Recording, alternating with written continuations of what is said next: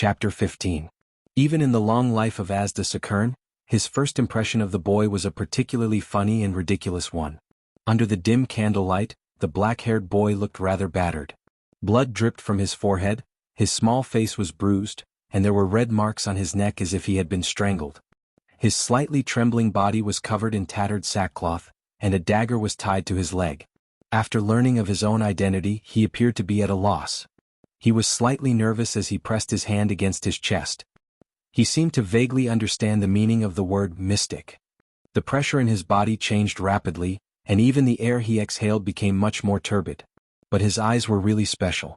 Yes, those strange eyes were not filled with fear or unfamiliarity, nor were they filled with panic or vigilance. Instead, they were filled with curiosity and excitement.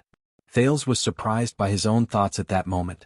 The moment he heard the word mystic, after the initial shock, he suddenly had the urge to ask what exactly a mystic was. Was it an occupational hazard? At that moment, from the corner of his eye, Thales saw 3 irregular spheres placed quietly in a dark corner. Each of the spheres was as big as a person. Then, Thales recognized the vague outline of a person's hands and feet on those spheres. The boy's face was a little pale. "I think you have already met the Brotherhood's Talon brothers in Moria." The mystic Asda noticed his gaze and grinned. "They are very ambitious. They went straight to the center of Red Street Market the moment they arrived. Sorry, I am not used to suffocating or pressing like Morris. In fact, I prefer the simpler method." Is squeezing a living person into a ball really a simpler method? Thales thought about it and silently criticized. "Come, child." Asda smiled gently. His voice was very pleasant and gentle. "Come and look at my chessboard." Thales gulped and turned his head. He chased the few human flesh spheres out of his mind and quickly thought about his situation. Then, when he saw the blue energy ball on Asda's left hand that looked like a 3D effect, but he knew it was definitely not, he decisively removed the thought of pulling out the dagger and putting it on his neck from his mind. Thales followed the method he used when he defended his thesis in his previous life. He took 3 slow but rhythmic breaths before he slowly walked up. If it was a blessing, it wasn't a curse. If it was a curse, it couldn't be avoided. Asda looked at the boy's grown-up behavior with a faint smile. When the boy approached the chessboard and was about to speak, he was surprised to see the boy pull out a chair without hesitation and sit on it. He frowned, seemingly dissatisfied with the view of the chair, so he moved the chair a little closer to Asda before climbing back up and sitting on it. My legs are a little sore." Thales smiled sheepishly at Asda. He accidentally tore the wound on his forehead, causing him to hiss in pain. "It's my negligence." With great interest, Asda turned his head and tapped lightly with his right hand. The wound on Thales' forehead seemed to be pressed down by something, and the blood stopped flowing out. "This is..." "You raised and fixed the local pressure of the air?" Thales touched his forehead in surprise and found that there was an invisible layer that isolated his hand from the wound. Asda stopped smiling and nodded without batting an eyelid. "Not bad. Did your home tutor teach you physics?" No." Thales put his hand down in embarrassment. It seemed that Asda had mistaken him for a noble or a rich man's son. Asda nodded and turned to the chessboard on the table. "Do you recognize what this is?" Thales looked at the map on the table in detail. "A board game with Red Street Market as the map. No, this is the current situation of the battle outside. The red side is Blood Bottle Gang and the black side is the Brotherhood," Thales said in sudden realization. "Of course." Asda extended his right hand expressionlessly. 2 black chess pieces and a crystal chess piece flew over from afar and were caught in his hand. "This should have been a flawless trap. I would have killed everyone from the Brotherhood, from Morris to Senza, in a short period of time. But things never go according to plan, do they not?" The 3 chess pieces danced in the air like birds and circled around Thales' head. Magic, just treat it as a magic show." Thales forced himself to calm down as he watched Asda's performance. "First of all, my subordinates are getting more and more useless. They should have surrounded Morris and Senza at the first instance and killed them at all costs. But they timidly avoided the strong enemy and used guerrilla tactics to cut off their wings. They are a classic example of bullying the weak and fearing the strong. Secondly, I don't know if they are reinforcements from the Brotherhood. In any case, this unexpected chess piece messed up my deployment too early." As Asda spoke emotionlessly, the chess pieces above Thales' head suddenly landed on the map one by one. "This is the companion who came with you from District C. He is terrifyingly fast. He took down Dorno and Sven in one move. Ralph can only chase after him until now. As a tracking psionic, Nemino could not even catch up to the dust behind his feet. I can only say that it is gratifying that the Brotherhood still has such an expert. In the air, a black swordsman landed on the map, one after the other with a red swordsman. Further away was a red prime minister. Thales knew that he was talking about Jayla. He could only hope that she was safe, especially when there was a red prime minister in the distance. This gap is really fatal. Many chess pieces escaped. Although they are all small fries, Asda sighed. Through them, the headquarters of Blackstreet Brotherhood found out about the situation here an hour earlier than I expected. I can feel that Lance and his men have already taken control of the entrance. The rat trap is broken. He lowered his head bleakly, his face full of regret and sorrow. At that moment, Thales almost thought that the person in front of him was a temple priest who bemoaned the state of the universe and pitted mankind. But Asda immediately raised his head. His sorrowful expression disappeared without a trace. He gently waved his fingers and the two chess pieces in the air began to spin again. This guy came in from another direction. I don't know which camp he is from. The time he took to kill the Leighton siblings was shorter than the time it took to slaughter 2 pigs. No one could stop him when he rushed into the vicinity. I could only send Groudon, who was by my side, out. Now, I don't even have anyone to talk to, Asda said, seemingly dissatisfied. Asda seemed dissatisfied. The crystal knight fell from the sky and was placed next to a red guard. It is probably a chess piece from another force. If it is not a noble, then it is an official. This is also an accident. Thales gulped again. Finally, it is you, my little friend. Because there is no one else available, I had to personally invite you. Asda tilted his head. His gaze suddenly became sharp. The last black chess piece above Thales' head suddenly landed in the center of the map. It landed next to a red king chess piece. Thales could not help but feel nervous. Tell me, where did you come from? Asda leaned against the back of his chair. It was hard to tell whether his expression was genuine or not. Why did the people from the Brotherhood send you all the way to the center of Red Street Market? Are you some kind of terrible weapon? Were you sent to my side to assassinate me? Or is it an important piece of information and parcel that needs to be handed over to that other chess piece? I hope you can answer my questions willingly and in a friendly manner, instead of shouting, "Death to the mystic," and rushing towards me. To be honest, that is pure suicide. Asda looked at him quietly. His eyes were full of sincerity. Unlike the sincerity in Rick's eyes, which obviously had ulterior motives, Asda's sincerity was emotionless. It was as if he did not care about the answer to this question. Calm down, Thales. Calm down. The prince reminded himself. In his mind, he kept thinking about the presentation sessions and seminars. How to use a language familiar to the audience and lead them into unfamiliar territory. I am very good at this, am I not? Thales took a deep breath. Mr. Asda Sakern, are you saying that you can know everything that happens in Red Street Market just by sitting here? He first had to gather all the information. Not exactly, Asda replied nonchalantly. I can know even the slightest air condition in the entire street, from the change in air pressure in various parts of the body to the flow of air outside the body. In other words, all the lives that breathe in Red Street Market are under my surveillance. This is his ability? So, he is indeed the air mystic? Thales thought to himself. No wonder the Brotherhood was beaten up so badly.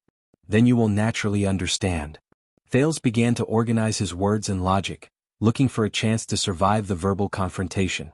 Along the way, my companions and I carefully avoided any confrontation. We only attacked when we had no other choice, whether it was the Brotherhood or Blood Bottle Gang. I think this proves that we are not from the Brotherhood. At least, we are not here for the Brotherhood tonight, and we have no intention of getting involved in the battlefield. So, we have no intention of becoming enemies with you. That makes sense. Asda nodded. He still looked as if he was indifferent, but his tone did not soften. But you still took my pawns. I do not care about the lives of those small fries, but I do care that my plans and goals were interrupted. Whether it was intentional or not, even the most depraved judge would not turn a blind eye to manslaughter, right? And you did not answer my question. Who are you? Why is it so important? Thales quickly adjusted his words. I am the Brotherhood's enemy. Only this sentence made Asda raise his head slightly. Thales understood the cause of the matter and decided to tell part of the truth. I am just an ordinary child beggar. I offended the higher-ups of the Brotherhood and fled. The Brotherhood's eyes and ears are everywhere in the upper district. The Red Street Market, which is adjacent to Blood Bottle Gang, is my only chance. But my companions and I did not think about the gang war that happened tonight. So, unintentionally, I apologize for our recklessness. I can also, make amends when I have the ability. I believe in my future value. It is definitely worth it for you to spare my life today. I am already destined to be enemies with the Brotherhood. No matter how weak I am, the enemy of my enemy is my friend. Blood Bottle Gang does not need to eliminate potential enemies for the Brotherhood, does it? Asda's eyes narrowed. What an eloquent child. That's it? That's it. Asda was silent for a long time. There was a faint smile on his face. The air pressure in your body does not fluctuate much. Although your breathing is tense, it is very stable. Although you did not tell the whole truth, you did not lie. The mystic smiled bitterly and shook his head. He said sincerely, so, your appearance and the disruption of the chess game seems to be a coincidence.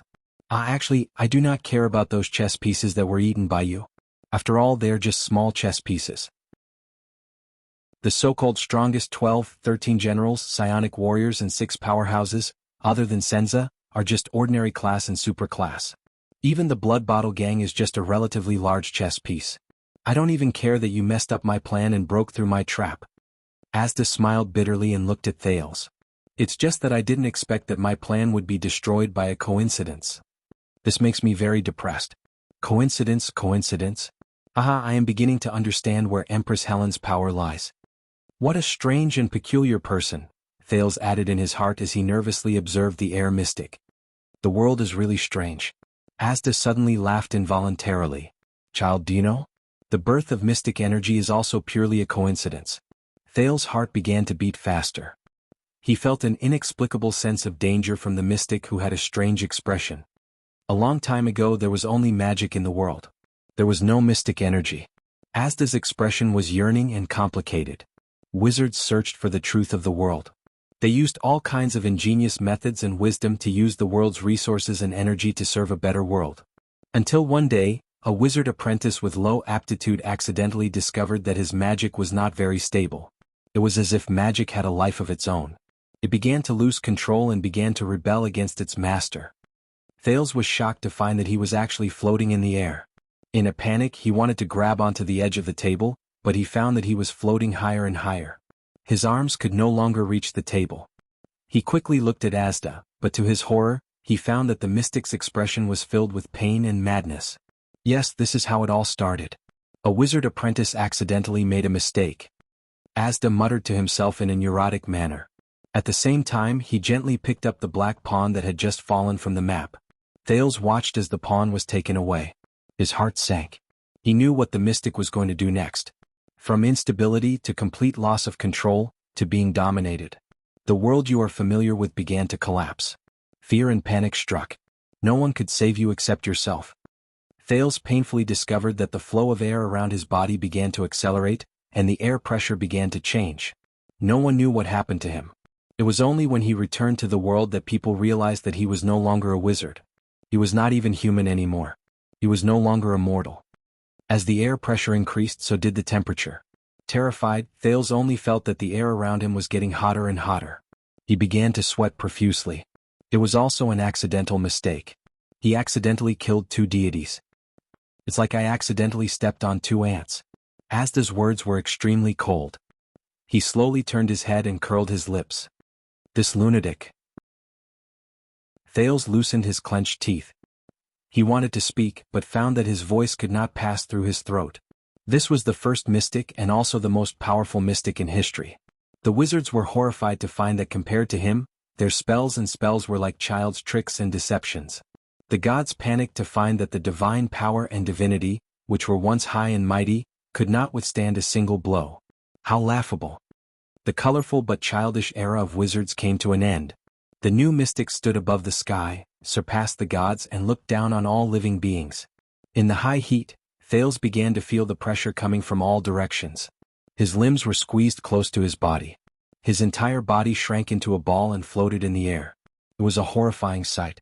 It was as if he was stuffed into a washing machine from his previous life. Fear. Of course, humans would be afraid. Power that was not taboo and could not be restrained could only be enjoyed by a few. How could they not be afraid?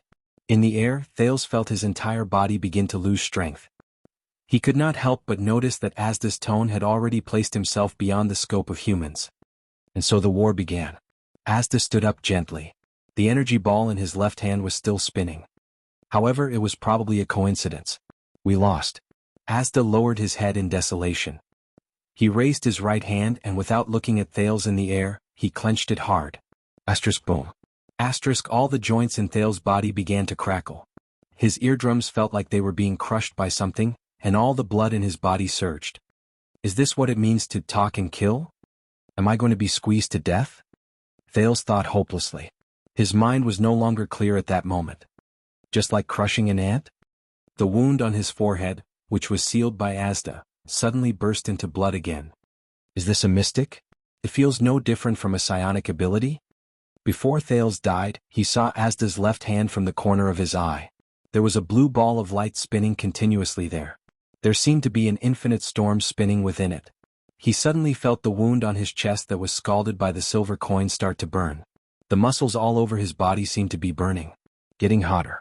Hotter and hotter. So, we mystics and mystic energy have become taboo. When Asda said the last sentence, he frowned imperceptibly. His last sentence should have been accompanied by the death of his target. Has my control deteriorated? The mystic did not think much about it. He just closed his right hand again expressionlessly. But at that moment, Thales felt a hint of pleasure in the illusion of burning. The pain of being squeezed by the air seemed to have lessened a little. He found himself able to speak again. Thales opened his mouth with difficulty and looked at the energy ball in Asda's hand. I hate it the most. Holding a ball to act cool. That guy. Screw you, mystic energy. Thales heard himself say that. Then a wave of heat came from his body. Asda's eyes were filled with surprise. The dark chess room was suddenly filled with red light from an unknown place. Asda looked around in shock, but then he found the source of the red light. He looked down at his left hand. There, in the blue energy ball, a hint of red light appeared. It began to corrode the blue storm inside. A hint. A little. A line. A side. The red light spread. Until it corroded the entire energy ball. No. This is, Asda murmured as if he had seen the most unbelievable beauty. The translucent energy ball in Asda's hand suddenly stopped spinning. Then the energy ball that had turned red disappeared in his left hand. The air mystic raised his head and looked at Thales, who was in midair. There, in front of Thales' right hand, the red energy ball floated quietly. Asda's eyes were filled with excitement. You are, however, before the mystic could finish speaking to Thales, the world seemed to shatter. Asterisk boom. Asterisk the energy ball suddenly exploded. Invisible energy was transmitted from inside. If the chess room's cellar was like a balloon, then right now it was as if the balloon was blown out from the inside. Doors, windows, glass, chessboard, candles, everything was instantly blown away and then shattered. From the beams to the pillars, the house suddenly exploded. Asterisk boom. Asterisk Asda was also sent flying backwards as if he was hammered by a huge force. He crashed into the wall. Thales was also sent flying by the huge force and crashed into the ceiling. But the ceiling and the wall were immediately blown apart. But the force that bound and squeezed him had disappeared. It was the same as his consciousness. On a street. Asterisk boom. Asterisk Morris put down 2 Blood Bottle Gang members who were suffocated to death by his psionic power. He listened to the explosion in surprise.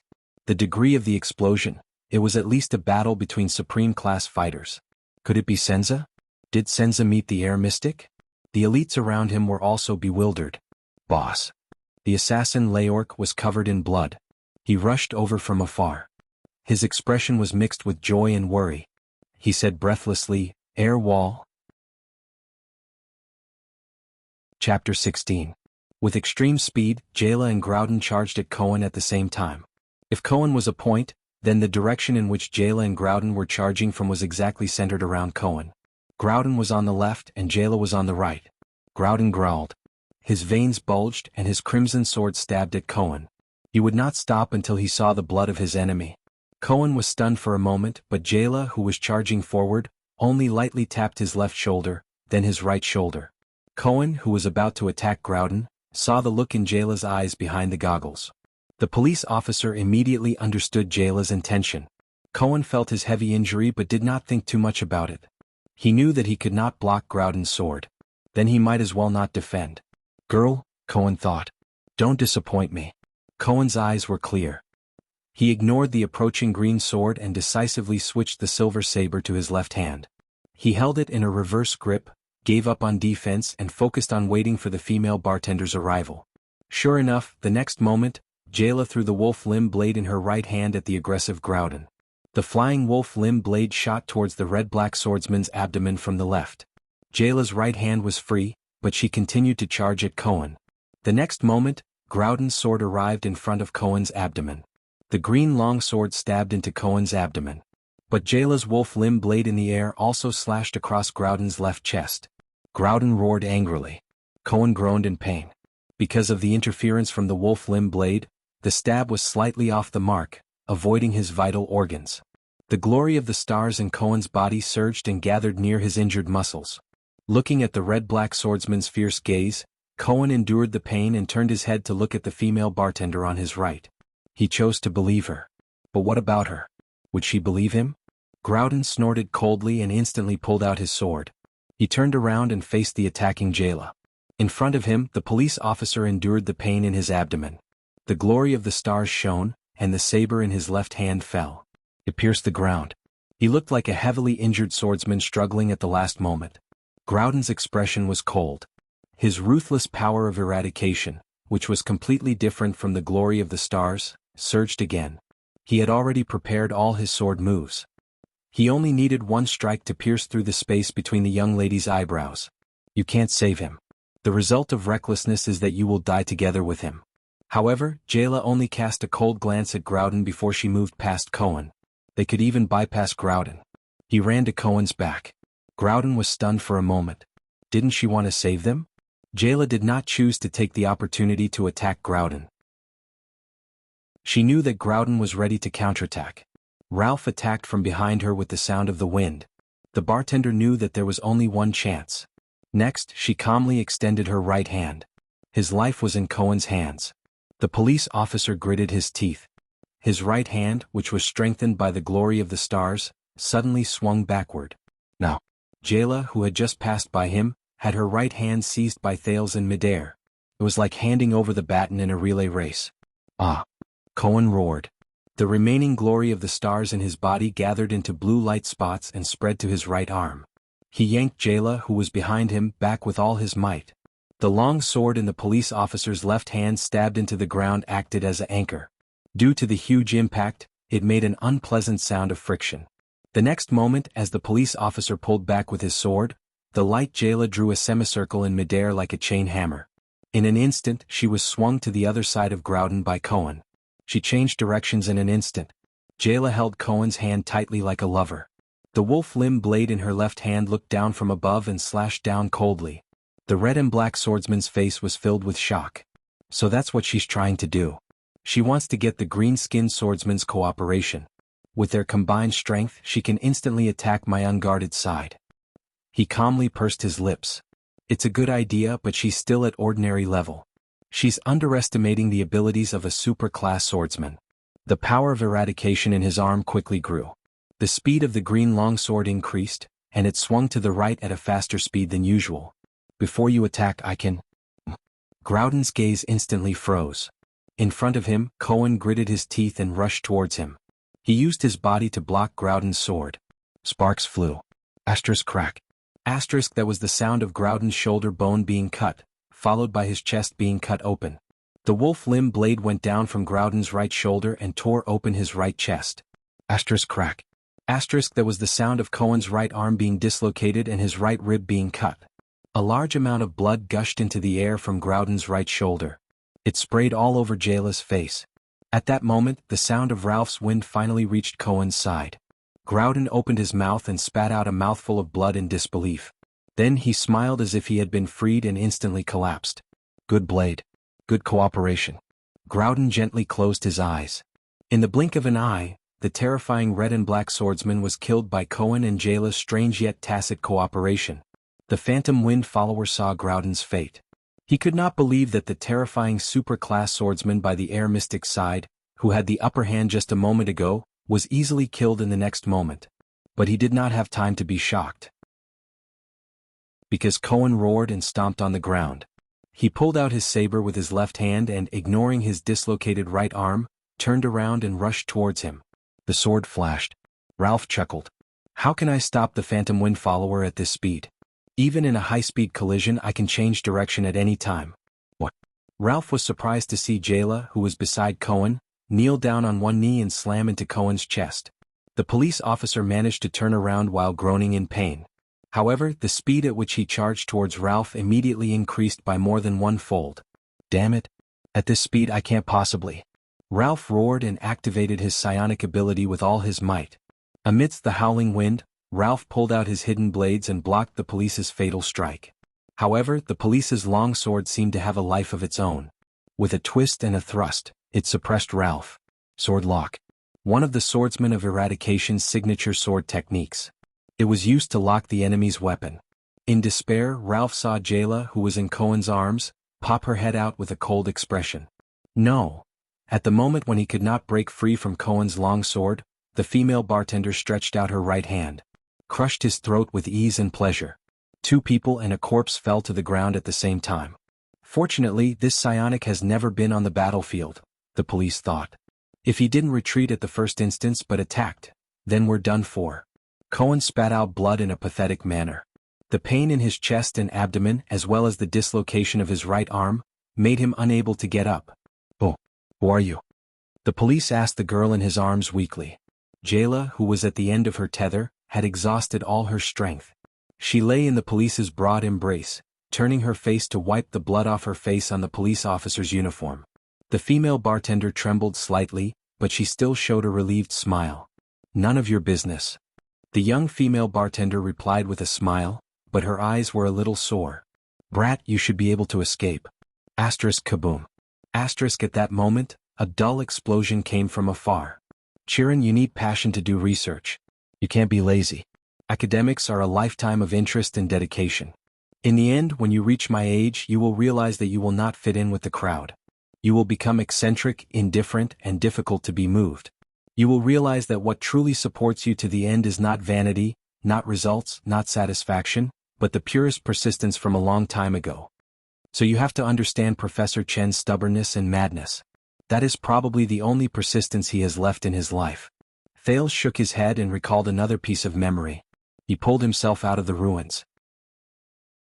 When the prince crawled out of the ruins, covered in blood, he raised his head and saw Asda looking down at him with a complicated expression on his face. The air mystic's clothes and long hair were still as bright as new, as if he had never been through the explosion. Lunatic, paranoid. Thales criticized in his heart. He was extremely exhausted and had no strength to resist anymore. He simply turned over and lay down in the ruins. He was a little tired of this lawless world where power was the most important thing. You mystic, do whatever you want. The transmigrator gasped for air. A lunatic who would kill at the slightest disagreement. No wonder the mystics lost the war. Asda quietly looked at Thales on the ground with a strange gaze. After a while he suddenly laughed strangely. Haha, is this also a coincidence?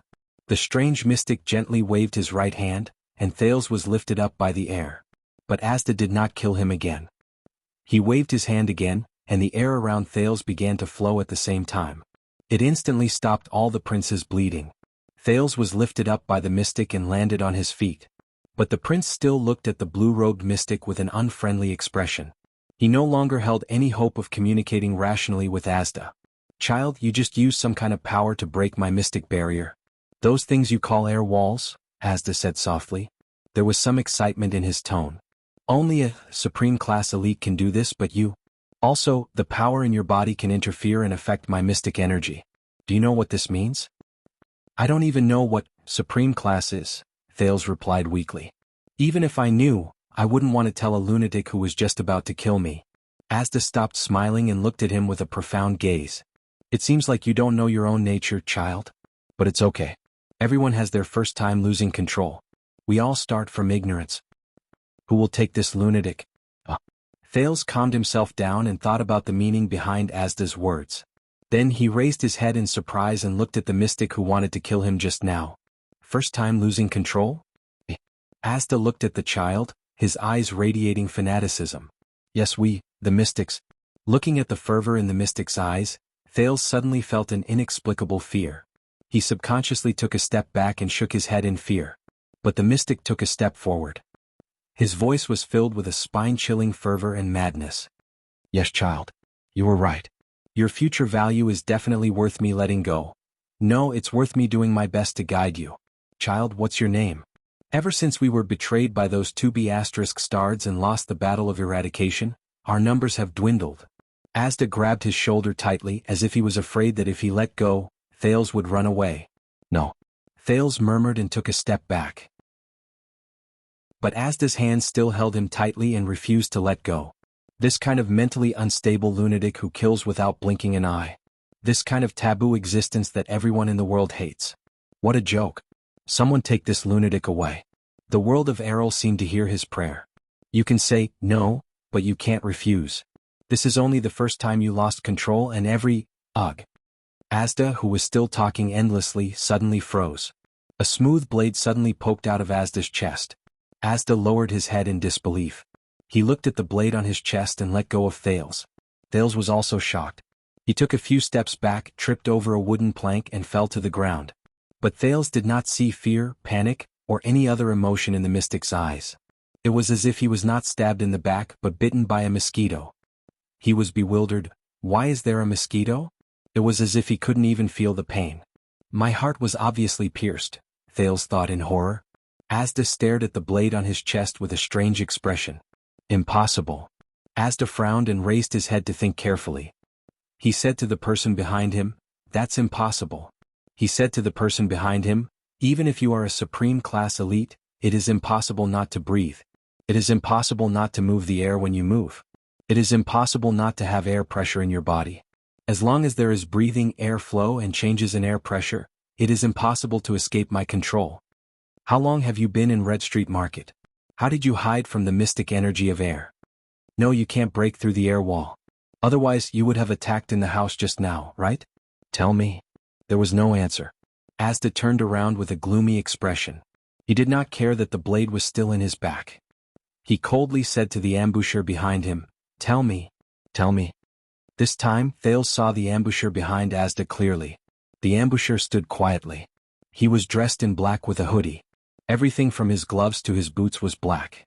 What was even stranger was that the assailant was wearing a dark purple mask, and this mask only had 2 dark lenses where the eyes should be. He did not move. Like a ghost. At that moment, anger flashed through Asda's thoughts, which were formed by mystic energy. Anger was a human emotion. After all, it had left him for a long time. So the mystic energy in his body surged and quickly helped him regain his calmness and rationality. I think you must be very patient, Asda said in a low voice. You waited until my mystic energy was unstable and my senses were low to ambush me? Very good. You did it. You ambushed a mystic. Asda did not care about the blade in his chest. He stared at the ambusher wearing the strange mask. So who are you? Are you here to deal with me? Which family do you belong to? He asked a few questions, but the strange masked man still did not move. Asda frowned. After asking those questions, he could not sense the flow of air in the strange man's body at all. Is he not surprised or pleased? Does he not react to my questions?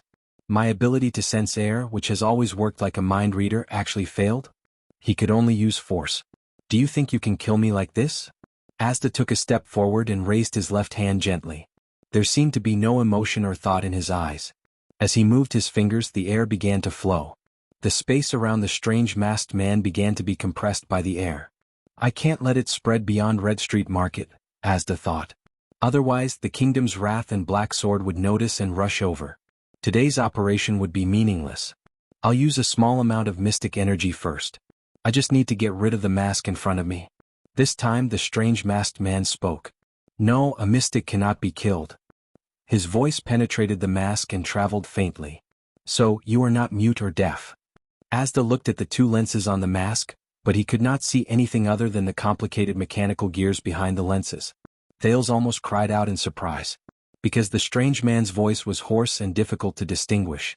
It was the voice that made him lower his head during the battle between Jayla and Ralph.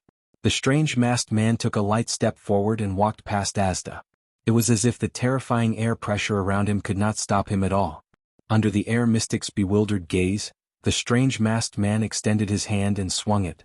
The short sword disappeared from Asda's back and appeared in his hand. It was a short sword with a crossed hilt, and it was dark in color. Asda frowned, but surprisingly he did not resist. He only stared coldly at the uninvited guest and considered the situation at hand. What is he relying on? According to the updated information yesterday, the Judgment Spear is at the western front line, the Motionless Bow is in the suburbs, the Staff of Constellation is in the palace, and as for the Supreme Sword and Shield, half of it is still in cooldown, while the other half is in Broken Dragon Fortress. The ordinary anti-mystic equipment in Eternal Star City is not enough to seal a mystic above Supreme class. Why is this mask so calm? Thales watched in disbelief as the masked man removed the short sword from Asda's back. The wound on Asda's chest, which was supposed to be bleeding, emitted a faint blue light. Then the blue light turned into his clothes. They were as bright as new, as if he had never been pierced by a short sword in his chest. Mystic. Thales began to believe Asda's crazy words. What kind of monster is a mystic? But before Thales could figure this out, he was shrouded by a figure. The strange masked man walked in front of Thales, and before he could react, he held the skinny boy in his arms. Thales was about to struggle, but the strange masked man gently pressed the back of his neck. The boy felt his strength slowly disappear and he fell limp in his arms. In a daze, Thales saw Asda raise his hands from the corner of his eyes. Hey, be careful of him. The boy wanted to speak, but the strange masked man covered his mouth. But Asda was still behind him, and he was no longer prepared to observe. This boy was too important. Since you know that a mystic cannot be killed, why did you still attack? Asda's mystic energy surged, stirring up the air within a 50-meter radius. You can't possibly be at the true world level, but you should at least be at the peak of the supreme class. You even have a way to hide from mystic energy? Asda waved his hands with an unfriendly gaze. Thales immediately felt that the air pressure around him had changed. The air mystic was about to attack. But no matter who you are, however, Asda's words were interrupted by his own horrified discovery. This. What is this? What was interrupted was the air pressure around him. Thales raised his head, looked over the masked man's shoulder, and saw that Asda's eyes were filled with terror. The mystic trembled and took a step back, looking at his chest. There, the hole made by the masked man was now flashing with purple light. That was the first time Thales saw terror in a mystic's eyes. The masked man lowered his head and approached Thales, his hoarse voice echoing in his ears. A mystic cannot be killed, but a mystic is not invincible. For some reason, Thales suddenly felt at ease. He subconsciously felt that this strange man in front of him was much safer than the lunatic behind him. Asda was now clutching his chest in panic. It was as if the purple light was about to explode from his chest. He raised his head abruptly and looked at the masked man, his voice filled with fear and hatred. This is the Imperial Kingdom's legendary anti-mystic equipment. The masked man covered Thales' eyes with his hands. Those two bastards. Thales did not hear the rest of Asda's words. Because the moment Asda gritted his teeth indignantly and turned into hundreds of beams of light that burst forth with infinite energy, Thales felt as if he had entered another dimension. All sound and light disappeared from his senses. Thales knew that he was already far away from Red Street Market. The night was finally coming to an end. When Jayla woke up again, she found herself being carried on a sturdy shoulder. The streets on both sides were slowly retreating. When she realized the situation she was in, she hastily slapped the familiar man. Edmund, put me down. I still need to go back. The fat chef only snorted impatiently. Let you go back to that pretty boy lover? And a cop at that? If Big Sis finds out, hee. Jayla blushed. That cop is not my lover. I clearly saw you lying in his arms, that face full of happiness. Did you not pay attention to our surroundings? I did. The night was dark and windy. In the dead of night, amidst the flowers and under the moonlight, no one knew a rendezvous. You're getting the point wrong, fatty. Right or wrong, you'll know in the future. Hey, I'm not going to talk nonsense with you. I still need to find someone. You're already in this state. Don't expect me to let you go back. Damn, fatty. Stupid chef. Put me down. I want to challenge you. With just you? You're only slightly more outstanding in the ordinary class. Come back and say this to me when you reach this super class. Hey, I really have someone very important to find. Forget about a cop. Even if you're looking for a prince, it's useless. Damn, fatty, you're using this matter to stab me again. Oh dear, just put me down, won't you, Uncle Edmund? You're already in your 20s and you're still acting like a spoiled child? Do you still think you're a young girl? Aren't you ashamed? No, Uncle, you're already in your 40s. Aren't you still as young as a 3-year-old? I'm young at heart. Huh? What's wrong with this sentence? At the same time, on the other side of the street, Cohen was woken up by a slap. In his daze, he realized that the person in front of him was his immediate superior, the police chief, Lorbek Dara. However, the chief was currently applying medicine to his serious wounds with an unhappy expression. When he saw that Cohen had woken up, he said angrily, "Hero, you're awake? Have you gotten rid of the Brotherhood and Blood Bottle Gang after strolling around for the whole night? You're really daring. You openly disobeyed orders, alone hero. Aren't you proud of yourself? But what?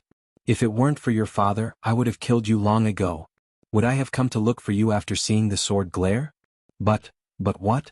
I'm really unlucky to have a subordinate like you. Do you think that you're the male lead of a play in the Dark Knight Temple, and that the one just now was the female lead? Don't mention that girl. If your father knew that you came to Red Street Market in the middle of the night to look for a woman? No, you still have the cheek to say that? Even the Red Card of Laurel Club, Miss Lillian, came to report that you went to her bedroom in the middle of the night. This patrol captain, level 2 police officer, openly disobeyed orders and sought pleasure in the middle of the night. Let me tell you, you'll be suspended when you get back." Sigh. At this moment, a second loud sound came from the center of Red Street Market.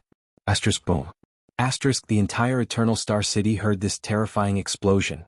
Asterisk boom. Asterisk this time, the shockwave from the air explosion soared into the sky. The high-temperature dust that was kicked up by the explosion suddenly came from afar. Director Lorbeck and the dejected Cohen looked in the direction of the center of Red Street Market in shock. "Oh no," the director muttered. "The city construction funds that were just approved. Director, you've missed the point. People who don't care about money and don't care about the house, shut up." On the other side of the street, Edmund the cook and Jayla, who was on his shoulder, looked at the aftermath of the explosion in shock. "Little Jayla," Edmund muttered, "fortunately we ran fast and were far away." "Is that the point? Didn't Big Sis say that safety comes first? You are really my 3-year-old uncle." Hey, how can you say that?" When Thale's legs landed on the ground again, he could not help but lie on the ground and cough. The wounds all over his body seemed to have started to hurt. The strange masked man stood quietly at the side as if nothing had happened. "Asta, is that mystic dead?" "No," the hoarse voice answered, "but he won't appear again for at least a decade." Thale's heart tightened at first, but he immediately relaxed. The mystic's madness, abnormality, and strangeness had left a deep impression on him. 10 years was enough for him to come up with a countermeasure. Thales suddenly raised his head as if remembering something. "I still have a companion. When she protected me, she's fine." The hoarse voice seemed to know what he was thinking and immediately answered, "She's on her way back to District XC." Thales breathed a sigh of relief and his whole body went limp. But he immediately remembered an extremely important point. "Mr." With his previous bad record of coming into contact with the mystic, Thales asked cautiously, "Who are you?" Thales did not expect a person who wore a mask and hid his identity to answer him in a friendly manner. But the next scene almost made his jaw drop to the ground. The masked man who was murderous just a moment ago, suddenly took a step back. He placed his right hand on his left chest and his left arm behind his waist. He knelt down on one knee and bowed his head. He replied respectfully and solemnly. Chapter 17. When the second, even louder explosion came from the center of Red Street Market, Morris, Leork, and the others had already killed their way out of the Blood Bottle Gang members who were unable to unite due to the chaos in their commands. They saw Senza dealing with Max the Clown from afar. Senza was nearly 2 meters tall, but he did not look thin. Instead, he looked strong and steady. His dark skin, straight yellow hair, and cold face made him look rather stern. However, the elders in the Brotherhood knew that the crownless fist, Senza Myron, was the leader of the 6 powerhouses. Other than the 3 great assassins, he was the most reliable person in the Brotherhood. No, most of the time he was more reliable than the 3 great assassins. "You call this psionic power?" Senza said in disdain as he looked coldly at the knife-throwing clown Max, who was flying around on the roof and continuously throwing knives from his bottomless dimensional pocket. Morris, Adrianza, Leork. 1 superclass, 2 ordinary class experts. I wonder how many more people there are. One of the 8 psionic warriors of the Blood Bottle Gang, the knife-throwing clown Alex, squatted on the roof. He had a grave expression on his face as he watched more and more Brotherhood's experts gather. The elites of the Blood Bottle Gang under him had already been slaughtered. There was also Senza, who was close to Supreme Class. The reinforcements from the Blood Bottle Gang were nowhere to be seen. There was still no news from the two superclasses, Song and Ruby and Ralph. They had lost contact with Solo 10 minutes ago. That coward, Tinker, was hiding in the dark and was most likely observing. As for Nemino, he was the one in charge of Senza. Since Senza was unharmed, he should have already met the ferryman by Hell's River. What was worse was that the air wall had disappeared after the explosion, but the air mystic's orders had yet to be heard. Max's consideration did not last long. Behind Senza, one of the 13 generals of the Brotherhood, the Northlander Steel All Adrianza, gritted his teeth and casually threw the head of Song, a super-class psionic warrior from the eastern continent, a puppeteer from the main Yi Kingdom, who was nicknamed Chaotic Divine Soldier, to the ground. Clown pondered for a moment, took out 2 throwing knives from his arcana dimension, and put an oxygen tube, to guard against Morris Arcana, in his mouth. At the same time he made up his mind to leave immediately. Under such circumstances, even the air mystic could not criticize his choice. The next moment, Dante was shocked to see Senza's fist flying towards his face. Since when did Senza's speed become so fast? But then he saw a fat figure behind Senza. It was Morris, who was gritting his teeth and activating his special ability. He did not empty the air around me, the clown thought in dismay and despair, but empty the air around Senza? When the air wall disappeared after the first explosion, Morris knew that something unexpected had happened tonight. When the second explosion sounded in the distance, Morris realized that it was time to fight back. Without a word, he decisively emptied the path between Senza and Cax. Senza sensed the changes in his surroundings.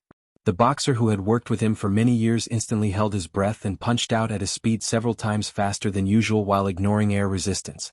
The battle did not last long. When Senza effortlessly pinched Cax's 2 throwing knives and used his terrifying iron fists to shatter the arcana dimension that Morris relied on for survival, the clown relied on this arcana dimension to block long-range attacks, and stored oxygen and throwing knives in preparation, so that Morris could not do anything to him. Leorc had already landed behind him silently. Morris, who had used his arcana, bent over and panted with his hands on his knees. His fat flesh trembled on his face. He did not look at the clown, who was already certain to become a dead man. Instead he turned to Senza and said, The second explosion came from the depths of Red Street Market. There must be an accident that we don't know about. But no matter what, the air wall has failed. The air mystic is definitely in trouble. And we have already retreated far enough, and our manpower has also almost gathered. Morris calmed himself down and made the judgment wisely. Both Song and Kess were killed here. If this is the bait to lure us, the taste of the bait should be enough for us to try our best. Leorc ignored Cax's pleas for mercy and coldly slit his neck, which was covered in oil paint. He nodded. After the road was cleared, there was a report from the front line that they found the corpse of the Phantom Wind follower Ralph. Behind us, Lady Lance sent us the news of Sven and Dorno's deaths. Including Cax, the enemy has lost more than half of their combat power in Eternal Star City. In response, Senza put down his smoking fist. His reply was very short. Then let's fight back. And so, the dawn of Red Street Market was greeted with blood. When Nail Rick, who was appointed by Lance as the logistics commander, saw the scene of Morris and Senza's blood-soaked return at the junction of High Sea Area and Red Street Market, the sky was already bright. Morris patted his shoulder and exhaled. He smiled and said, although there were some ups and downs during the process, but Red Street Market is ours. As expected, Rick replied with a smile. In his mind, he was thinking about how to report the escape of the child beggars from the abandoned houses and Quide's death. At least that ghost will not come again, Rick thought. His gaze passed through the crowd and landed on a figure in a mysterious cloak in the distance. Also, with Lady Lance's promise, I will not be demoted too badly. The silent killer Leorc did not even look at Rick. He walked past him, ignoring the blood stains on his face, and hugged the philanderer Felicia, who was behind Rick. You are not dead yet? Felicia did not look worried at all. She coughed and laughed. Other than you, who else can kill me? Leorc laughed sinisterly and kissed the woman's lips. Did anyone see Edmund? Senza's voice came from the crowd. Without him, I would not have been able to take down the chaotic divine weapon so easily. Damn chef. Senza saw that no one responded and could only curse. You run away when it's time to drink. Arrow World, year 672 of the calendar of eradication. In the early morning of the 16th of November, the second largest kingdom in the Western Peninsula constellation, had a bloody and cruel one-night war in Red Street Market. This was an asymmetrical battle. From the beginning, the Brotherhood of Blackstreet had stepped into the Blood Bottle Gang's ambush and trap. However, the result of the bloody battle shocked many people. In this battle, the Brotherhood of Blackstreet had lost 214 people and 367 were injured. Among the 13 generals, 9 of them participated in the battle and 7 of them were injured. Morris and Senza, the two giants, fought until the end and survived. As for the aristocratic gang Blood Bottle Gang, they suffered the greatest defeat in their history. They lost 445 people and 290 were injured. Of the 12 strongest who participated in the battle, 8 died in battle. Of the 8 psionic warriors, 5 died in battle. There were even rumors that the air mystic, who commanded the operation and appeared in public for the first time in more than 10 years, had disappeared. That night, the explosion in the center of Red Street Market woke up almost every citizen of the capital in Eternal Star City. Of the innocent civilians in Red Street Market, 1,229 were affected. Of them, 275 died in the explosion, 438 were injured, and 516 were homeless. Red Street Market, especially the central area, was also severely damaged. This matter was even mentioned by the chief garrison officer of the capital at the Imperial Conference the next day. The agenda was only second to the discussion of the tax exemption for the development of the border counties and the matter of how to receive the ex-debt envoy. In the end, the Imperial Conference ordered the Western City Police Station to act quickly to quell civil conflict and stop private fights. From then on, Red Street Market had changed hands. This meant that the Brotherhood's forces had completely invaded Western District. The balance of power in Constellation's underground world had begun to tilt towards the Brotherhood. However, what many people did not know was that at the same time that night, another major event that would change Constellation's future fate happened.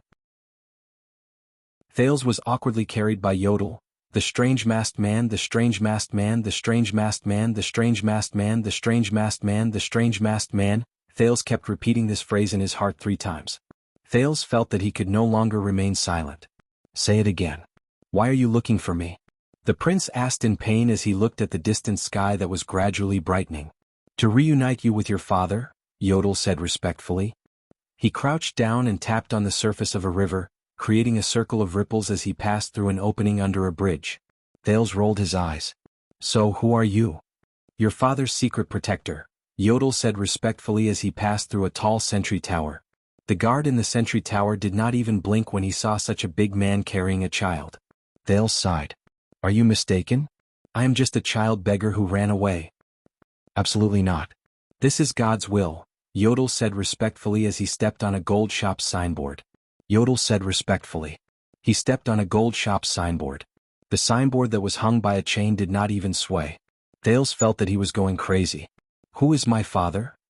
A lord that I respect very much, Yodel said respectfully. He flashed past a white eagle that was hunting for a swallow. His speed shocked both the swallow and the white eagle. Thales was in complete despair. He did not reveal any key information at all, but instead made people think, wow, he's so polite, I don't want to make things difficult for him. What was he trying to do? Thales gave up. When they realized that they had made a mistake, Thales thought to himself, they won't kill me to silence me, right? The prince tilted his head and waited for the sunrise. At the same time he asked in a bored manner, Yodel? Yes. Don't tell me you came from a diplomatic background. No. That's a pity. The way you speak is quite suitable. Thank you for your recognition. Yodel did not seem to hear Thales' sarcasm and continued to speak respectfully. He flipped over a high wall and landed silently like a spider in front of a street with exquisite flower beds on both sides. Then, out of Thales' expectations, Yodel stopped. In front of them there was a simple but heavy carriage. In front of the carriage, a middle-aged man with grayish-white hair walked slowly towards them with a lamp in his hand. Yodel put Thales down gently. When the prince landed on the ground, he suddenly turned his head to look at Yodel. He felt that he was a little not happy. The middle-aged man walked closer.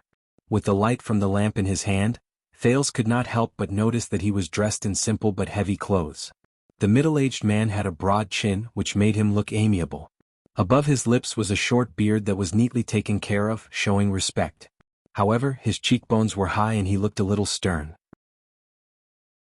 The bridge of his nose was a little soft, but it also seemed gentle. This is probably a very complicated person, Thales thought to himself. He raised his right hand, which was covered in a black glove, and lifted his cylinder-top hat before he bowed slightly. Good morning. Unlike Yodel's hoarse and solemn voice, this voice sounded steady and reassuring. This is a noble, a great noble, Thales concluded. Could he be? However, Yodel's words made him retract this thought. The masked man's tone was calm, but his tone was rude. Why are you here? The middle-aged noble nodded slightly and smiled. He did not feel offended as he answered, to be absolutely safe. He doesn't believe me? Even Thales could hear Yodel's dissatisfaction. He trusts you very much. He is even willing to entrust his life to you, the middle-aged noble said slowly. But I don't believe you, and you know why. Thales felt as if there was a bolt of lightning flowing between Yodel and the middle-aged noble. Yodel was silent for a moment. Unexpectedly, he did not reply. The middle-aged noble did not look at Yodel again. Instead, he slowly squatted down with a moderate smile on his face. Child, he said to Thales, I know you have had a hard journey. The middle-aged noble looked at the wounds and blood on Thales' body. He took out the glove on his right hand and reached out to touch Thales' wounds. Every time he touched a spot, he frowned slightly. I am very sorry, but please believe me, child. After one more procedure, your misfortune will end here.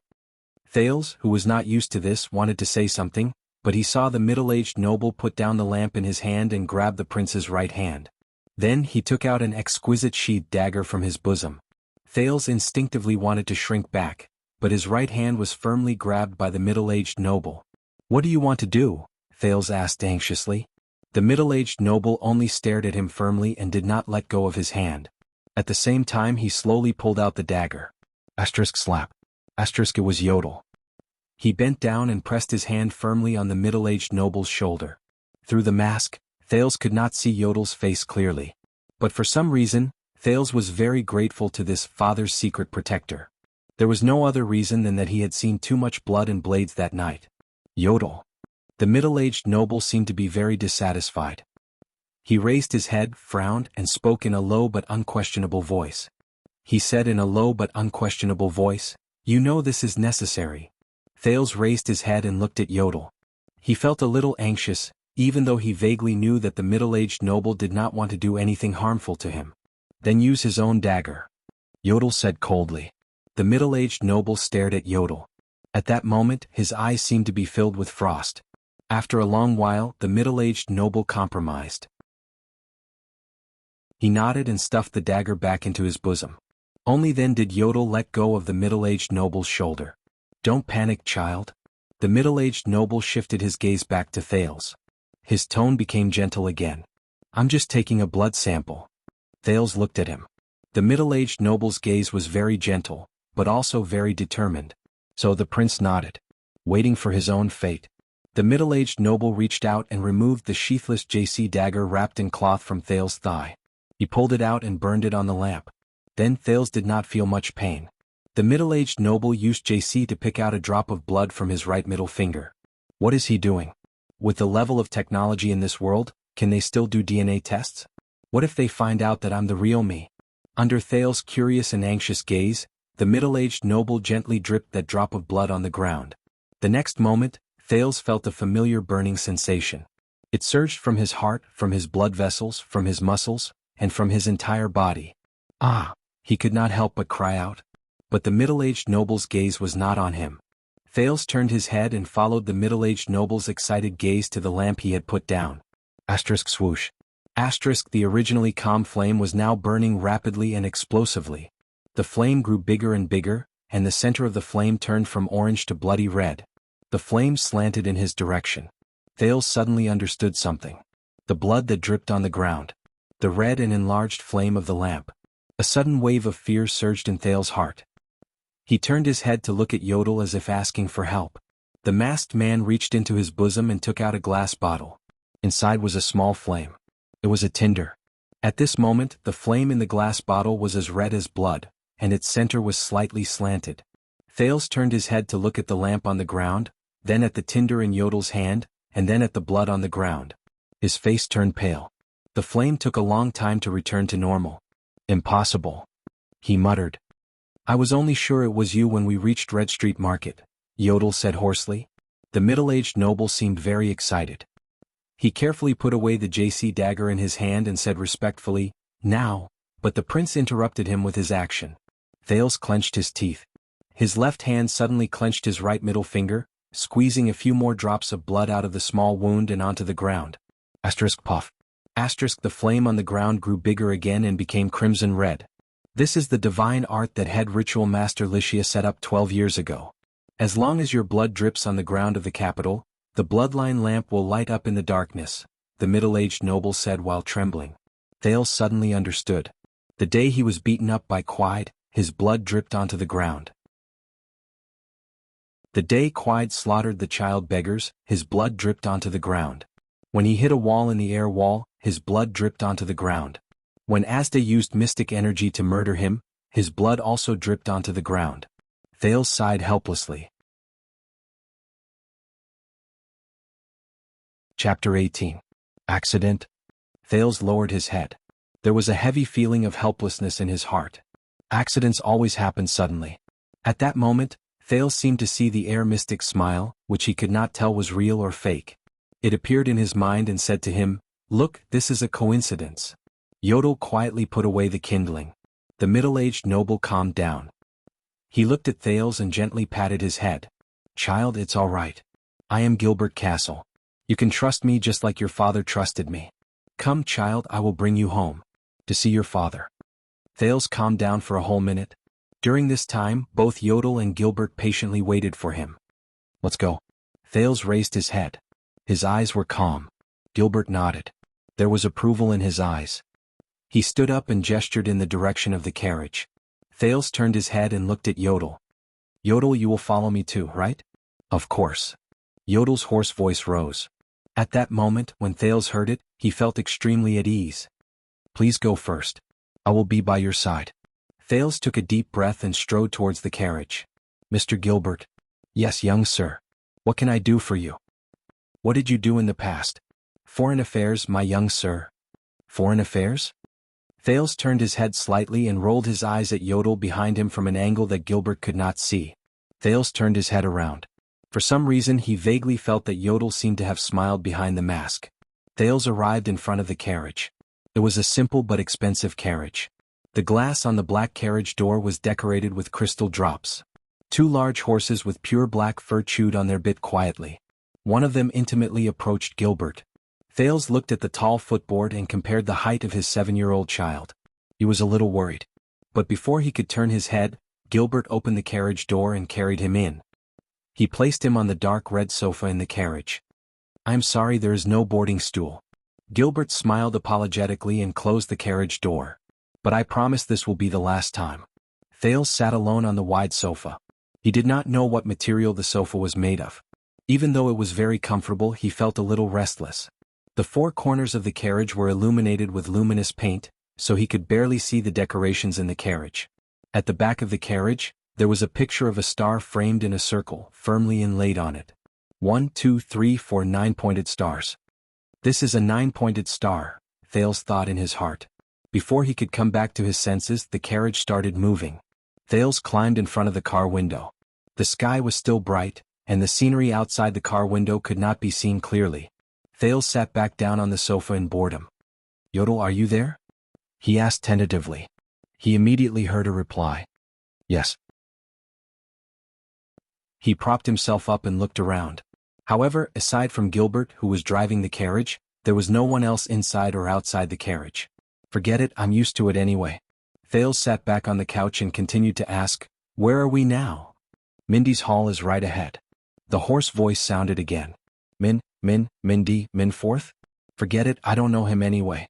Who would have thought that a few hours ago, I was still bleeding for survival in the abandoned house, and was injured while running for my life in Red Street Market? Thales patted the sofa under his butt. He did not know who his father was in this life. "Who cares, I'll deal with whatever comes my way. I've even met mystics, these strange beings who can't die. What else can scare me?" The prince exhaled and felt a little hot. He tore at the tattered clothes on his chest. He accidentally pulled at the wound on his chest. Thales hissed and looked at the burn on his chest. At the edge of the wound that was burned by Quide, he could vaguely see a circle of ancient flowery words printed in reverse. "This is A king is not respected by his bloodline. Thales remembered the words on the silver coin. He suddenly slapped his forehead. Mindy's silver coin? Isn't that the wise king of Constellation? Wait, Mindy's hall? The carriage suddenly stopped. While Thales was still in a daze and did not know what to do, he was respectfully invited down the carriage by Gilbert. Below the carriage was an exquisite little garden. It was paved with hard tiles of an unknown material. In the middle of the garden was an exquisite fountain. Spring water spurted out from the mouth of a stone dragon that was roaring at the sky. Thales turned his head in a daze and looked at the big black iron gate in the garden. There seemed to be reliefs carved on the black iron gate.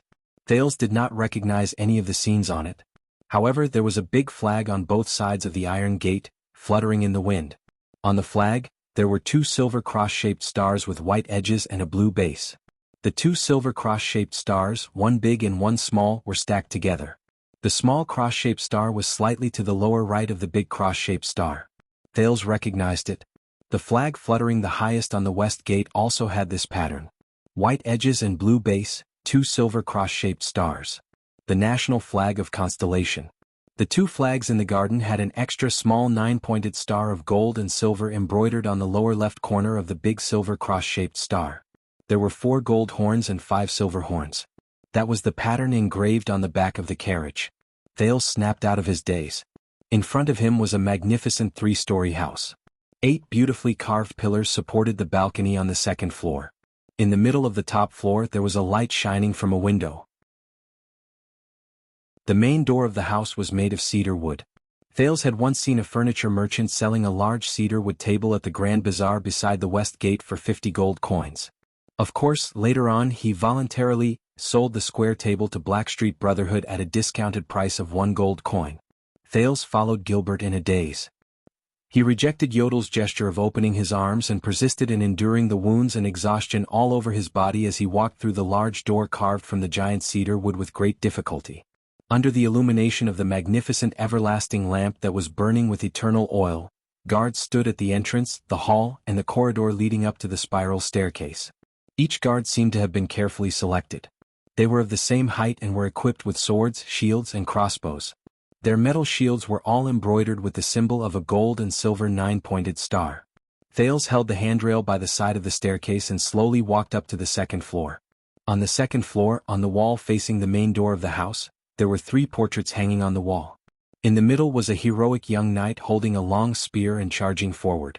The knight's appearance was handsome and his expression was heroic. He wore a silver crown with 7 stars on his head, and he moved forward fearlessly in the background of a tragic battlefield. On the left was a well-built warrior with a sword and shield. On his shield was a silver-horned 9-pointed star, and he wore a 9-pointed star crown on his head. His face was resolute and he looked heroic and extraordinary. Behind him was a lush, towering tree. On the right was a sitting portrait of a kind and amiable middle-aged man. Behind him was a brightly lit city. In his left hand was an expensive scepter inlaid with bright blue crystals, and in his right hand was a thick book. On the book were 5 different pictures of the sun, stars, and the moon. The temperaments of the 3 nobles were all different, but the painter seemed to have captured the charm of each of them very well. Thales stared at the portraits in a daze as if the real person was there. It seemed like they were really great nobles with a long legacy. Unfortunately, Thales did not recognize any of them. Wait a minute, why does that handsome middle-aged man look so familiar? Just as Thales was about to lift his clothes and look at the head that had been branded on his chest, he heard the sound of steady footsteps. That is Tormund I, the last prince of the final empire, the founder of Constellation and the king of Renaissance. His bravery in the Battle of Eradication is still being praised to this day. On the left is Meteor IV, the comrade of the hero Chara and the prophet Kaplan, the protector of the sacred tree and the oath keeper. Ever since he and his elven queen, the Jadestar royal family has the blood of the elves. The last one is Mindy's III, the virtuous king. From the nobles to the priests, from the merchants to the beggars, everyone praises his wise rule. The voice was heavy and dignified. It traveled to Thales in a low voice, but it sounded like thunder hidden in dark clouds. It was faintly vibrating. Gilbert and Yodel, who were behind him, knelt down on one knee. Thales gulped and raised his head slightly. A strong figure slowly walked up to him. His mighty and resolute face reminded Thales of the sword and shield warrior on the left side of the wall. This was a well-built noble in the prime of his life. He had black hair, a high nose, deep eyes and a wide face. His blue pupils were as sharp as swords. The noble held a scepter in his left hand. He stood in front of Thales and scrutinized him carefully. Thales was a little dumbfounded as he stared back at the noble in front of him. He could not help but feel nervous. In his 2 lives, no one had ever taught him what to do at a time like this. The well-built noble scrutinized him for a long time, so long that even Thales felt a little embarrassed. However, his gaze did not make Thales feel friendly or at ease. Instead, it made him feel pressured and a little breathless. To put it bluntly, even Asda Sakurn's crazed gaze was better than this. However, Thales suddenly noticed that the well-built noble in front of him wore a crown with 9 stars on his head that was similar to the sword and shield warrior's crown in the painting. The scepter in his left hand also looked like the crystal-studded scepter in the middle-aged man's hand in the painting on the right. Gilbert reminded him in a low voice, "Child, this is your father." "Father?" Thales lowered his eyes and looked at the starry blue cloak behind the man. He could not help but mutter. His father's face from his previous life was slowly reflected in his mind, but it was a little blurry. Thales took a deep breath and refocused his gaze. "Who are you?" He heard his own voice travel into the air. The well-built noble did not answer. He only frowned slightly. At this moment, Gilbert raised his head and spoke in a dignified tone that was filled with authority, solemnity, and unquestionable. "This is Kessel Mindy's 80 Jadestar, the 5th Kessel in the family. The legitimate descendant of the final empire's imperial family, the successor of Tormund, the king of Renaissance. The common ruler of the Rudalians and Northlanders in the western peninsula, the conqueror of the dragon skeleton throne and the desert god's altar. The protector of the sacred tree in Serra Dukedom, the defender of Steel City and the Alliance of Freedom. The Iron Fist, the 39th supreme king of Constellation, the Southern Islands and the Western Desert." Thales felt a chill in his heart and his breathing quickened. A suffocating pressure pressed down on him as if it was real. Kessel looked at Thales with a profound gaze. After a while he turned his head and looked at Gilbert and Yodel, who were by his side. The well-built king, Kessel V, enunciated each word clearly in his deep and thick voice. "He is my descendant, the kingdom's bloodline? The last and only bloodline in all of Constellation?"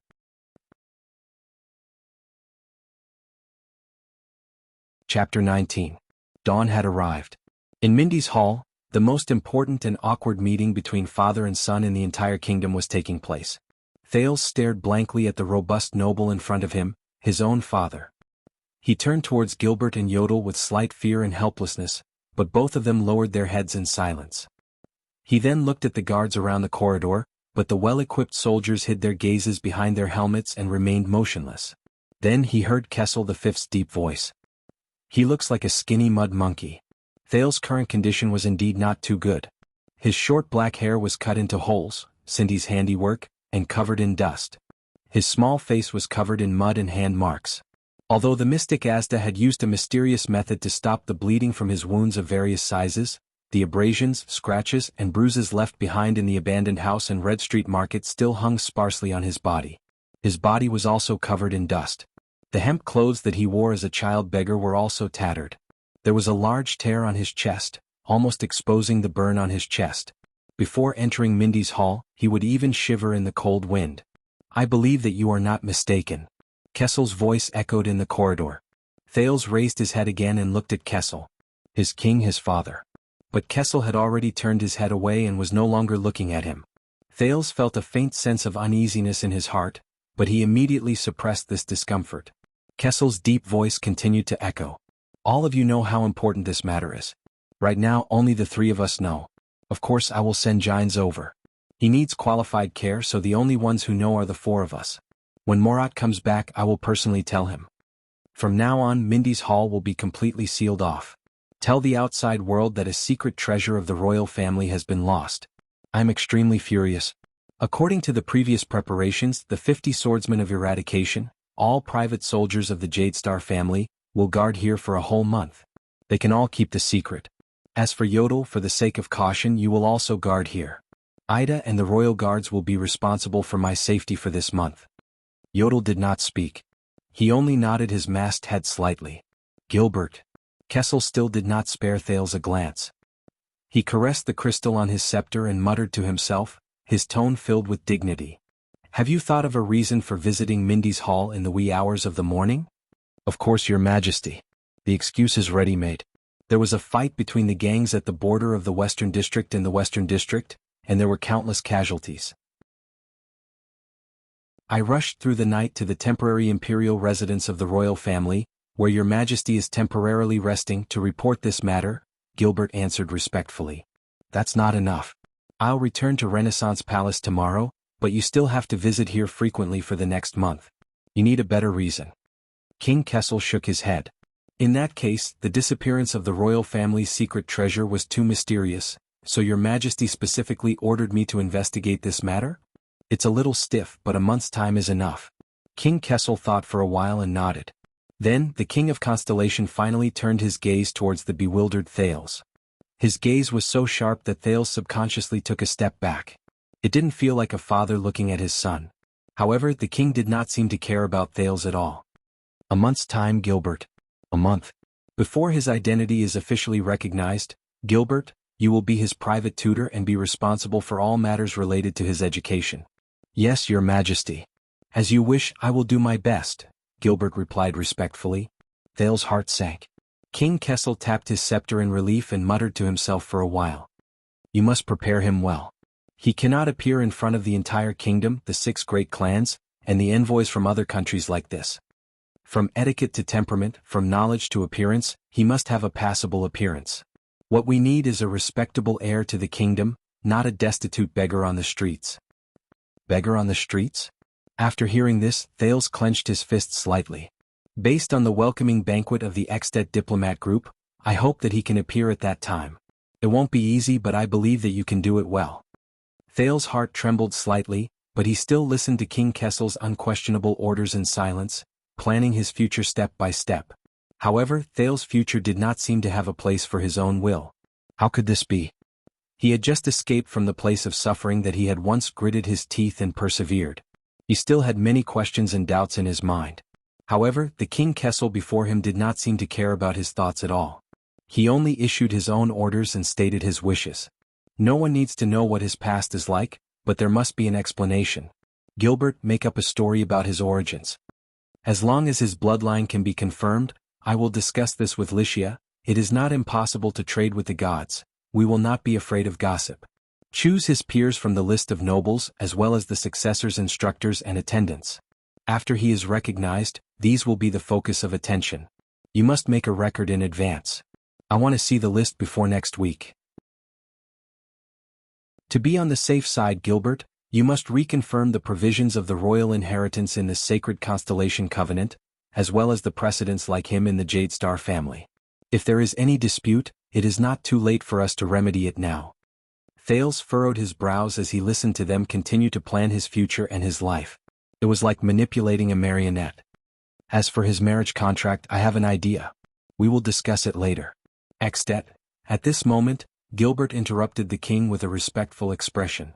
Your Majesty, there is still time. The gray-haired middle-aged noble seemed to have sensed that something was wrong, but he still tried his best to express his opinion. If you need to be alone with this child, we can, but Kessel waved his hand abruptly and stopped Gilbert's words. At that moment, Thales saw the king's deep eyes tremble. He sensed a strange emotion emerging from Kessel's expression. Thales wanted to say something, but when the words were at the tip of his tongue, he swallowed them back. What should I say? What can I say? What should a 7-year-old child who is meeting his father for the first time say? Hey, father whom I'm meeting for the first time, can I say something? Perhaps you should listen to my thoughts instead of talking to yourself? This is too strange. Kessel seemed to want to turn his head towards Thales, but he suddenly turned his head back halfway. He rested his hands on his scepter and stared at the portraits of the 3 former kings on the wall. He did not speak for a long time. It seemed like it was only at this moment that he seemed more like a person. After a while, Kessel turned around. He did not look at anyone, but the majestic voice that belonged only to the King of Constellation, Kessel V, rang out once more. In short, the task on your shoulders is very heavy. Constellation has not had an heir for 12 years. And just last week, Koster mentioned Extet's king selection system in his letter, intentionally or otherwise. You know how the 6 great clans will react. His appearance is a variable, but it is also an unexpected bargaining chip and advantage for us. It is time to modify the plan and ensure that we are one step ahead of our opponents. Ensure that he can be used to the fullest extent. Thales was stunned. This is his father? Variable. Bargaining chip. Advantage. Be used to the fullest extent? Is this what a father should say in front of a son whom he has never met? Thales sighed in his heart and lowered his head. I see, this feeling of being out of place. This is not like a reunion between father and son at all. It is more like a chess player moving a chess piece as if nothing has happened. Thales was obviously not the only one who felt this strange feeling. Gilbert's expression changed as if he wanted to say something. But in the end, he only lowered his head and sighed softly in the king's field of vision. But there was still someone who disregarded the atmosphere and interrupted the king. Your Majesty. Thales turned around in surprise. It was the silent Yodel who spoke. This secret protector's expression behind the mask was unknown, but his hoarse voice was extremely firm. First and foremost, he is your bloodline, your son. Last but not least, your successor. And you cannot turn a blind eye to this. Thales raised his head and saw Kessel V let out a long sigh. Then he closed his eyes. Yes, he is my son. The king closed his eyes and held his scepter tightly. He said in a dull voice, that is why I am here today. I hand him over to you. Remember, 1 month. Kessel V did not say much in the end. The lenses on Yodel's mask paused for a moment. In the end, he still lowered his head and did not speak. A faint sense of doubt and surprise crept into Thales' heart. The king nodded and looked at Gilbert and Yodel, who were kneeling on one knee. He then glanced at the dazed Thales with an indescribable and complicated gaze. Without hesitation, he turned around and left. Gilbert and Yodel stood up slowly. The robust figure slowly walked down the stairs. His footsteps were heavy, but they were dignified. The majesty of a king. What? Is over? Thales was shocked. He stared in disbelief at his departing father. This is not right. This so-called father. He is the father of this body, isn't he? But why? Why does he seem so emotionless? Also, this is related to my future? It's decided just like that? I don't even have the chance to speak. Wait a minute. Thales finally could not hold it in anymore and shouted. He had enough of being a powerless chess piece. The robust figure paused for a moment and turned around. Gilbert looked at Thales in surprise. Yodel's expression was still hidden behind the mask. As he watched the king gradually turn around and endured his sharp gaze, Thales actually felt the back of his teeth become a little heavy. But he still spoke with great difficulty. Although we have never met. Thales stuttered. He stretched out his hands and waved them in front of him helplessly. He deliberated over his words, but since you are mine. Since we are? The king held onto the railing of the stairs and looked at Thales with an indescribably complicated gaze. Thales shut his eyes tightly before he opened them again and exhaled. I think. He gritted his words laboriously. His usual eloquence disappeared without a trace. Damn it, what kind of attitude and words should I use to face this person who is both my father and the king? Admiration? Indifference? Stupefaction? Surprise? None of them are right. Beside him, Gilbert extended his hand towards Thales as if he wanted to say something, but in the end he chose to remain silent. Thales' breathing quickened. He frowned and said, I actually have some doubts. Perhaps you can help me answer them. After all, we are blood relatives. And you said so much about the heir, the kingdom, and the engagement, but I do not know anything. This may not be important to you, and you do not really care? Kessel V held his scepter tightly, but he did not reply. He only slowly furrowed his eyebrows. Thales bit his lip. He felt the burn on his chest start to ache again. Damn it. Even the most failed thesis was not as awkward as this. He waved his hands gently and organized his words. But this is my future. If you have already decided, you should at least let me understand a little. Besides, you said that no one needs to know about my past, but at least I want to know. At least I need to know about my past. I really want to know what's going on. And the path I will take. Kessel's gaze on Thales changed. It was no longer a gaze that was sizing him up, scrutinizing him, and examining him. It was as if he had realized for the first time that Thales was a person. And he was his son. Thales sighed. Forget it. He opened his eyes and looked straight at his father. Yes, I want to know everything about me. I want to know my origins, such as who my mother is, where I was born, and how I became like this. And my identity, my future, the choices I can have. An answer like this, Instead of being an outsider, a chess piece, an item, if I am really your son. Thales gritted his teeth and said that word. Although your behavior is really not like a normal father. Even if you are the king. Thales felt a little dizzy. The exhaustion tonight was already a little too much for this 7-year-old body to handle. The king finally looked straight at him. The sky-blue pupils in his deep eye sockets shone brilliantly. At that moment, Kessel V's gaze was rather complicated and indecipherable. Thales could not read any more. Child, what is your name? The supreme ruler of Constellation asked in his deep voice. Thales stared at Kessel. Thales? He heard himself say, my name is Thales. You only remember to ask for your son's name now? My God. Thales shook his head slightly in his heart. Thales listened carefully. Kessel narrowed his eyes and said in a cold tone. There are many things you do not need to know. And you do not need to care. Your path has already been decided. Just follow it. What? At that moment, Thales felt a chill in his heart. If you still have doubts, go ask Gilbert. Then Kessel V, the 39th Supreme King of Constellation, the Southern Islands, and the Western Desert. Just like that, he left Mindy's hall without turning his head back. His cloak disappeared from the boy's sight. Damn it. Thales lowered his head and stared at the expensive black floor tiles. He frowned deeply. Is this the father of this body? Is he really not an enemy? Behind him, Gilbert could not help but pat his shoulder quietly. Child Thales. Do not worry and do not think too much. His Majesty has too many matters to attend to. In fact, before Gilbert could finish speaking, Yodel suddenly walked forward and crouched down in front of Thales. He gently shoved Thales' JC dagger into Thales' hand. Gilbert's expression changed. He touched his waist and furrowed his eyebrows, which had fallen into Thales' hand at some point in time. Thales snapped out of his daze and was slightly shocked. The dark purple mask nodded slightly, and a hoarse voice slowly traveled into his ears. Relax. You are his son. You are connected by blood and your fates are connected. No one and nothing can change this. Thales took a deep breath. They probably misunderstood.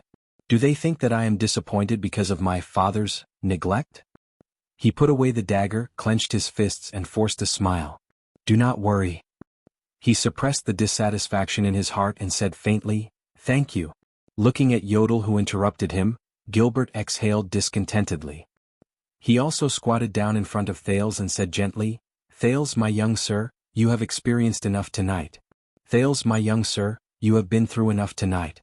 Thales, my young sir, you have experienced enough tonight. Thales, please come with me. Yodel, I will come to you later. We need to talk. Thales nodded and followed Gilbert obediently. Only Yodel raised his head and looked at a vase in the distant corridor. With his sharp and terrifying gaze, he observed that there were fine cracks that could not be seen on the vase. Behind the mask, Yodel furrowed his brows slightly. He knew that before Thales roared in anger, the vase was still in perfect condition. Chapter 20. Wuxia sat in the classroom.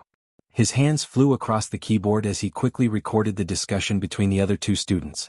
Enlightenment is to get rid of the immaturity that one brings about, such as laziness and cowardice. When Kant expounded on enlightenment, he emphasized that everyone has reason, which is universal reason. The other student replied with a pleasant voice. The universal reason born from enlightenment was excavated and used to its fullest extent. That is why our era was created. Reason is supreme, infinite, and eternal. It can bring us unprecedented power. When Wuxia heard this, he put down his hands and furrowed his brows. He, who was usually gentle and polite, interrupted the other student. He raised his head and said, Student, I think you might not have read Foucault's discussion of the relationship between power and truth, and Heidegger's discussion of technology, but he did not continue because when he saw the person sitting in front of him, he was so shocked that he could not speak. Opposite Wuxia, the air mystic Asda Sakern, who had long brown hair and was dressed in blue, was handsome, gentle, and elegant. Asda was looking at him gently at that moment and said with a pleasant voice, If there really is unrestricted power and omnipotent and omniscient reason in the world, Thales, you really don't want it? Thales jolted awake from his bed. In the dark, he clutched JC's dagger tightly under his pillow. He panted while drenched in cold sweat. Thales turned over and jumped off the bed. His bare feet touched the expensive insulated floor tiles. His nostrils were filled with the pleasant scent of calming perfume. Only then did he realize where he was. The bandages and plasters wrapped around his chest and other wounds were itchy and painful. It made him much more clear-headed. Only then did he calm his breathing and put JC back under his pillow. Still in shock, he fell back and lay on the bed that was big enough for 20 Thales to sleep on. His silk pajamas rubbed against his body, and Thales was not used to it. The bed, which had many springs as its core, was soft and smooth. It obediently sank into the contours of his body. The silk-covered Northland goose down quilt wrapped around him tightly. The smooth silk pillow imported from the southern coast pressed against his head and shoulders from below. At that moment, Thales felt as if he was being squeezed from head to toe by something. It was as if the air mystic had wrapped him in air and was slowly compressing him. When he thought of this, Thales felt a wave of annoyance. He lifted the light, smooth and comfortable blanket and landed on the ground again. He groped his way to a corner of the wall, curled up and lay down. The hard floor and the thick wall gave him a sense of security and familiarity. It was only then that Thales slowly exhaled and laughed in resignation. I didn't expect this to happen to me. He knocked on the solid floor tiles and laughed at himself. I really missed the little ones in the 6th house. I hope Jayla can take good care of them. However, the memory fragment that he had just found in his dream made his mood, which had just calmed down, suddenly tense up again. Dreams were a reflection of the subconscious. The memories of his past life were probably the most deeply hidden fragments of his subconscious. But this time, even Asda Sakern appeared in his dream. As expected, do I still care a lot about that lunatic's words? Thales mumbled in the dark. A few hours ago, his brief encounter with the mystic flashed through his mind. The mystic's sometimes rational and sometimes casual actions, his mysterious and unfathomable power, and his almost inhuman immortal body all made him feel a chill in his heart.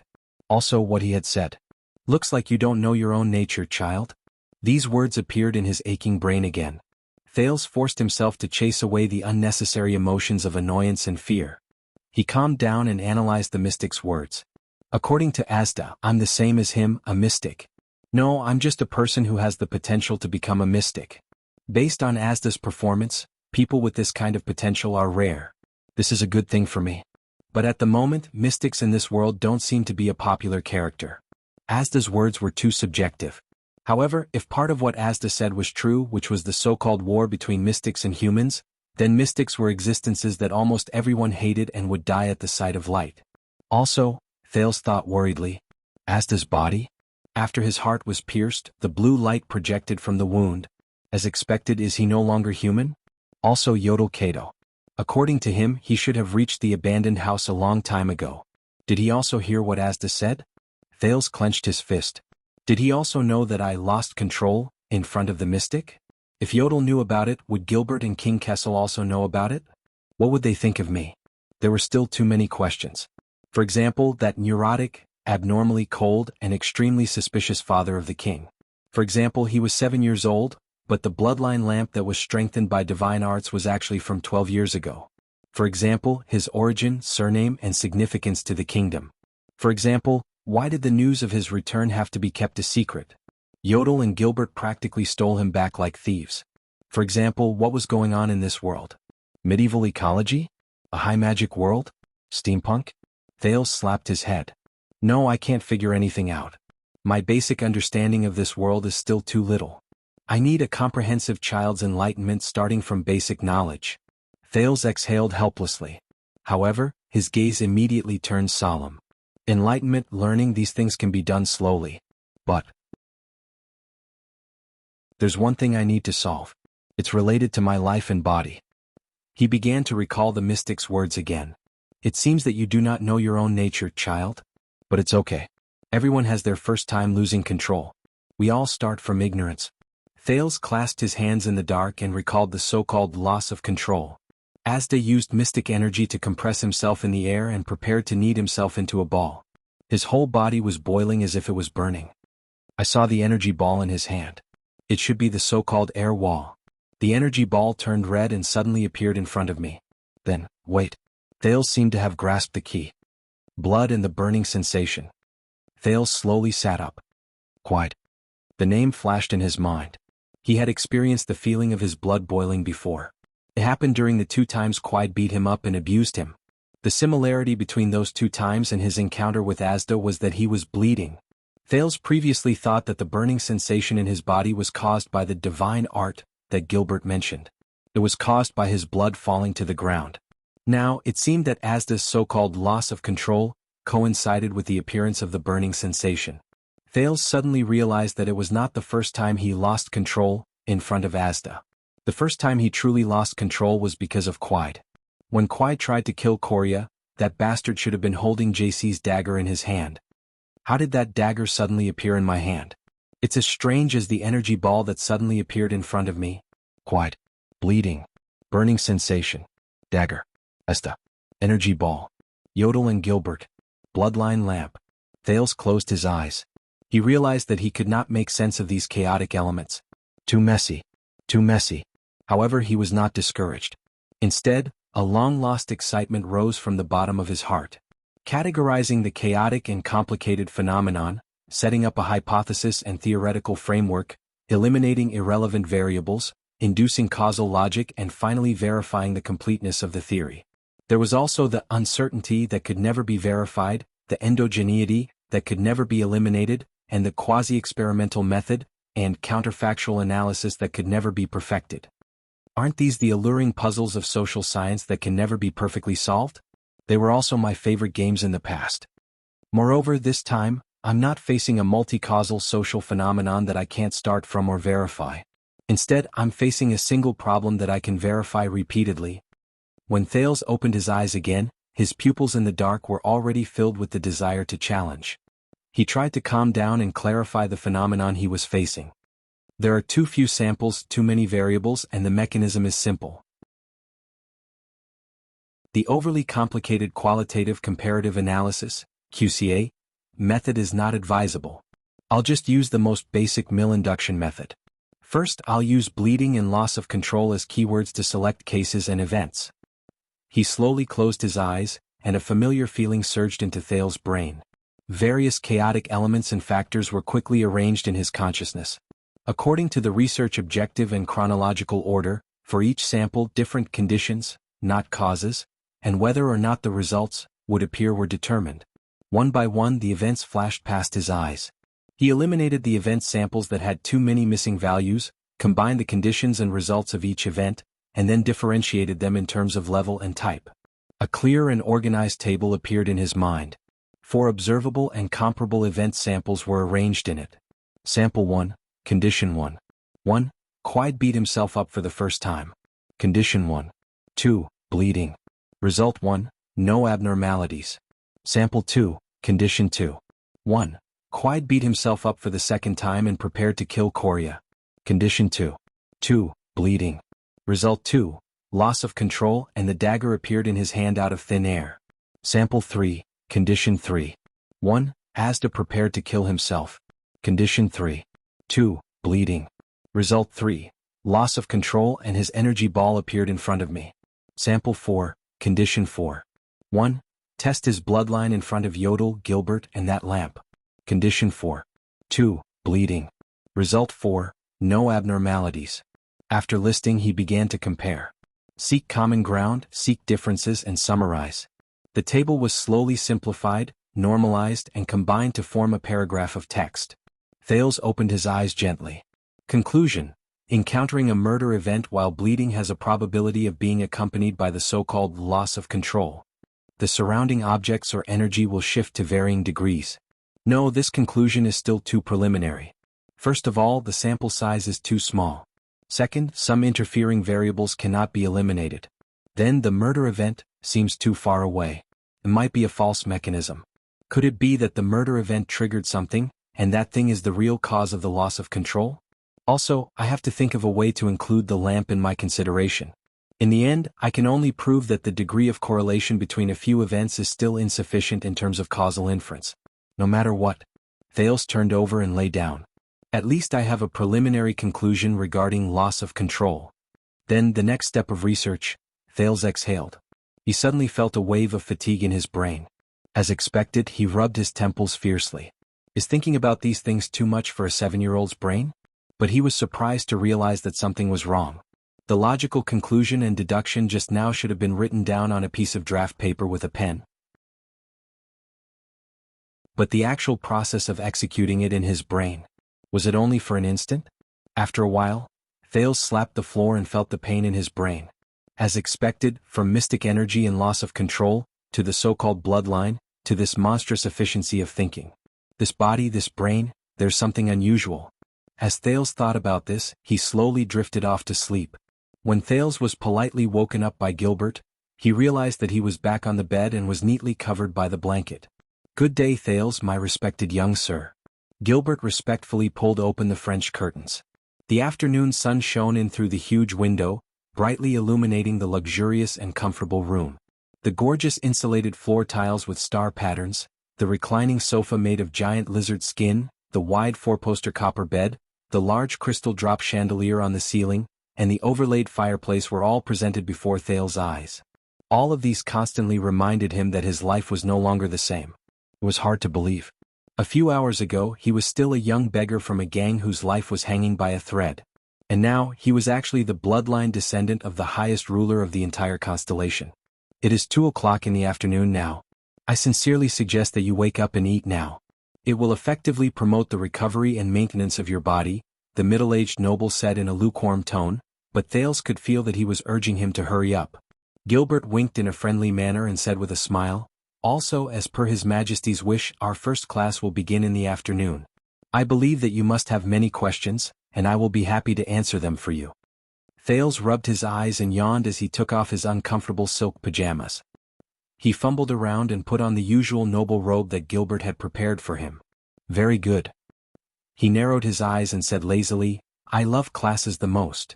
Also, Thales closed his eyes and thought quietly, "I was having a good sleep. Who stuffed me back into bed from underground? Sir Thales, you must like this pair of pants very much." Because you are putting it on your head." "What? With this kind of appearance it's actually pants?" "Sir Thales, it seems that you also have a special liking for that button-down jacket." "Oh, it is a jacket that is worn outside." "Sir Thales, I think you will need the leather belt on your left." Thank you. I was wondering why I kept falling down." After a while, "Sir Gilbert." "Yes. Please help me. Put on these damn clothes."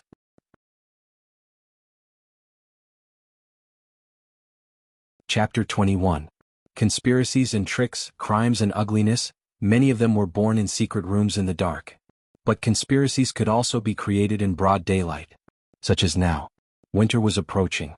On the afternoon of the 16th of November, in a spacious stud farm, a fat old noble wearing a thick mink shawl frowned with his head lowered under a parasol. He watched the training of a few horse trainers in the field while he listened to the words of another noble on his left. After a while, he let out a long sigh and looked at a disobedient horse in the distance. The corners of his mouth curled up. What kind of royal treasure is missing that is worthy of our respected king to seal Mindy's Hall indefinitely? What a pity. I was planning to go to Mindy's Hall next week to take a look at Master Calvin's work. The noble beside him was younger and slender. He looked at ease. He naturally and easily grabbed the agarwood pipe in his hand and took a deep puff. Also, Gilbert rushed to Mindy's Hall overnight to report to His Majesty about the situation of the gang war in the outer city district, he said cheerfully as he puffed out smoke rings. Really? Respected King Iron Hand, when did you ever care about the lives of the peasants in the outer city district? If His Majesty treated his people with half of the kindness of the late King AD, the fat old noble touched his thigh with a pained expression. The unruly horse fell. Then why do we need to meet at the stud farm? The king's party must be plotting something. I can guarantee that it is not a small matter. Maybe it is a move that can turn the tables in one fell swoop. The young noble's eyes lit up as he smoked his pipe. Mindy's Hall is really a good place. The royal treasure is missing. I hope it is not Master Calvin's painting. The place must be on high alert, the old noble suddenly said out of the blue. However, the young noble nodded in understanding. Furthermore, I have news that Gilbert has been ordered to investigate the truth of the theft case. Recently, he will frequently investigate Mindy's Hall. With that man around, even the White Eagle will not be able to do anything. We can test them, but we cannot go overboard. We have to use other methods to disrupt their plans. The young noble inhaled another mouthful of top-grade Fisora tobacco, which was only produced 600 pounds a year. He felt intoxicated for a moment and then blew out a perfect smoke ring. The Exted diplomat group will arrive in the kingdom next month. At this moment, the old noble's face showed sincere worry.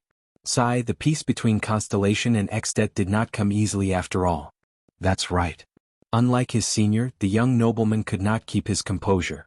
His sharpness and spirit were evident on his body. If something happens to the diplomatic mission within the borders of the kingdom, I'm sure His Majesty will be very passive in the face of domestic and foreign pressure. If Your Majesty does not handle this properly... The old noble looked at the horse in the distance and breathed a sigh of relief. He took a sip of tea and said helplessly, "Sigh, a country like ours that has a hereditary throne is indeed backward." Both of them were silent for a while. The old noble shifted his body and asked casually, "What's going on in the Western District?" "Don't ask me, old sir. You know I hate mystics the most." Then let's talk about the Blackstreet Brotherhood." Those people still refuse to budge. The young noble's face suddenly became displeased. "It's only been about 10 years and they're already so arrogant. I'm sure they're more confident in their backer than they are in our new star. Don't look down on the young." The old man grinned helplessly. His eyes were shrewd and sharp. "When children scare people, that's what you call scary." Compared to the hasty glance he got last night at dawn, the Mindy's hall that Thales saw in the afternoon was much bigger, more magnificent and of course more spacious. The first floor was the living room for the meeting, a large banquet hall and an open-air garden. It was equipped with a sizable kitchen, basement storage and even armament storage. Apart from the open-air balcony that had a panoramic view of the outdoor garden, out of consideration for your safety, I do not recommend that you appear on the balcony or outdoors within a month. Gilbert, the large second floor had 3 large rooms with different functions: the banquet hall for the nobles, the meeting hall, the game room and other rooms of various sizes. The corridors and entrances from the first floor to the second floor were filled with dignified armored guards. Their faces were hidden behind their helmets, and every one of them was as frightening as a sculpture. Even though they are the swordsmen of eradication owned by the Jadestar family, I still do not recommend that you stab their abdomens, young sir. Gilbert. But from afar Mindy's hall was still frighteningly cold and spacious. However, Thales' living room and bedroom, including the dining room and study where he attended classes, were on the 3rd floor. There was only a narrow staircase from the 2nd floor to the 3rd floor. 8 fully armed swordsmen of eradication guarded the place with full attention 24 hours a day. They were on duty every 6 hours. As for the windows and the ceiling, it was said that there were also open-air guards. With Yodel around, please do not worry about the threat from outside the window. Gilbert. Every dish, from the broccoli, bread, beef and water, was taken from the well-guarded back kitchen and the underground storage that had been prepared beforehand.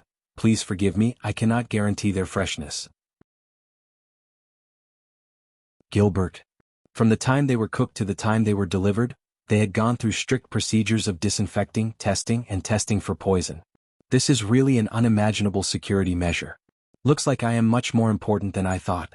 Should I say that they are indeed the ruling class that holds power? I wonder if Jayla can sneak in with her skills? What if she is a mystic? Speaking of this, no, I cannot. Forgive me for refusing, young sir. Thales raised his head and looked at Gilbert with a puzzled expression. Up until now, everything about you is top secret. Gilbert shook his head firmly. Forgive me for being straightforward. We have sealed off Mindy's hall, and our contact with the outside world is limited to a few trustworthy people.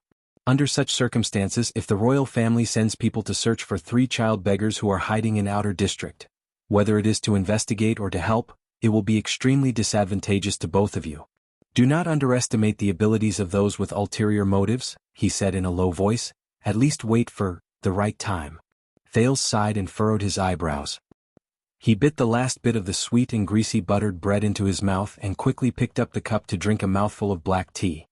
At least the food is much better. With impeccable etiquette, Gilbert took the teacup from the flustered Thales, bowed slightly and said, "If you are satisfied with the afternoon tea, we will begin our afternoon lessons." Thales' hands trembled and Gilbert took the teacup from Thales' hands. In fact, Gilbert maintained his smile and thought to himself, perhaps we should start with table manners? What about Yodel? Where is he? He is a competent protector. Naturally, he is nearby at all times. Thales resisted the urge to look around subconsciously. After knowing that Yodel was nearby, he felt inexplicably more at ease. So, Thales tugged at the bow tie on his chest that was so tight that it made him uncomfortable. Under Gilbert's slightly furrowed eyebrows, he followed the latter into the study. First of all, Thales, I talked to Yodel last night. Gilbert watched as Thales stuffed himself into a leather chair. He curiously looked at the decorations around the study, especially the 3 bookshelves that were filled with books. You are a special child. From Yodel's judgment and the few hours I spent with you since I met you, I can see that. Here it comes. Thales still looked curious, but he was on guard in his heart. But this is only natural. The air of Constellation is naturally special. Gilbert placed his hands behind his back and slowly walked towards the study table that was carved with the symbol of the 9-pointed star. His grayish-white sideburns appeared solemn at that moment. I believe that since fate sent you back to Constellation, she must have made some arrangements. Thales looked at the middle-aged noble and did not say a word. I roughly understand your past. Your days on the streets must have been difficult. Gilbert picked up a book that he had prepared a long time ago from the study table that was made of black agarwood. He turned around and said with a serious expression, You will have a new identity, a new life, and even a new name. But what is truly important is the future that you will face and bear. You will have a new identity, a new life, and even a new name. But what is truly important is the future that you will face and bear. Gilbert's bright and piercing gaze was directed at Thales' gray pupils. Thales muttered silently. He looked at Gilbert's sharp eyes and nodded with a solemn expression. Thales thought in his heart. I understand. Thales pondered over his words. So. Thales deliberated over his words and said slowly, What do I need to know about myself and my past now? What do I need to know about myself and my past now? Gilbert's expression did not change, but he nodded slightly in his heart. Panic, fear, and helplessness. These emotions that a 7-year-old should have at this moment are not present in this child. There is only calmness and prudence. There is not even much excitement. As expected, he is not ordinary. Is it because of the training in the Brotherhood? Yodel did not want to go into detail, but the assassin admired the child's performance. But did he really have such an experience in the gangs in Lower Manhattan District? Or is it because the Constellation royal bloodline, which has been passed down from the ancient empire for nearly 3,000 years, is really extraordinary? Or is it because of his other half? When he thought of this, Gilbert furrowed his eyebrows in a barely noticeable manner. But this competent noble still bowed slightly. Thales, respected young sir, please allow me to address you as such for now. You are 7 years old this year. On the night of the 25th of July, year 665, you were born in Mon Manor in the outskirts of Constellation's capital, Eternal Star City, Gilbert said at a moderate pace. Your birth mother was a noble lady whom I shall not reveal her name. She passed away due to massive bleeding during childbirth. Before she passed away, she named you Thales after the celebrity. Thales' eyebrows arched slightly. You grew up in Mon Manor under the secret care of the Jade Star family. Another female official and I would visit you from time to time. During this period of time, you grew up as a child adopted by Lord Mon when he was out hunting. You did not know your own identity. Last December, Lord Mon died in battle at the border of the Western Desert. As he had no heir, his property and territory were taken back by the royal family. At the same time, I brought you back to Mindy's Hall in Twilight District. Thales was silent as he listened to this part of the narration. And next month, as the illegitimate son of King Kessel V, the legitimate heir of the Constellation royal family and the only remaining bloodline descendant of the Jade Star family, you will claim that you were born with the right. You will be recognized by the royal family, Sunset Temple, and Constellation Higher Parliament as. The expression in Gilbert's eyes was solemn and solemn. There was also a hint of worry and sorrow. The heir of the Supreme King of Constellation. After a long while, Thales exhaled softly.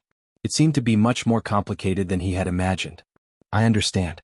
There are still some parts that I am not clear about, but I will remember them well. I used to be Thales of Mon Manor, and I am also Lord Mon's adopted son. Thales' eyes flickered and he put his hands together.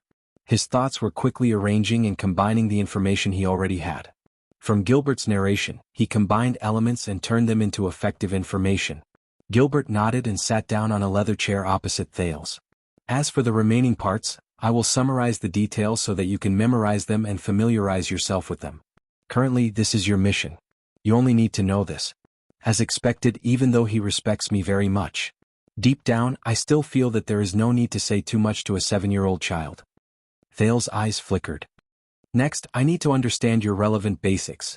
Just as Gilbert was thinking about what lessons he should provide Thales for the next step, Whether it was basic etiquette or language, the future heir of Constellation suddenly spoke and interrupted him. So, we have decided on a unified statement for the outside world. Thales, who was curled up in the leather chair, raised his chin from his hands. His eyes shone brightly. Then it should be time for you to tell me the truth, right? Gilbert was slightly taken aback. For example, my birth mother's identity, and why her identity cannot be revealed to others. Also, Constellation's difficult situation, especially the series of problems caused by the succession of the royal family. Also, the king's predicament as well as our common enemies and allies, both in the open and in the dark?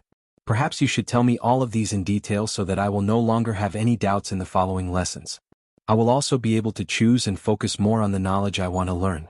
I think this is the best choice for Constellation and your king. The moment he finished speaking, the middle-aged noble's jaw dropped slightly. He looked back at Thales in surprise. Did Yodel tell him about this? No, impossible. Thales put his hands away. His expression was calm as he waited for Gilbert's answer calmly but firmly. At that moment, Gilbert felt as if he was looking at the young Kessel 80 Jade Star. At that time, the stars in Prince Kessel's eyes were still there. The warm light had yet to turn into the bone-chilling northern wind. Gilbert was only absent-minded for a moment before he immediately snapped out of it and sighed softly. An extraordinary child, huh? In the next moment, the middle-aged noble began to answer his young master in a sincere and respectful manner. I understand. I will answer them for you immediately. To save time, if you have any other questions, you can ask them all at once. Thales frowned slightly. Very well.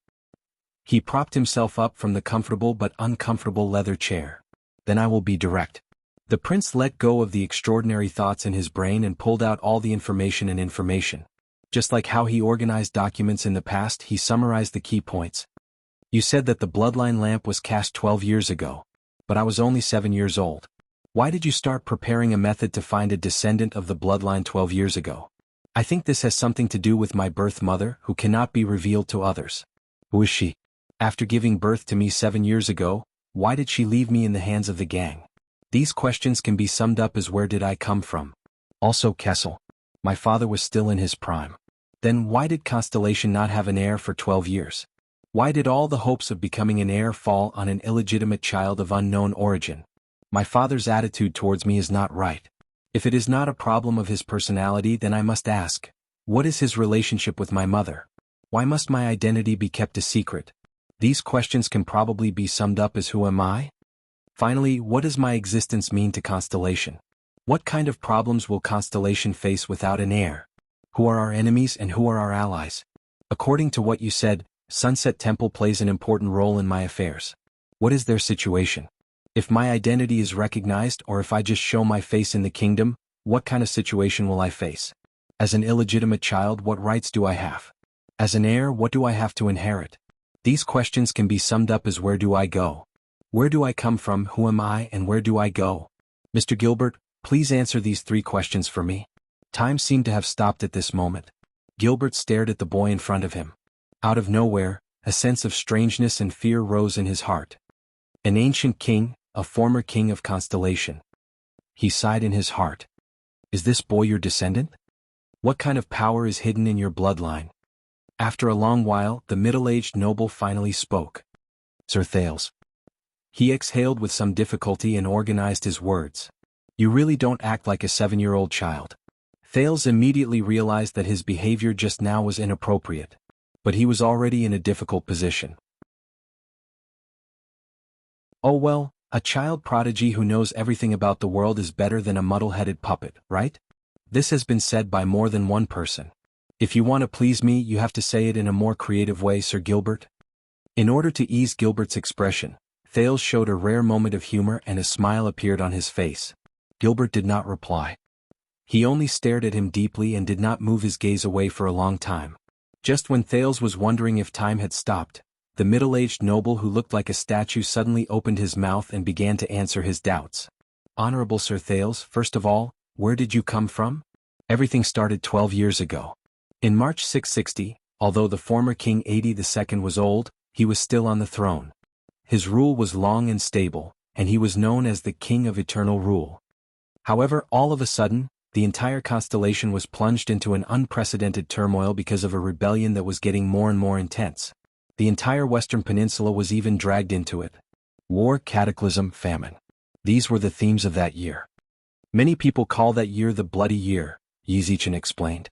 In such chaos and bloodshed, King 80 was killed, and the entire Jadestar royal family was almost slaughtered. Among all the legitimate members of the royal family, only his fifth son, the 35-year-old Prince Kessel Jadestar, survived and was finally crowned king.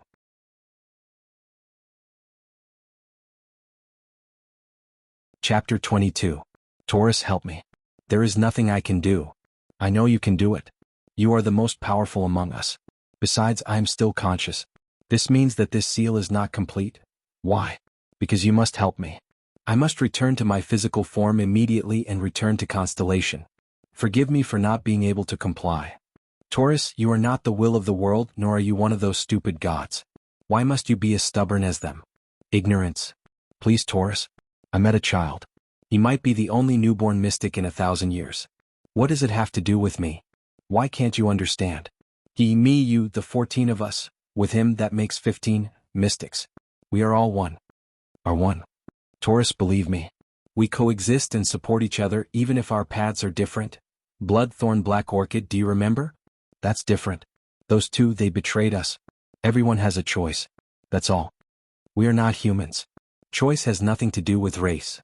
Then I have made my choice long ago. I choose to be a mystic. Don't you wish for us to be able to stand tall in the world freely? I have a choice too. That's all. Taurus, that child needs guidance. Otherwise he will sooner or later, such is fate. Soul Towers Level 3 Apprentice, Taurus Mill. Don't forget. You were the one who killed mountains and shepherd of the seas first. You are the one who started the war. You are our first role model. If it were not for you, none of this would have happened. Taurus, help me. Help me. Wait. Thales raised his hand and interrupted Gilbert's slightly sorrowful statement. The Jadestar family's bloodline was almost completely slaughtered? Who did it? However, Gilbert only looked at him with a sorrowful gaze. Thales narrowed his eyes. Just the first two sentences alone were problematic. You mean 82, my grandfather? His reign was long and stable, and he was known as the King of Eternal Rule? Then what about the rebellion in the Bloody Year? Great Rule brought about a rebellion? That's illogical. Thales looked at Gilbert, but the latter only slapped the book in his hand and furrowed his eyebrows slightly. The gray-haired middle-aged noble calmly said, There are many reasons for the Bloody Year, and they are all very complicated. Some are even top secrets that only the upper echelons can see. You will learn about these in the future, and it won't be too late to study them after you become the official heir and have access to these secrets. Now, I can only tell you that His Majesty has already taken revenge. The hidden danger has basically been resolved. As for the rest of the revenge, it's not that I can't take it, it's that I can't. Thales narrowed his eyes. Basically resolved? He had a feeling that the incident 12 years ago was extremely important to him. Gilbert continued his narration with a hint of pity and pain. During that year, the 5 territories in the central region suffered from a natural disaster and lost their harvest. The 6 cities in the southwest rebelled, and the army that put down the rebellion failed. The Baron Bone tribe rebelled and Extet invaded. The northern front line was in a state of emergency. The sea was sealed and the supply line from the capital to the south was cut off. The rebel army even besieged Eternal Star City for a period of time. The nobles in the city even joined forces to force the king to abdicate. Everything happened so suddenly. Bad news came from the palace every day. Territories fell, enemies invaded, the army lost, allies broke their contracts, nobles were killed and people were massacred. Everyone was in a state of panic and prayed for tomorrow, only to receive even worse news the next day. The people in the city were dressed in rags, and they struggled to survive under the pressure of the army. Those who did not join the army could not even receive food. The nobles below the rank of count were as lowly as beggars. Their former authority was like dung, and no amount of gold coins could be exchanged for even a loaf of bread. Thieves, robbers, and mobs emerged one after another. Even the army could not suppress them. In the army, the number of people who died of sickness, hunger, and war also increased day by day. They even piled up to the point that the moat was clogged and smelled bad. The people outside the capital were even worse off. Many of them became refugees or mobs. They drifted with the wind and had no one to rely on. Bandits appeared in the wild and criminals ran amok. Many suzerains were hanged to death in their territories. Some officials were even skinned in the government office. The people could not live without weapons. I heard from a knight who left the city to report that there were piles of corpses every few steps in the wild. Horses could not even gallop freely for less than a quarter of an hour. If there were less than 5 knights on a journey, refugees and mobs would dare to swarm them. That year was like Hell's River. Gilbert looked out of the window. His tone was calm, but Thales could hear the desolation and resentment in his voice. The Jadestar royal family's misfortune was the biggest footnote. The prince did not speak. Gilbert sighed and continued to speak. Yes. Day after day the king touched his white hair and sat in distress. The lamp oil in the imperial conference never stopped burning. Every brother and prince of the Jadestar family was given a task. They were either supervising the logistics of the war, roping in the nobles, or even sent to the front lines to lead the army. Until they were mercilessly slaughtered. The late king was beheaded on the throne, the princesses were strangled in their sleep, the princes and concubines were burned to death in the castle, the princes and grandsons even died in their swaddling clothes, and the late queen was, sigh. The heroic eldest son of the king held his sword alone and did not retreat. In the end he died in front of the palace gate with his guards. The younger brother of the king, Duke John, was the most unfortunate. On the battlefield in the southwest, just before he was about to win, he suffered a shameful sneak attack from behind. Among the princes at the front lines, one was pushed down from the highest room in the castle. Another was poisoned to death during a noble's contract banquet. Another led his army into Ekstedt's tight encirclement. For 3 hours he had no reinforcements. His entire army was wiped out and died in battle. King Kessel even, coincidentally, encountered a professional army of 500 men when he was traveling in the wilderness. At that time only Yodel was by his side. The deaths and bloodshed that year spread throughout the entire country. From the nobles and influential families to the knights, merchants and commoners, they all suffered heavy casualties. That was the page of Constellation's history that they were most unwilling to reveal. Thales took a deep breath. Did this country experience such a terrifying upheaval before I transmigrated? Gilbert calmed his breathing and said with a serious expression, So, please personally search for the answer to the bloody year in the future. At the same time, please be prepared.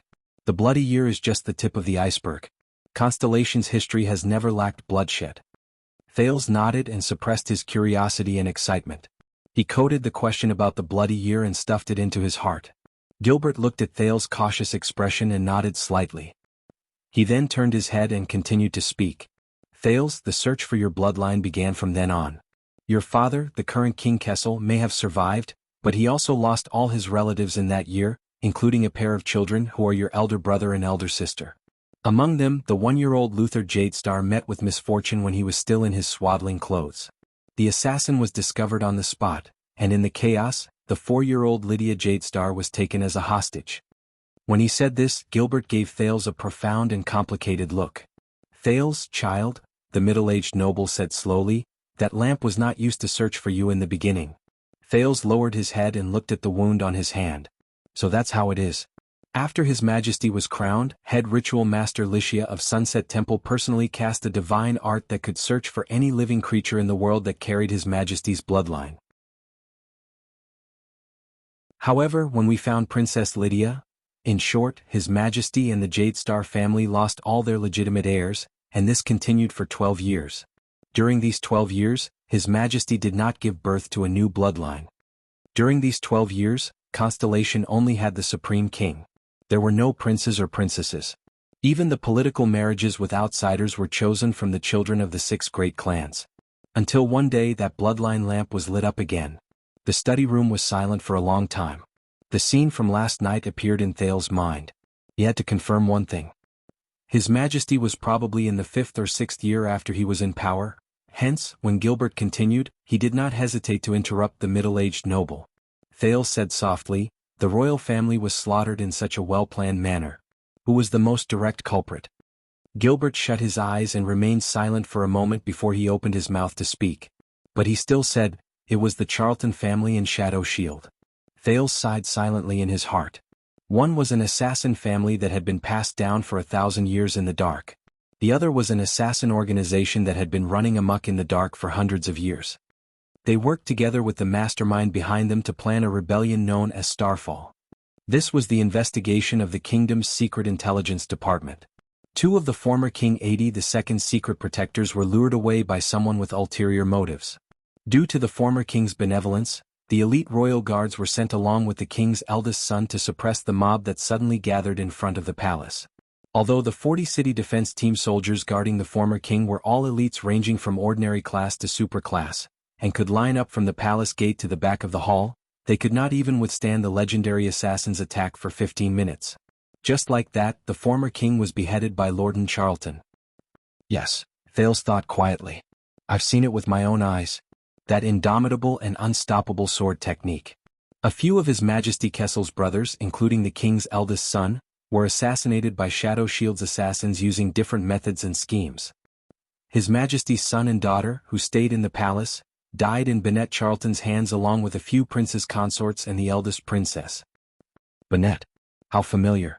Thales exhaled through his nose. So it's the stranger Jayla mentioned. He resisted the urge to touch JC's dagger, and also resisted the urge to immediately return to his room to ask Yodel. Please continue. Thales immediately changed his mood and nodded. Please tell me about my part. Gilbert adjusted his bow tie, which was slightly out of place due to his agitated emotions.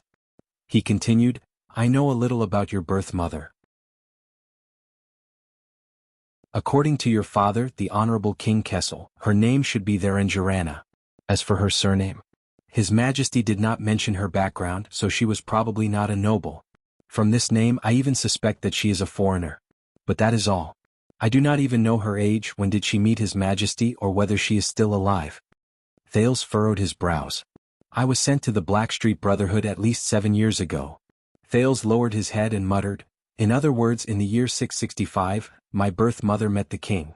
Can you? But Gilbert shook his head at this moment. All this while, His Majesty has had many lovers, whether in the open or in the dark. Some lasted as short as a month or two, while some lasted as long as 10 years.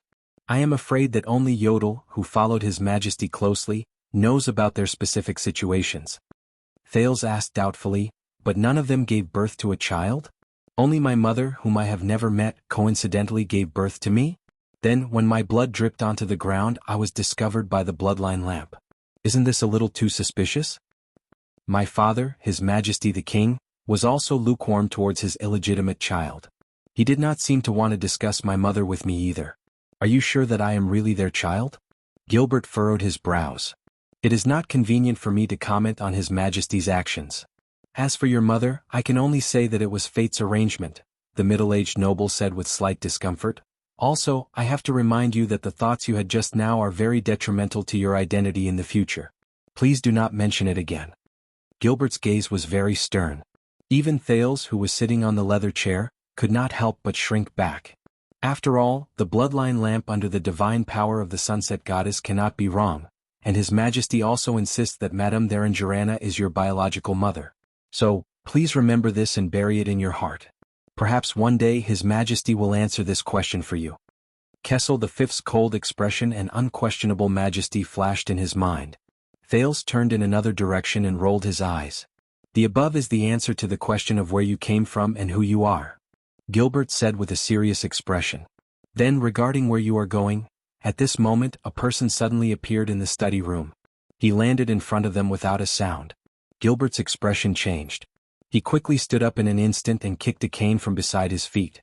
When he grabbed the cane in his hand, the middle-aged noble was already standing in front of Thales, blocking his way. Thales only then realized that this seemingly gentle and elegant middle-aged noble was actually quite skilled in martial arts. However, the middle-aged noble immediately exhaled and relaxed together with Thales. This was because the person who suddenly appeared was covered in a black hood and tight clothes. There was also a dark purple mask on his face. Concealment. The Supreme King's secret protector, Yodel Kato, spoke in a short and hoarse voice. There are people approaching this place at high speed. 20 of them.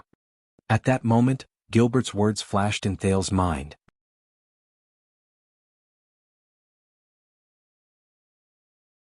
Chapter 23. It wasn't easy for him to get a good night's sleep.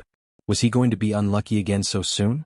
This thought instantly flashed past the prince's mind. He watched as Gilbert calmly summoned a few swordsmen of eradication guards nearby. Yodel patted Thale's shoulder and shook his head at him. His expression behind the mask could not be seen, but Thales imagined a smiling face for the silent protector. The swordsmen of eradication received their orders efficiently and left one by one. The originally empty and quiet Mindy's hall seemed to have suddenly come alive. Under a unified command, the 50 guards moved in an orderly manner. Commands and reports came one after another. The third team is heading to the main entrances and exits on the second and third floors. The defense on both sides of the hall is complete. Reinforcements at the top of the hall are in position. In the end, Gilbert calmly left a few words for a swordsman of eradication who looked like the leader of the guards. Then he turned around and returned to the study room. He conveniently dragged Thales, who was peeking out from the study room's door, into the study room. Yodel had long since vanished into thin air, just like before. The middle-aged nobleman skillfully pried open the baffle behind a bookshelf with his cane and pulled one side of the bookshelf open, revealing the secret room inside. Who are they? When Thales was carried into the secret chamber by Gilbert, he struggled to ask. Is he a friend or foe? Gilbert lit up the everlasting lamp in the secret room and closed the secret door at the same time. He then asked meaningfully, I guess you want to ask who would choose to break into the heavily guarded property of the royal family at 5 o'clock in the afternoon without warning? Obviously, he no longer treated the young master behind him as an ordinary child. Thales smiled sheepishly. He already knew the answer to the question. I'm sorry to have to trouble you to wait here for a while, but confidentiality is still the first principle. Under the dim light, Gilbert carefully lifted a part of the curtain. A rather large square iron plate was revealed. There were 6 different holes for filters on it. He saw 6 different places through the small hole: the hall on the first floor, the garden, the balcony on the second floor, the corridor on the second floor, the staircase on the third floor, the porch on the third floor, and the roof of the outdoor hall. This is a surveillance mirror made from the reflection of a mirror. It can capture the different key areas in Mindy's hall, Gilbert said with a smile. Isn't this a periscope? Thales rolled his eyes internally. They're here. The first team is fighting. The rest of them have scattered. Yodel's voice came from the void. Thales immediately put his face in front of one of the surveillance mirrors. It was the garden on the first floor. A team of 10 swordsmen of eradication from the Jadestar family were in a well-coordinated formation. Their swords and shields were unsheathed as they besieged 5 masked intruders who were dressed differently. However, the 5 invaders seemed to be a team with great teamwork. 2 of them held nimble scimitars and moved between the swords and shields, looking for opportunities to rescue their companions who were in danger. One of them used his arm shield and flail, and every time he smashed into the dense swords and shields, he would force one of the guards to retreat. Another held a sword in his hand and tried to break through the gaps in the formation. The last person also held a sword and shield in his hand, and he seemed to be looking for any gaps in the formation. They're hired rangers and adventurers. Gilbert glanced at them in front of the surveillance mirror and immediately said, It seems to be a team that has been working together for a long time and has great teamwork. They live between war and the suzerain's violent requests. Hunters, soldiers, bodyguards, scouts, and even assassins, they do everything. I just arrived at Mindy's hall last night, and there are already visitors so soon? Thales exhaled helplessly. Is the dignity of the royal family so cheap? I assure you, Sir Thales, the dignity of the royal family is not cheap. On the contrary, it is the abnormality of the royal family that makes our enemies feel uneasy and fearful, Gilbert said softly. There was not a hint of nervousness or seriousness in his tone, as if this was just a game. Enemies? Thales turned his head, and there was a thoughtful look on his face. Yes, please do not worry about the outside. The well-trained guards and Yodel will take care of everything. And now is the best time to explain the third problem to you, our enemies and allies.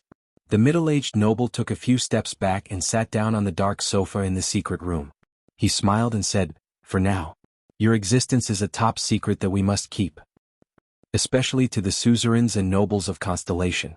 The 6 great clans who guard the country's borders and the 13 distinguished families who support the kingdom are the core members of the higher parliament of Constellation. Even though they are constantly replaced and have many conflicts, they still represent the noble forces that swore to rule together with the Jadestar royal family when the kingdom was first established. So, at least on the surface, this is a country ruled by the king and nobles. Thales made a mental note. He needed more information. Nobles, are they the suzerains who are in theft all over the country? Do they rule over their respective territories? Gilbert nodded. That was the initial source of power for the nobles from the ancient empire to the final empire. It evolved into constellation.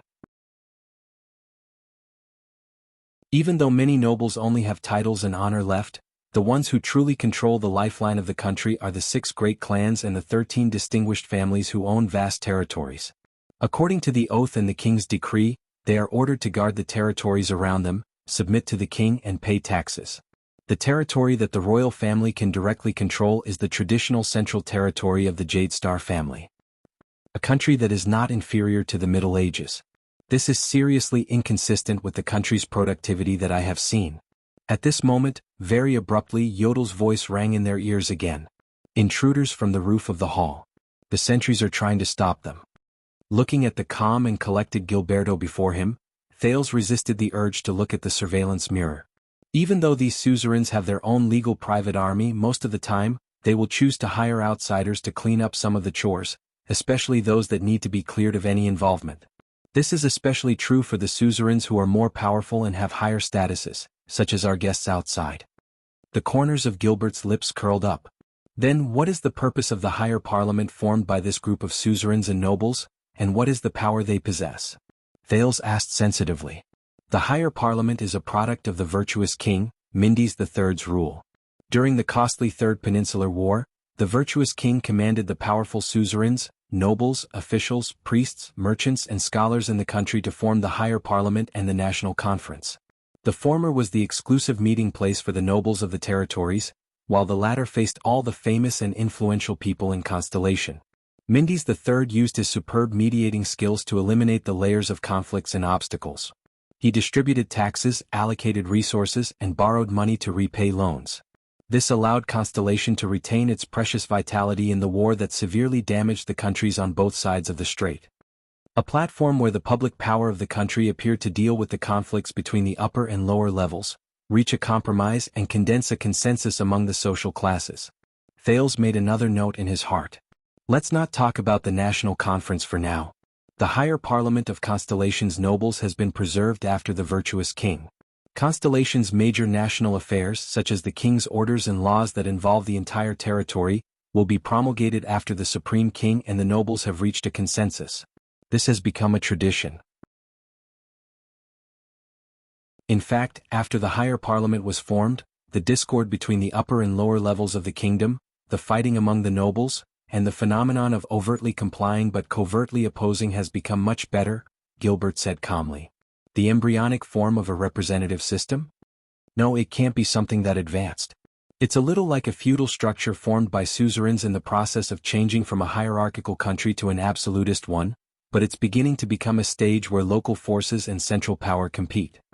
But with the arrival of the Bloody Year, the conflict between the 6 great clans and the 13 distinguished families and the Jade Star royal family became more obvious. In the 13 days after the late King Adi II was killed, even though there were endless conflicts between the nobles, the capital of Constellation under the rule of the higher parliament actually decided to lock the city gates and withdraw its troops.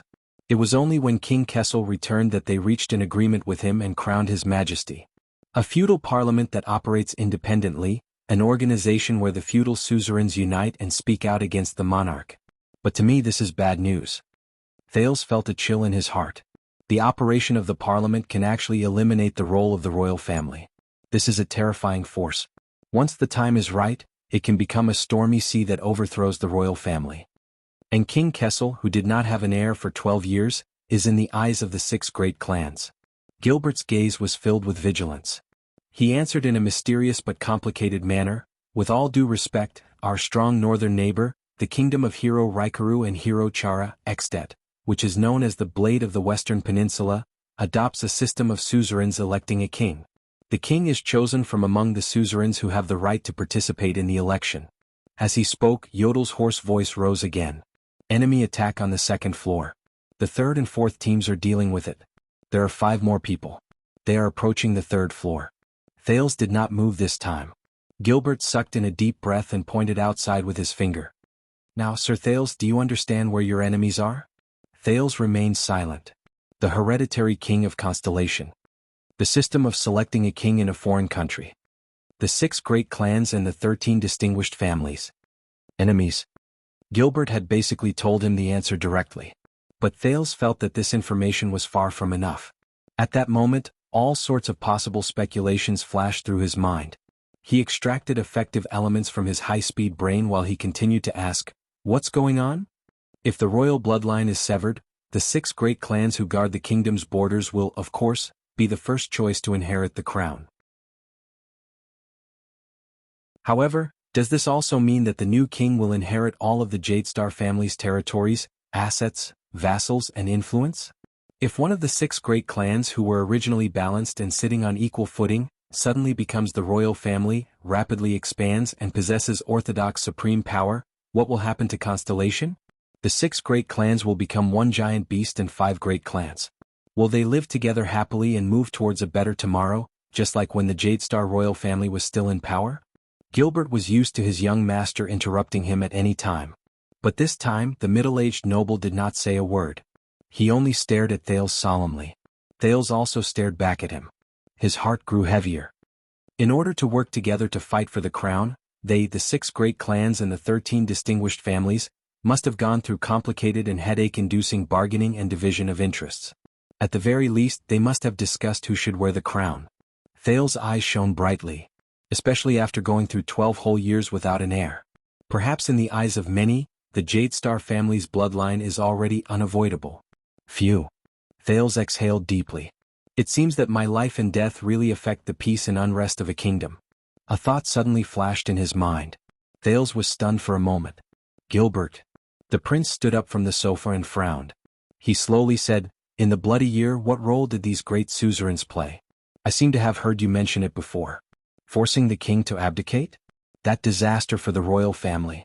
Gilbert only inhaled a deep breath, but his gaze was extremely complicated. A chill crept into Thales' heart. His Majesty was beheaded on the throne. The princesses were strangled in their sleep. The concubines were burned to death in the castle. The prince's grandchildren even died in infancy.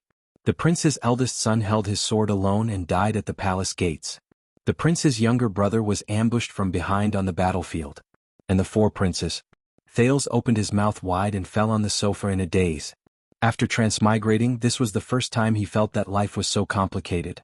After all, even during the darkest and most difficult days in the Brotherhood, the former transmigrator was not discouraged. The secret chamber was silent for a long time. Then Yodel's voice rose without warning again.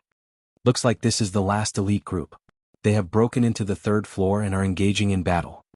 But Thales did not care anymore.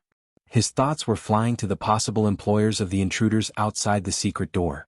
Why is there such a useless royal family? They were actually killed by the suzerains under them.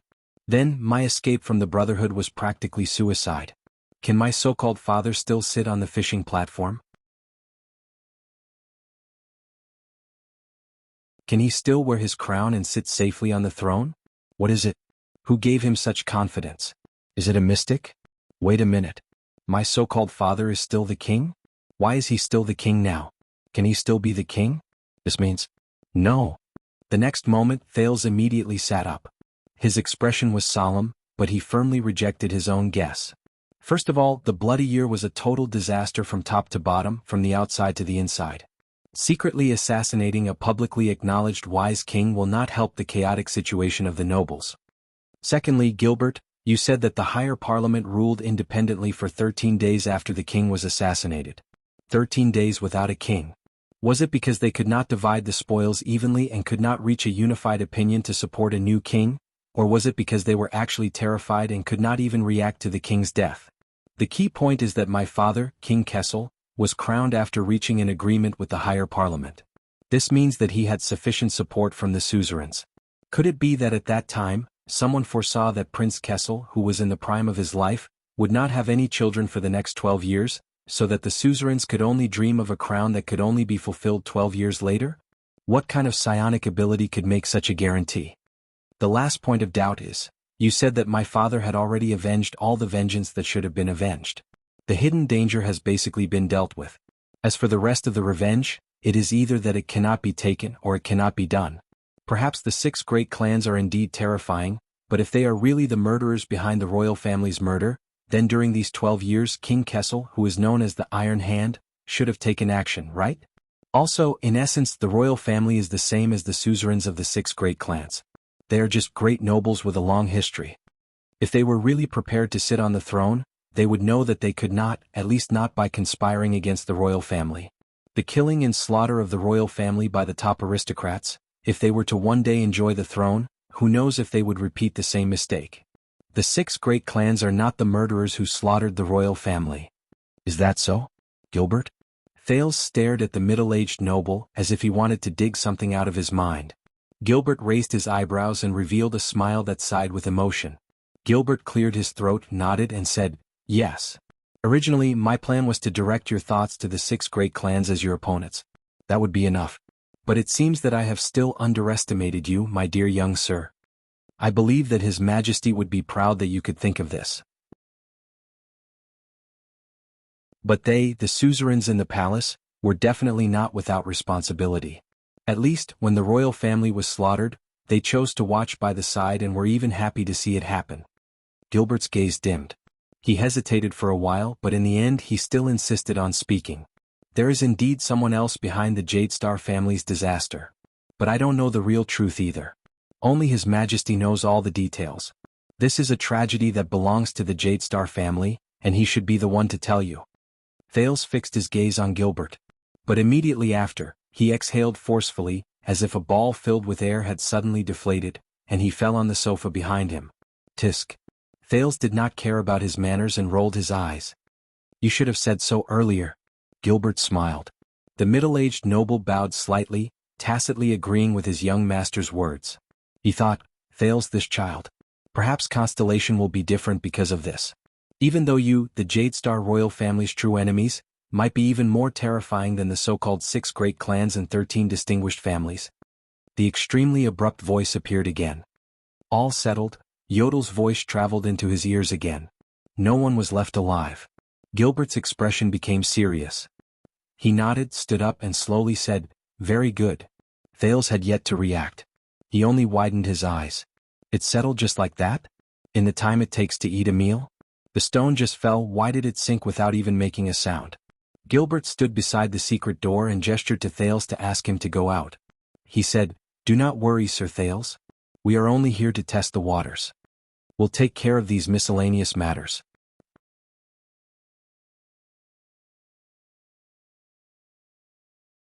Chapter 24.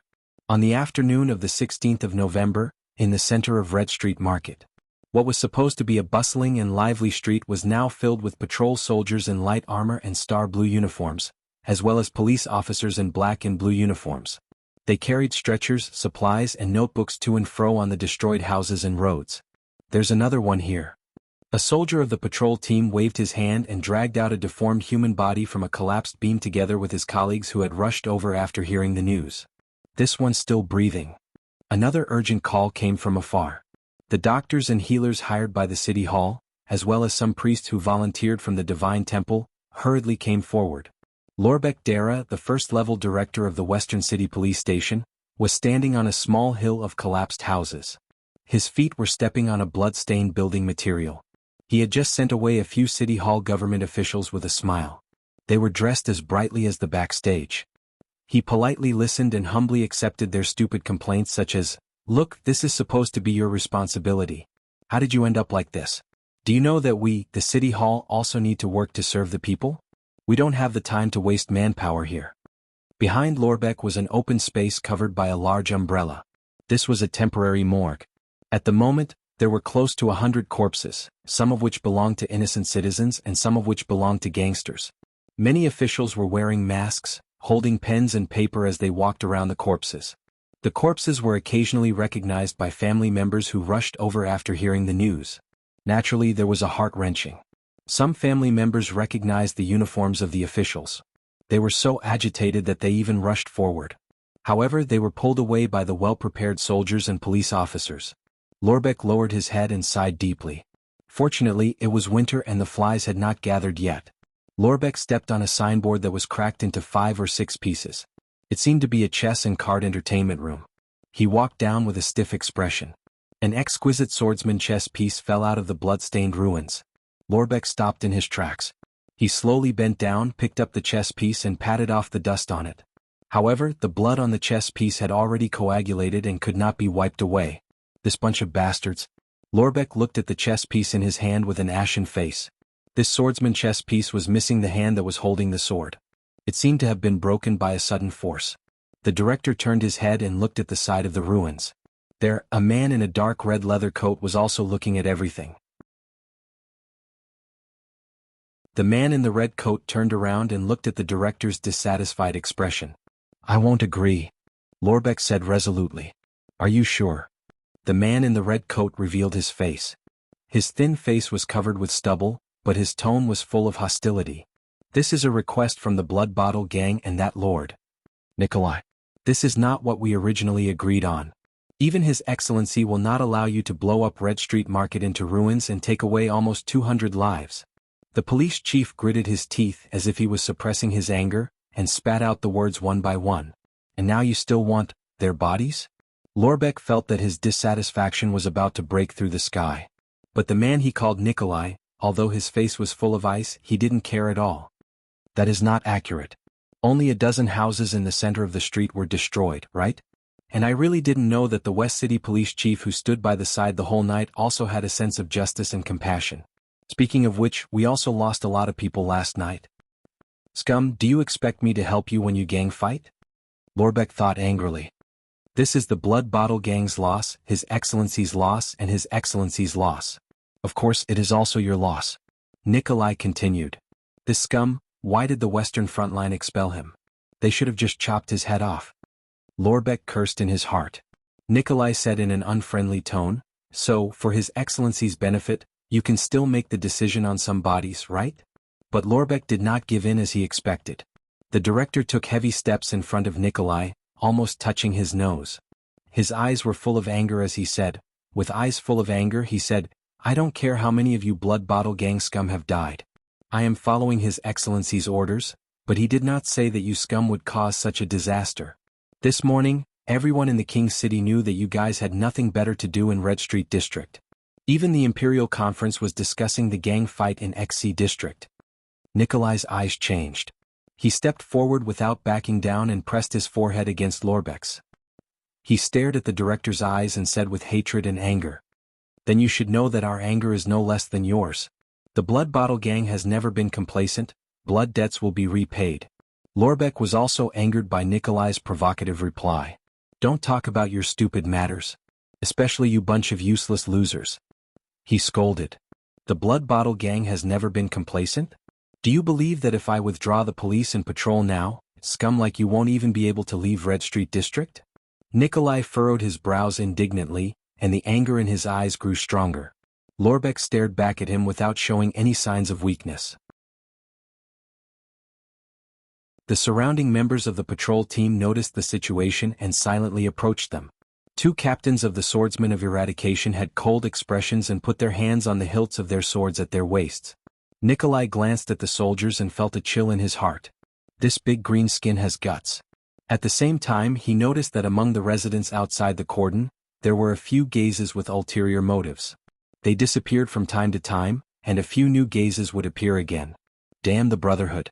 After all, Red Street District no longer belongs to the Blood Bottle Gang. Considering the power of the police and the threat of the Brotherhood, Nikolai suppressed the dissatisfaction in his heart and took a step back. The Air Mystic is missing. At least before the Blood Mystic returns we have to give in. Damn big green skin and that damn great noble. I apologize for my words and actions, Lord Lorbeck Dyla. He emphasized the word Lord, and a smile bloomed on his thin face. He lowered his head and bowed as if his previous anger was fake. This bow was not very standard. We really should not have caused you such trouble. I will leave now and ask the Duke for forgiveness. Nikolai smiled bashfully and turned to leave, until the expected reply came from behind him. Wait. Lorbeck clenched his fist tightly and told himself not to be impulsive. Damn it. Damn it. Sure enough, once I took that step I can't turn back. Lorbeck waved his hand weakly and waved his subordinates who were about to surround him back away. The corners of Nikolai's mouth curled up in satisfaction. Chief Lorbeck closed his eyes in pain. After a while, he whispered with a trembling voice, Damn it. Damn it. Fine, you can take the corpses but not more than 20. And they must be unclaimed. The smile on Nikolai's face finally became sincere. Yes, your lordship. He once again enthusiastically called Lorbeck by his title. Unclaimed corpses? Nikolai laughed contemptuously in his heart. Since the Blood Bottle Gang wants the corpses, then they are naturally unclaimed. Isn't that so? What a pleasant cooperation between the police and the people. Nikolai made another non-standard bow and turned to leave. Lorbeck looked at his back, shook his head and asked weakly, "What's the matter?"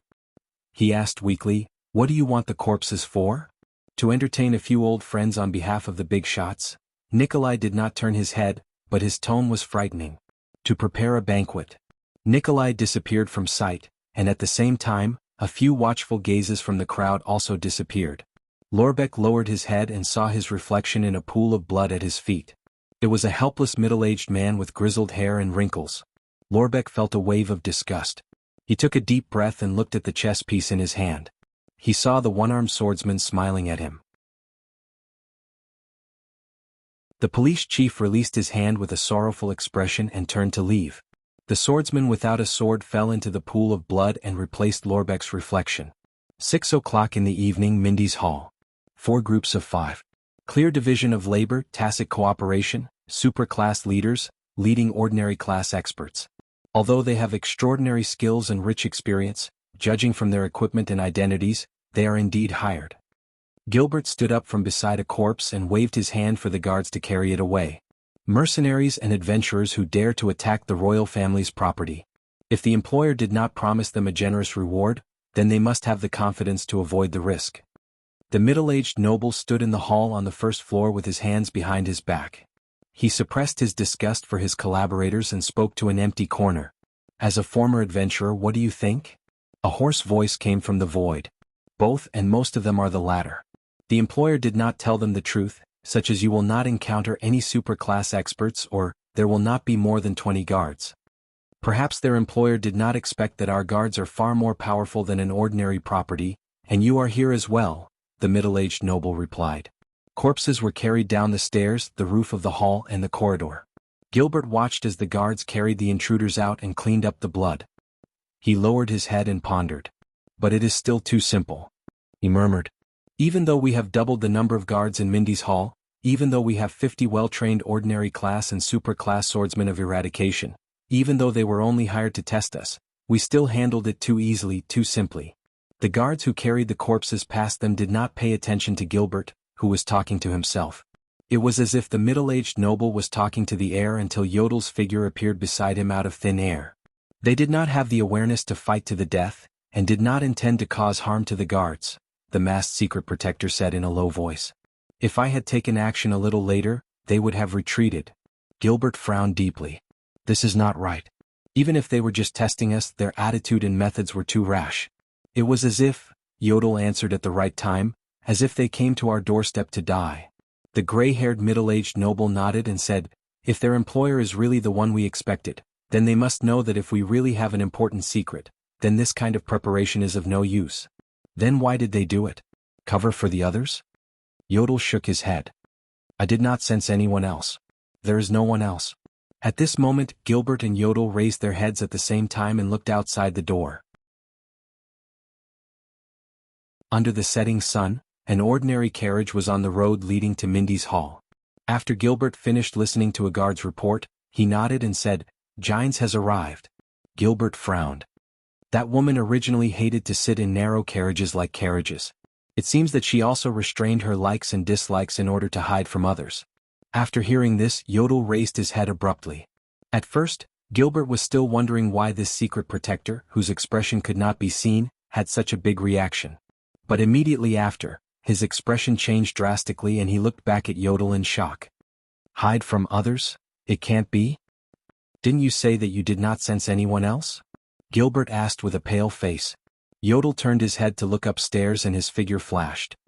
I left 8 swordsmen of eradication upstairs. But before Gilbert could finish speaking, Yodel disappeared before his eyes. Wait, if I did not sense anyone else? Gilbert slapped his head hard. Everyone. Gather at the 3rd floor at full speed. Protect the target. Thales was drenched in cold sweat and looked nervously at the man in front of him. Just now, this fair-faced adult man, who was wearing a gorgeous pleated shirt and expensive leather boots, suddenly appeared between him and the 8 swordsmen of eradication. There was no wind, no sound, no breath, no trace. Then, blood spurted out from the necks of the 8 swordsmen of eradication beside Thales one after another. It was not that transmigrators had never encountered powerful enemies before. For example, Asda the Mystic was one of them. But he really had never encountered an enemy who appeared so suddenly. It was so sudden that Thales' visual nerves could not even react. He did not see how the other party moved at all.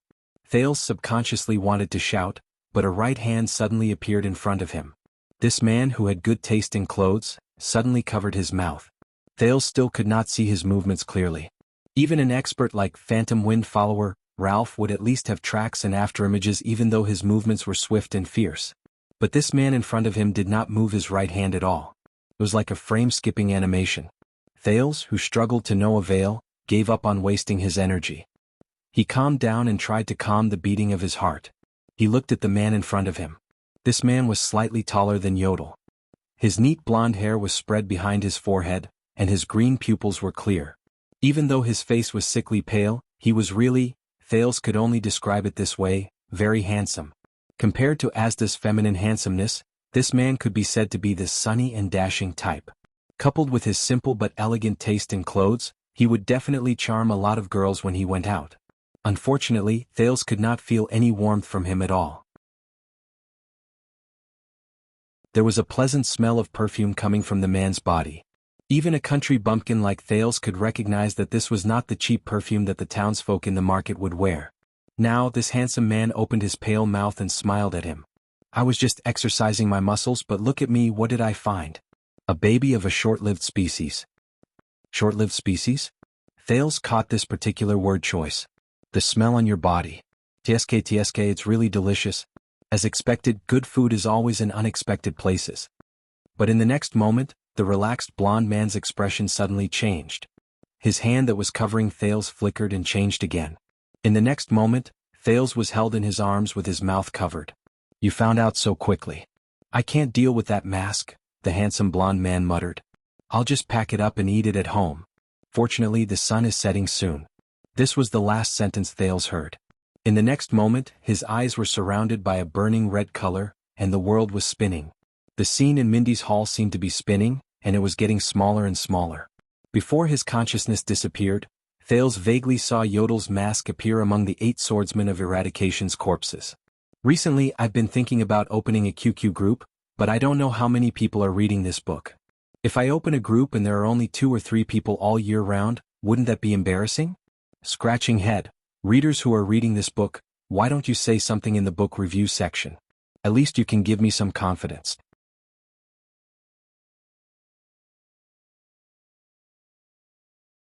Chapter 25.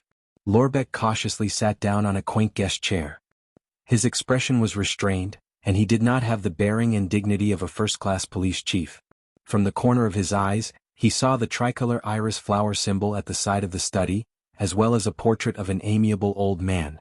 Lorbeck knew very well that even if he was a suzerain with a city, a territory and real power, he would not be able to sit here and talk to the imposing yet elegant young noble in front of him. What more, a mere police chief? Thank you for taking the time to meet me despite your busy schedule. Lorbeck respectfully lowered his head and said softly, Please don't say that. With your qualifications and status, you are more than qualified to be my teacher. These are my late father's words. The young man with iron-colored curly hair, a round face and thick lips smiled amicably and jokingly said, Although in terms of taste in wine, he and I are irreconcilable, but in terms of respect for you, Lord Dyra, we are of the same mind. A warm feeling welled up in his heart, and Lorbeck quickly nodded. The old Duke is a highly respected, generous and benevolent lord. You are not inferior to him in this aspect. The young man was stunned when he heard this and looked at the portrait in the study. The old Duke's smile was as kind and amiable as ever. After a few seconds, the young man recovered from his deep thoughts. I'm very sorry, it's been 2 years. I hope I didn't embarrass him. The young man smiled bitterly and shook his head. He stood up, and a slightly sad smile flashed across his face. He looked into the distance and sighed. Sometimes I think if only father was still here, I would rather hear him scold me a little more. Lorbeck was a little embarrassed. On one hand he missed the kind old Duke, and on the other hand he felt that the young Duke's true feelings were very personal, and he should not interrupt. Fortunately, the young duke turned around in time and put away his reminiscence. He used a joke to dispel the old duke's embarrassment. As long as he doesn't mention the wine. Hearing this, Lorbeck and the young man laughed in unison. Everyone knew that the old duke liked to drink Extet strong rye wine, while the young duke liked to sip the fine grape wine from Sarah Dukedom. Because of this, the two of them had been flushed with anger in front of the tricolor iris family emblem more than once, to the point where they almost drew their swords and fought each other. The old countess and the lovely Miss Hilly were the only ones who could stop them at the table with their murderous and coquettish glances. With just 2 sentences from the young man, the restraint and awkwardness in the room disappeared. Amidst the laughter, the young man put down the expensive agarwood tobacco pipe in his hand, walked to the wine counter at the side, and picked up a bottle of unlabeled wine. "I'm sorry, I'm not a smoker, but I just went to the stud farm to discuss some matters with some seniors," the young man explained with a bitter smile. "So, I hope that holding a pipe can make me look more mature. They would rather pay attention to a horse that has lost its footing than listen to a young boy selling his plan to suppress bandits." The sharp-eyed Lorbeck noticed that there was a bottle of rye alcohol among the various grape wines on the table. Although it had never been opened, it was meticulously preserved to the point of being spotless.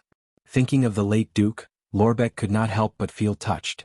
This was the first time he met the new Duke in private in the 2 years after the death of the old Duke Covendier. But in just a few minutes, the amiable and well-mannered young Duke had left a deep impression on the police chief. As expected of one of the 6 great clans that had been passed down for 1,000 years. As expected of the tricolor iris flower that would rather die for friends than foes. As expected of the late Duke's son, it seemed like the Covendier family had a successor. The police chief bowed slightly and then replied with certainty, "Only those who lack talent will speak of their qualifications. I believe that your excellency, your character and talent are enough to make up for this." "Thank you very much." The young Duke smiled bitterly as he picked up 2 glasses of red wine and handed one to Lorbeck. Hearing these words from the youngest police chief, it really makes me feel relieved. Do you know how Duke Cullen encouraged me? Lorbeck happily accepted the red wine. His restraint had disappeared without a trace. He did not know whether to laugh or cry as he watched the young Duke imitate the pot-bellied East Coast Duke's tone and posture. "Don't worry, young Zayn. You know your father and I grew up being spanked by the late king." The young Duke's expression was twisted as he imitated Duke Cullen. He blushed and said in a hoarse voice, "So, if anyone questions our qualifications, we will show them our butts." Lorbeck and the young Duke laughed heartily again, then happily clinked their glasses and downed the wine in one gulp. The humble attitude of a high-ranking person always maximized the favorability of a low-ranking person. After the cordial and friendly greetings, they finally talked about the main topic. The young Duke finally frowned. "A large number of corpses? Old friend? Banquet?" The young Duke Covendier was puzzled. "Did that person really say so?" Lorbeck nodded solemnly. "He said it was your order, but as far as I know, no matter how deranged I am, I would never give such an order." Duke Covendier put down his wine glass with a serious expression and waved his hand decisively. Seeing the young Duke's action, Lorbeck was finally completely relieved. "I am just a newbie who is not familiar with government affairs, and I have not paid attention to the Blood Bottle Gang's liaison matters for a long time. But you are an experienced and well-versed police officer. What do you think of this?" The young Duke raised his head and asked seriously. Lorbeck enjoyed the young Duke's humility and respect, so he wholeheartedly provided his opinion. "As far as I know, there are not many situations that require the consumption of corpses. The mysterious sorcerers have been extinct for a long time, and the evil gods or devil's sacrifices have not appeared for a long time. The Blood Bottle Gang can't possibly be developing medicine and healing. So what's left are those races that rely on corpses or blood to survive." Lorbeck carefully analyzed. Zayn Covendier nodded slowly and closed his eyes, as if he was thinking about something. After a dozen seconds, he suddenly opened his eyes and turned to stare at Lorbeck. He said in disbelief, "Longevity species?" Lorbeck nodded affirmatively. The young Duke let out a long sigh. The police chief did not speak anymore. He knew that he only needed to wait for this young, promising and powerful noble to make the final decision. Through the method of bribing and coaxing, the underground gangs will be brought into the kingdom's system and laws in an orderly and gradual manner. The young Duke's expression was unpleasant. With his hands behind his back, he began to slowly pace around the room. This made Lorbeck involuntarily think of the old Duke. This is the governance policy that my great-grandfather had been ordered to implement since the reign of Kessel IV. For decades, the Blood Bottle Gang is a fruitful example. But now, it seems that once they fall into a gang conflict, they will inevitably reveal their lawless nature. The young Duke furrowed his brows and carefully chose his words. Of course, one of the reasons is that the emerging gangs are squeezing their living space, but blindly indulging them is certainly not a long-term solution. Using the Red Street Market to set up an ambush, endanger the lives and property of the kingdom's citizens for no reason, and even alarm the Imperial Conference, causing His Majesty to be angry and question them. This is already very excessive and even blatantly evil. The young Duke's expression was solemn and dignified. His words were firm and piercingly cold. Every word struck Lorbeck's heart and made him admire him. After the internal strife failed, instead of restraining their temper and licking their wounds, they actually wanted to do desperate things. They used external and foreign powers to turn the tables, and even used my name to threaten the kingdom's police and demand the corpses of our citizens. This is simply absurd. Lorbeck lowered his head and waited for the tricolor iris flower's final verdict. Ashford, the young Duke shouted sternly. A white-haired old butler in formal attire answered his call. Lorbeck recognized that this was the old Duke's most trusted butler, Ashford. He quickly nodded in respect. The old butler meticulously returned the greeting, then listened to the young master's orders. Who is the one who contacted the Blood Bottle Gang recently? Forget it, no matter who it is, ask him to come to my study room to explain. Send a group of people with the tricolor iris flower and ask the person who has a say in the Blood Bottle Gang. They threatened my father's beloved general, the kingdom's police officer. They must give me an explanation for this. Also, send a small team with a supreme-class Knight of Eradication to find their new guests, those wild wolves and vampires who desecrate corpses and blood. If they are found to have violated the convention between the human kingdoms and the long-lived species, there is no need to question them. Just bring their heads to me. Forget it, it's too dirty. Feed them to the dogs. Prepare the carriage and clothes. My journey has been brought forward. I will go to Renaissance Palace next week. After all, this is a matter between the gang and the commoners. I do not know if His Majesty is willing to listen to me. Inform the kingdom's secret intelligence department that Lord Morat should pay attention to Grand Banquet Hill and Wild Vast Mountain. The long-lived species are enjoying corpses in the capital? When was the last time they gathered in the capital? The Bloody Year? If I find out that those vampires and wild wolves are preparing to interfere with internal affairs and subvert Constellation. When Lorbeck heard this, he knew that he could not listen to it anymore. He quickly bowed and left the study under the Duke's friendly and encouraging gaze. Behind him, the young Duke was still giving instructions to his butler in dissatisfaction. The head of the police station walked out of the Covendier family's manor and heaved a sigh of relief. Tonight, he had clearly asked the Duke's intentions. He would not suffer because of the discord between him and the Blood Bottle Gang. Most importantly, he had met Duke Zayn Covendier himself. He sincerely felt that there was still hope for this rotten old kingdom. After confirming that Lorbeck had left the manor, the butler, Ashford, quietly closed the study room's door. Duke Zayn closed his eyes and exhaled deeply. He then sat down on the chair. I really admire him. A man in his 40s is still so hot-blooded.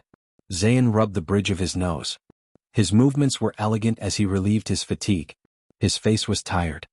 It's as if he can really change anything. It's a pity that taking care of the self-esteem of a subject is a compulsory lesson for a superior. The old sir thinks highly of his talents. Moreover, perhaps he is more worried that the discord between him and the Blood Bottle Gang will affect your impression of him, my lord. Ashford poured a glass of fine wine for his master without batting an eyelid. He then walked back to the wine counter and began to wipe many bottles of wine, especially the bottle of rye wine. Speaking of the Blood Bottle Gang. Zayn picked up the wine glass and took a sip.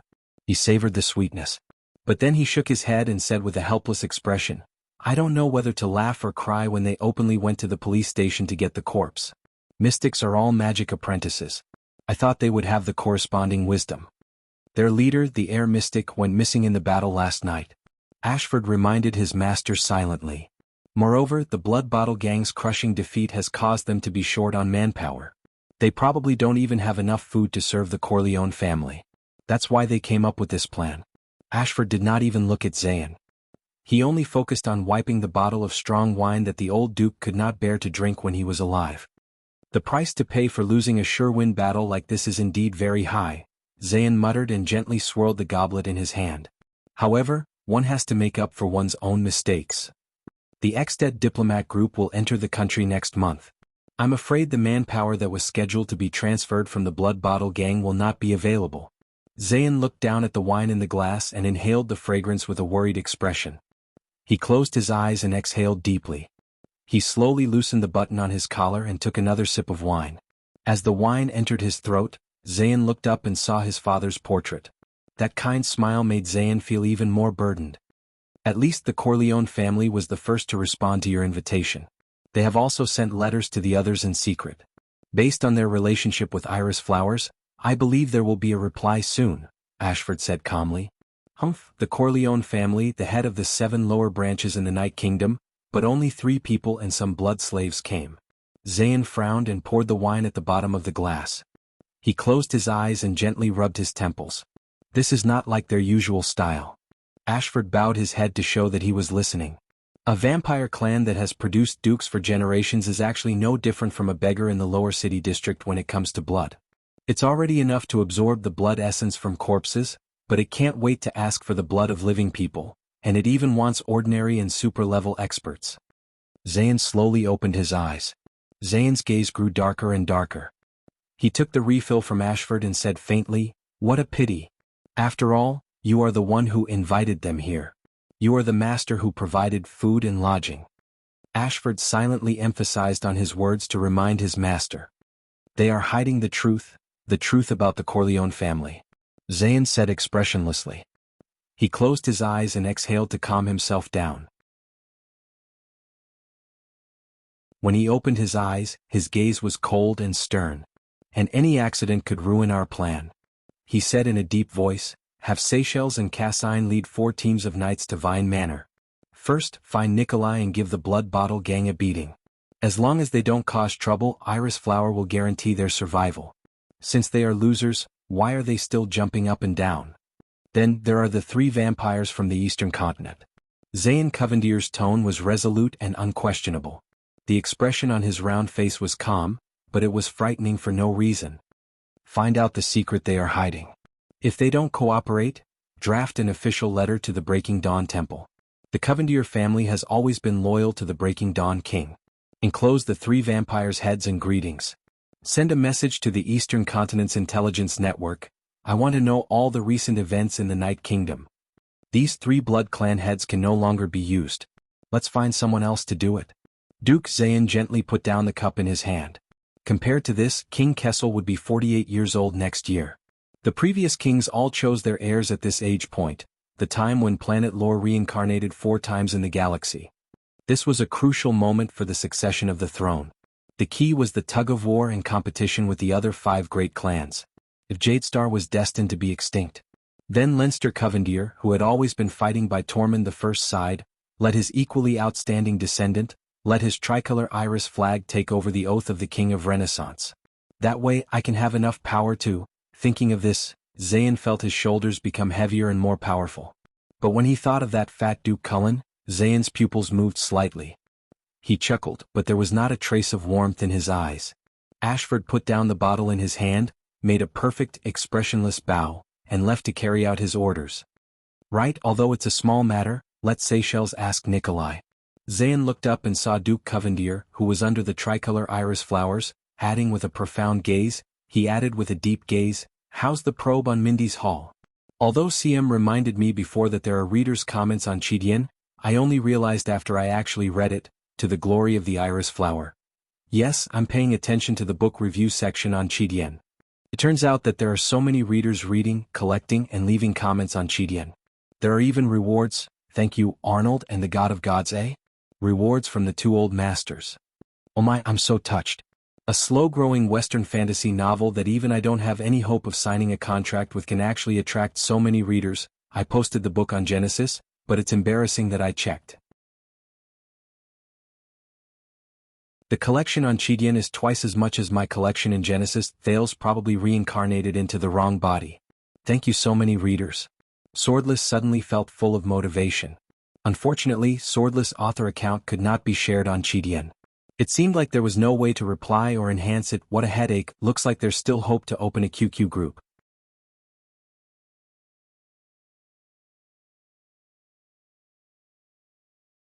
Chapter 26. Red. The color of blood. He shook his head and felt dizzy.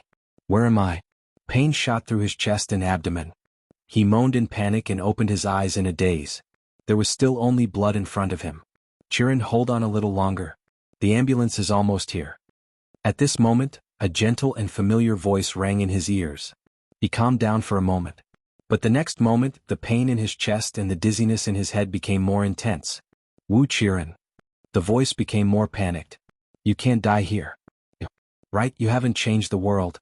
How can you die in a place like this? You haven't even changed the world, how are you qualified to have children with me? Change the world?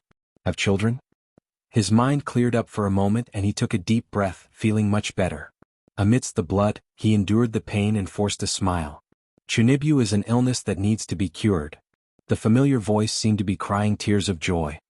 He smiled amidst the pain and wanted to stop the voice and play a joke on her as usual. However, he opened his mouth in a daze. He realized that he could not call out her name. His vision was still blood red, but his body was getting hotter and hotter. Thud.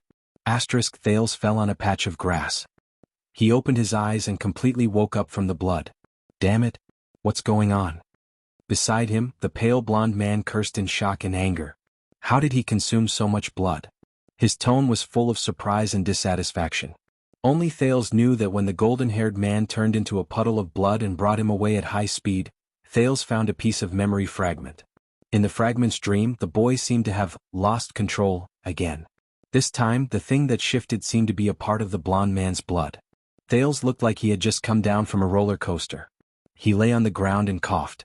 Fortunately, I've experienced motion sickness. Person sickness before at Yodel's place, he thought. Shaking his head to clear his mind of the disturbing crimson. We're almost there. Are your injuries not healed yet? I'm not even familiar with the blood shadow dance anymore, the handsome blonde man muttered and roughly grabbed Thales. It was already dusk. Had the sun really set?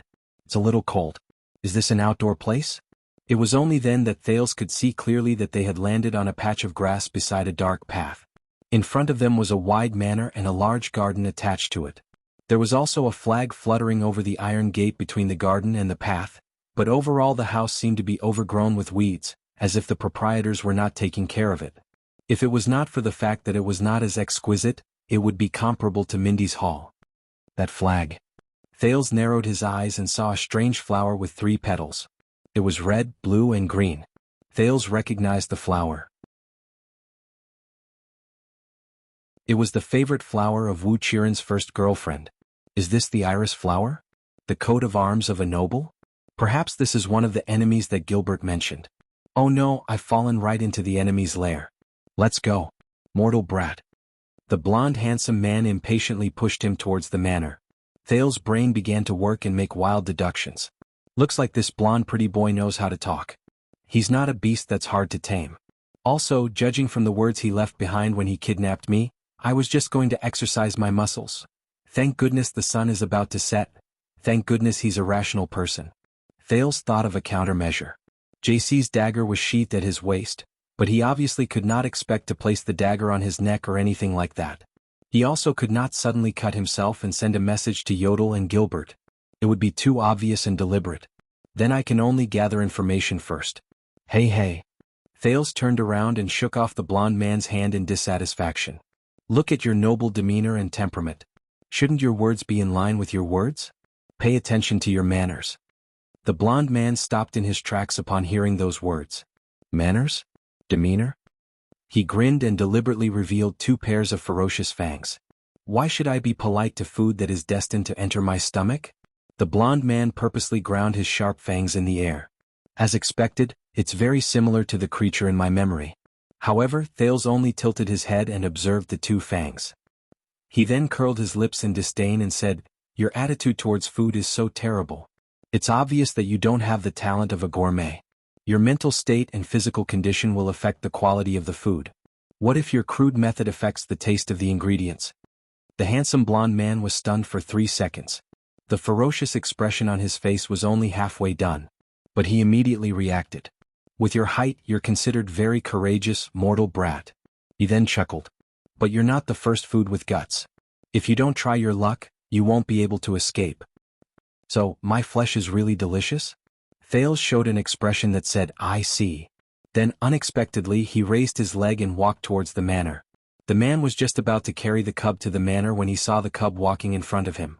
Facing the food that seemed to have no intention of escaping, he even disdained to call it prey. The puzzled blond man wanted to reach out and scratch his head.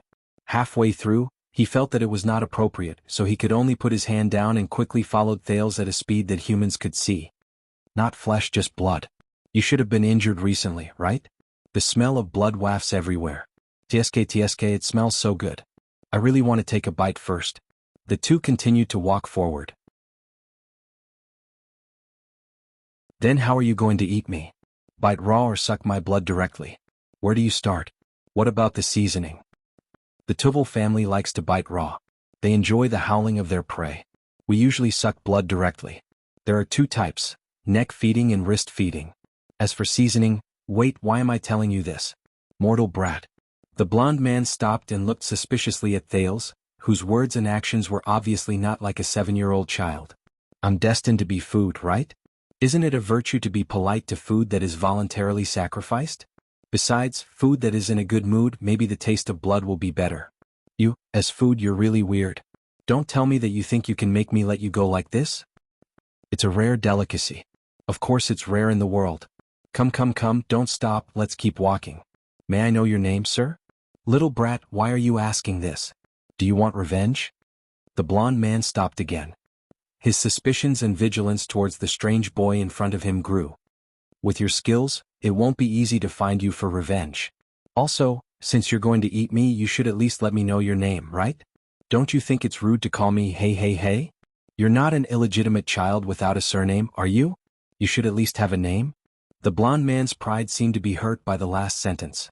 He replied proudly, My name is Istron van Lika List Corleone, head of the 7 branches of the Night Kingdom, first-class blood descendant knight of the Corleone family. Come, let's keep walking. So why do you call me immortal? A human with a lifespan of less than 120 years is not immortal? Even a young brat like you has at most 90 years left to live, Istron said scornfully. So you're, immortal? Much longer than us? Of course, the lifespan of the Blood Clan is endless. How can a lowly mortal imagine it? Thales quietly absorbed all the information into his mind. Istron Corleone long-lived species, short-lived species. Night Kingdom Corleone family. The superior Blood Clan. And the most important thing is that he doesn't seem to be interested in why I'm in Mindy's hall. This might be my only way out. Oh, I almost forgot, he's planning to eat me? Thales and Istron walked into the manor. The boy narrowed his eyes. 2 fierce-looking men wearing red headscarves walked towards them from the entrance. Blood Bottle Gang? Why are they here? Say, why did you stop here? Can't you just fly in? If it wasn't for the Blood Shadow dance. Ahem. The handsome young man Istron suddenly realized that the mortal cub beside him could understand his words. He cleared his throat in a rather gentlemanly manner and continued to speak indifferently. If it wasn't for the fact that this is not our territory, I would have flown in as well. But we are guests after all. Naturally, we need to maintain respect and politeness towards the host. A mortal who values manners, Thales thought to himself. 2 members of the Blood Bottle Gang walked forward and looked at the 2 people, one big and one small, with unfriendly expressions. Who are you? But Istron furrowed his brows and his face turned cold. He interrupted them in disdain. Get lost, inferior mortal. Thales' face twitched. He decided to take back his words. A few minutes ago, after they suffered a crushing defeat in the one-night war, Nikolai the Red Viper, who was one of the few people in the Blood Bottle Gang who managed to rush back to the capital city day and night, was one of the leaders of the Blood Bottle Gang. He was the leader of the 8 great psionic warriors. He spent the entire day after the war in anxiety. At the very least, before the other 3 psionic warriors and the Blood Mystic, who had gone into hiding for a long time, rushed back to the capital city, he had to hold the fort.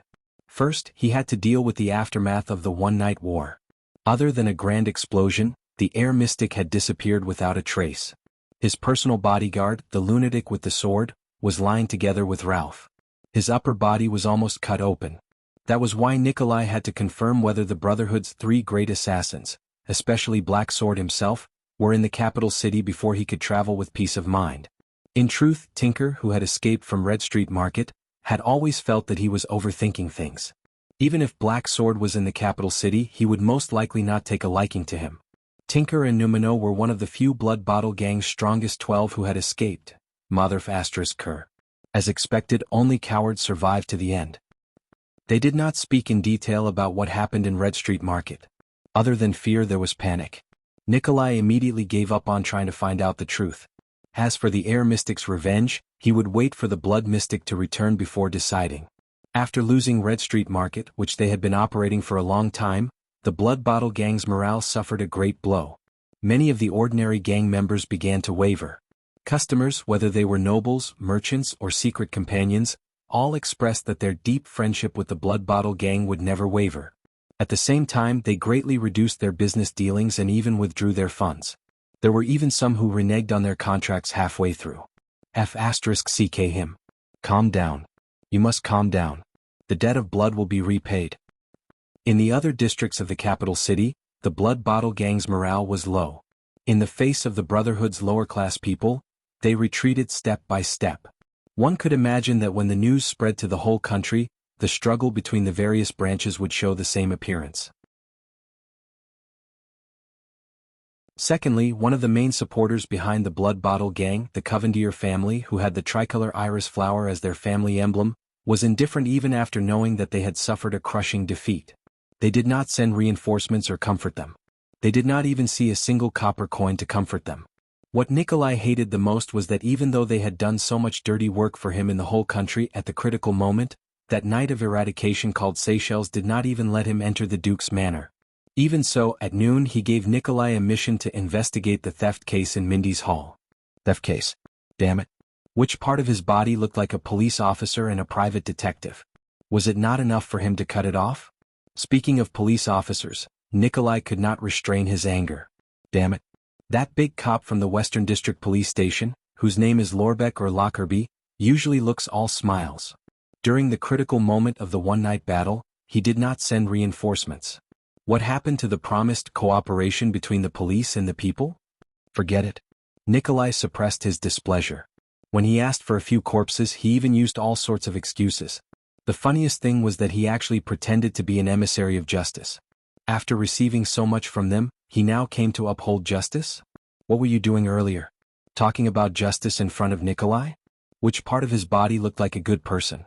Was it not enough for him to cut it off? Damn it. If it was in the past, Nikolai would have dared to go to his house tonight, strip his wife, and hang her on the Western District gate to be used as a doorbell. Also, Nikolai was going to solve this matter now. The 3 vampires from the Covendier family were actually thrown by the tricolor iris flower at the Eastern District branch of the Blood Bottle Gang. Actually, Vine Manor was also the Covendier family's property. To properly entertain them? Did you think that they were entertaining lost puppies? They needed the blood of 10 people a day. And they even asked for superclass experts and above. Alright, I might as well find Black Sword, knock him out with a club, tie him up and send him over. I have already sent over many of the Blood Bottle Gang members that I usually find unpleasant to my eyes, but I still feel that it is not enough.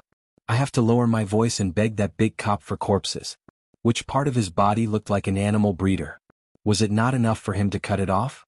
The most annoying thing was that the group of vampires did not have many people. They had a bad temper and were bossy. They looked at Nikolai as if he was a puppy. With such a bad mood, Nikolai brought his entourage and walked into Vine Manor at night. He waved at the Blood Bottle Gang members, who also had a bad expression, as a greeting. He walked into the stone staircase of the manor's main building. The faint cries and screams that came from underground made Red Viper's already terrible mood even more agitated. Nikolai forced himself not to think about the blood food in the dungeon, especially since many of them were his former colleagues and subordinates. His face was ashen as he walked to the second floor. He pushed open the wooden door of the main hall and looked at the few people in front of him with a displeased expression. To be exact, he was looking at 2 people and their food. A beautiful, fair-skinned woman with a red ponytail, sexy and seductive. She was dressed in a noble's riding attire. She gently pushed away a man with a dazed look. The seductive woman licked the bloodstain at the corner of her mouth and flashed a charming smile at Nikolai. She then extended her index finger and wiped away the bloodstain that flowed from the corner of her mouth to her chin. The man who was pushed away seemed to be a commoner who had been kidnapped. At that moment, his eyes were dazed and his skin was deathly pale. He fell to the ground and twitched. His breathing became weaker and weaker. It seemed that he was not going to live. There were at least 7 or 8 corpses in the hall that had died from excessive blood loss. Dried blood was everywhere. Fresh blood dripped on the floor and on the table. It was incomparably terrifying. In front of the floor-to-ceiling window in the hall, there was a white-haired old man who was similarly dressed. He had his hands behind his back and seemed to be waiting for the moon to rise. Ayaya, a gentle voice came from the woman's mouth. Her eyes lit up. Have you sent us delicious food? Are there 20 people? Are there super classes? Are there virgins? Are there young ones? These damn vampires. Did they go out to hunt for living people again? Miss Rolana. Mr. Chris. I was just about to tell you. Nikolai endured the displeasure and disgust in his heart and said to the 2 blood breeds with dissatisfaction. The 20 corpses that were sent this afternoon was already the limit. Our blood bank does not have that many. When he mentioned the blood bank, he remembered the wailing in the dungeon. Even Nikolai could not help but feel disgusted. Oh. The seductive Rolana giggled.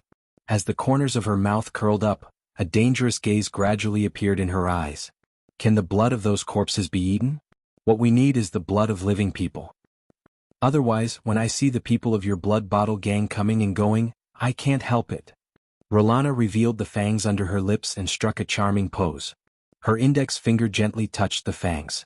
Under the illumination of the everlasting lamp, coupled with the bloody background, there was a strange and ferocious beauty.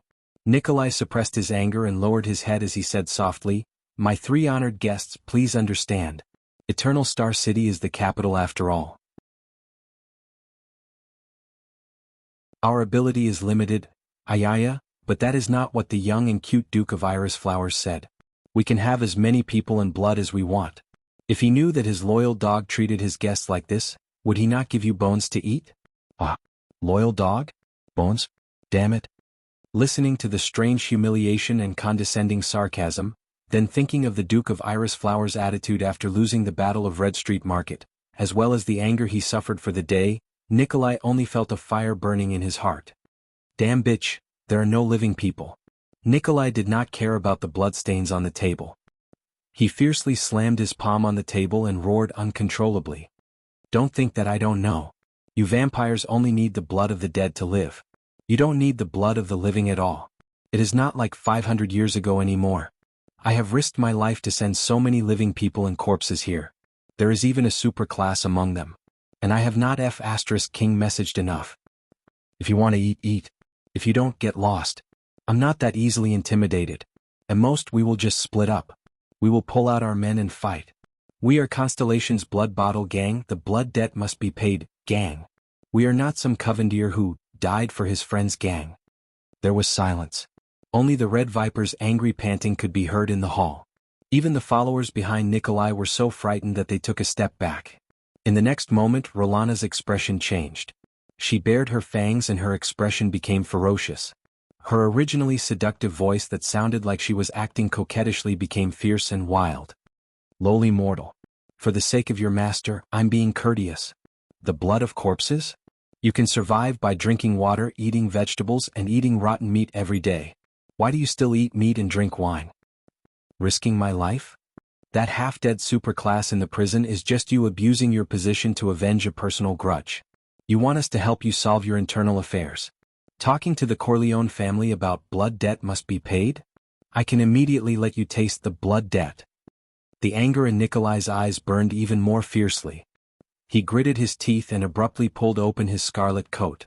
The ferocious Rolana shouted and instantly jumped onto the chandelier above her head. She bared her fangs and brandished her claws like a feline. At the critical moment when both sides were ready to fight, the old man who had been looking out the window finally turned around. Rolana, pay attention to your manners. Mr. Nikolai, there is no need to be like this. If we fall out, the one who will be embarrassed is Duke Zayn. His voice was not loud, but it was clearly heard by everyone in the hall. Chris Corleone, the white-haired old man, suddenly appeared in front of Nikolai. Before the leader of the Blood Bottle gang could react, the white-haired Chris nonchalantly stretched out his hand and patted the Red Viper's shoulder. This move suppressed the Red Viper's anger. Rolana landed on the ground and returned to the image of a seductive young married woman.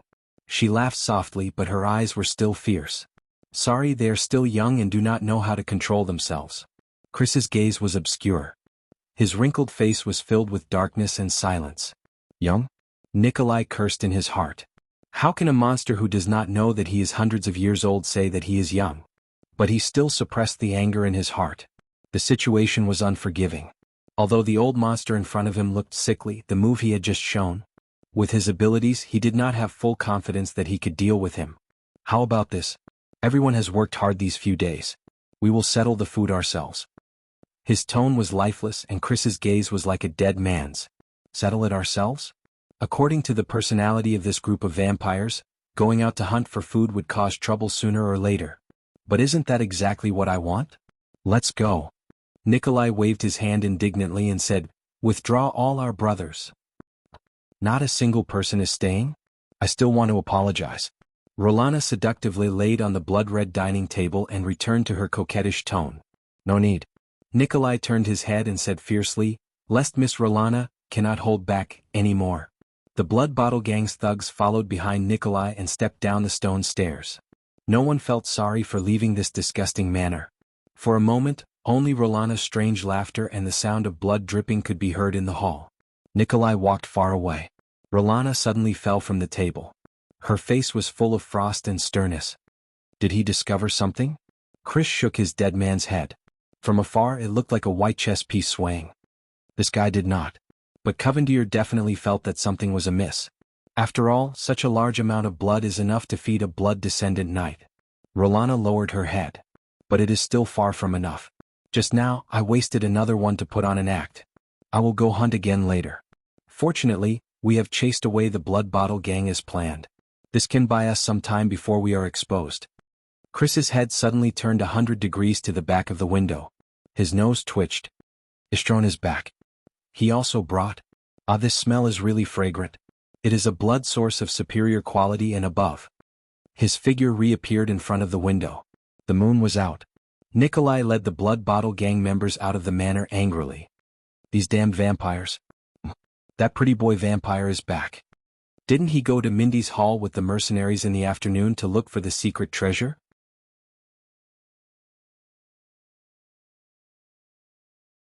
So, they also know how to walk and go through the main entrance? Nikolai thought that the Blood Clan's method of traveling was the same as what he saw before.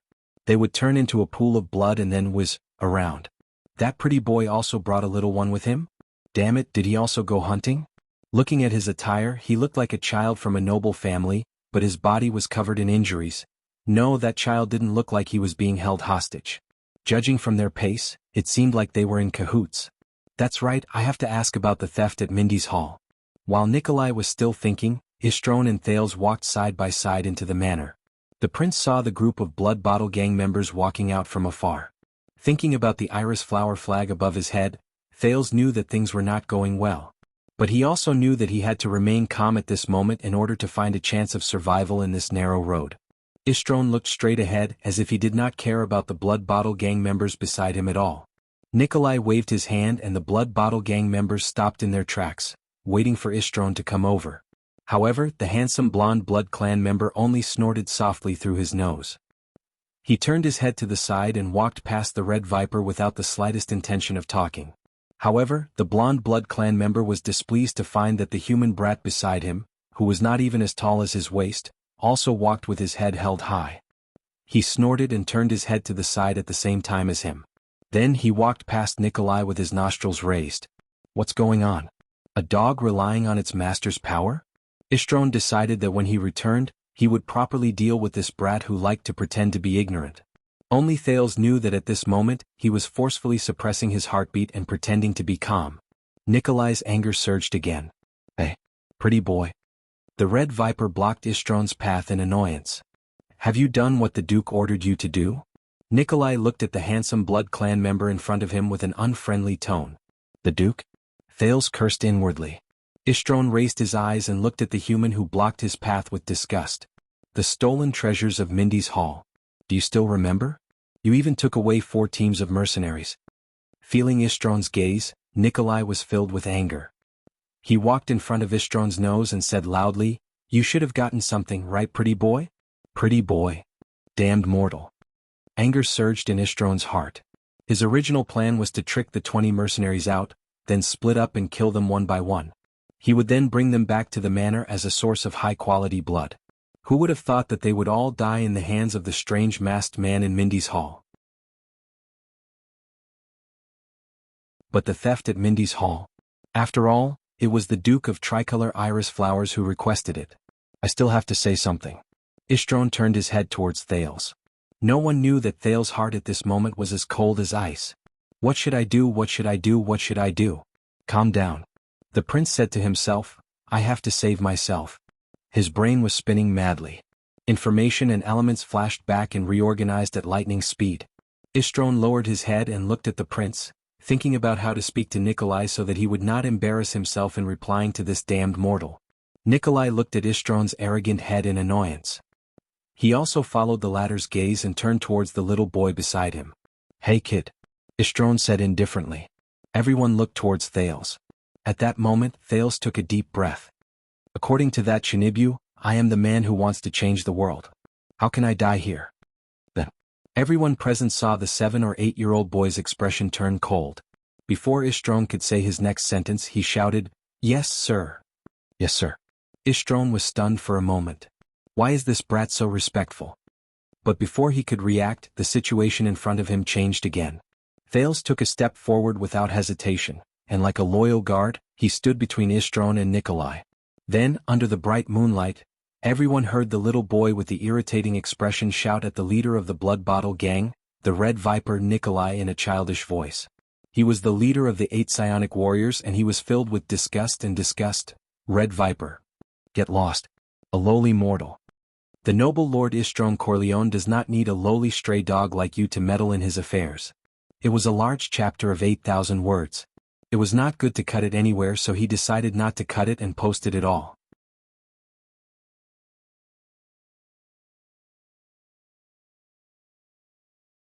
Chapter 27. No one could react in time. They were all stunned. Nikolai was still in shock, but he realized that Thales was shouting at him. Wild dog? The Red Viper's expression changed from puzzlement to shock, and finally to embarrassment and anger. What did you say? Damn little bastard. One of the Blood Bottle Gang members poked his colleague beside him and made an expression that said, Things are not good. The handsome Istron reacted to the situation. His expression became very interesting and rich. Twitching and trembling flew at the same time. His expression was one of embarrassment. This little bastard can really act. Is he a character in a play in Dark Knight Temple? Nikolai clenched his fists. He could feel his subordinates exchanging glances with each other. Their boss was humiliated by a child under the command of a vampire. This bastard. How dare he, even the blood mystic who was known for her cruelty and brutality, did not humiliate him like this. Anger spread to Nikolai's brain. He glared at Istron fiercely, as if he wanted to dig out a piece of flesh from his face. In Nikolai's opinion, he was fulfilling his duty by asking about the progress of the mission on behalf of the Duke. However, what did that pretty boy do? This damn vampire. He turned his head and gestured to his little follower. Then the little bastard took a step forward in tacit understanding. With that infuriating expression, he told Nikolai to scram, lowly wild dog. After listening to the little bastard's words, the expression on the vampire's face was that of a sinister grin.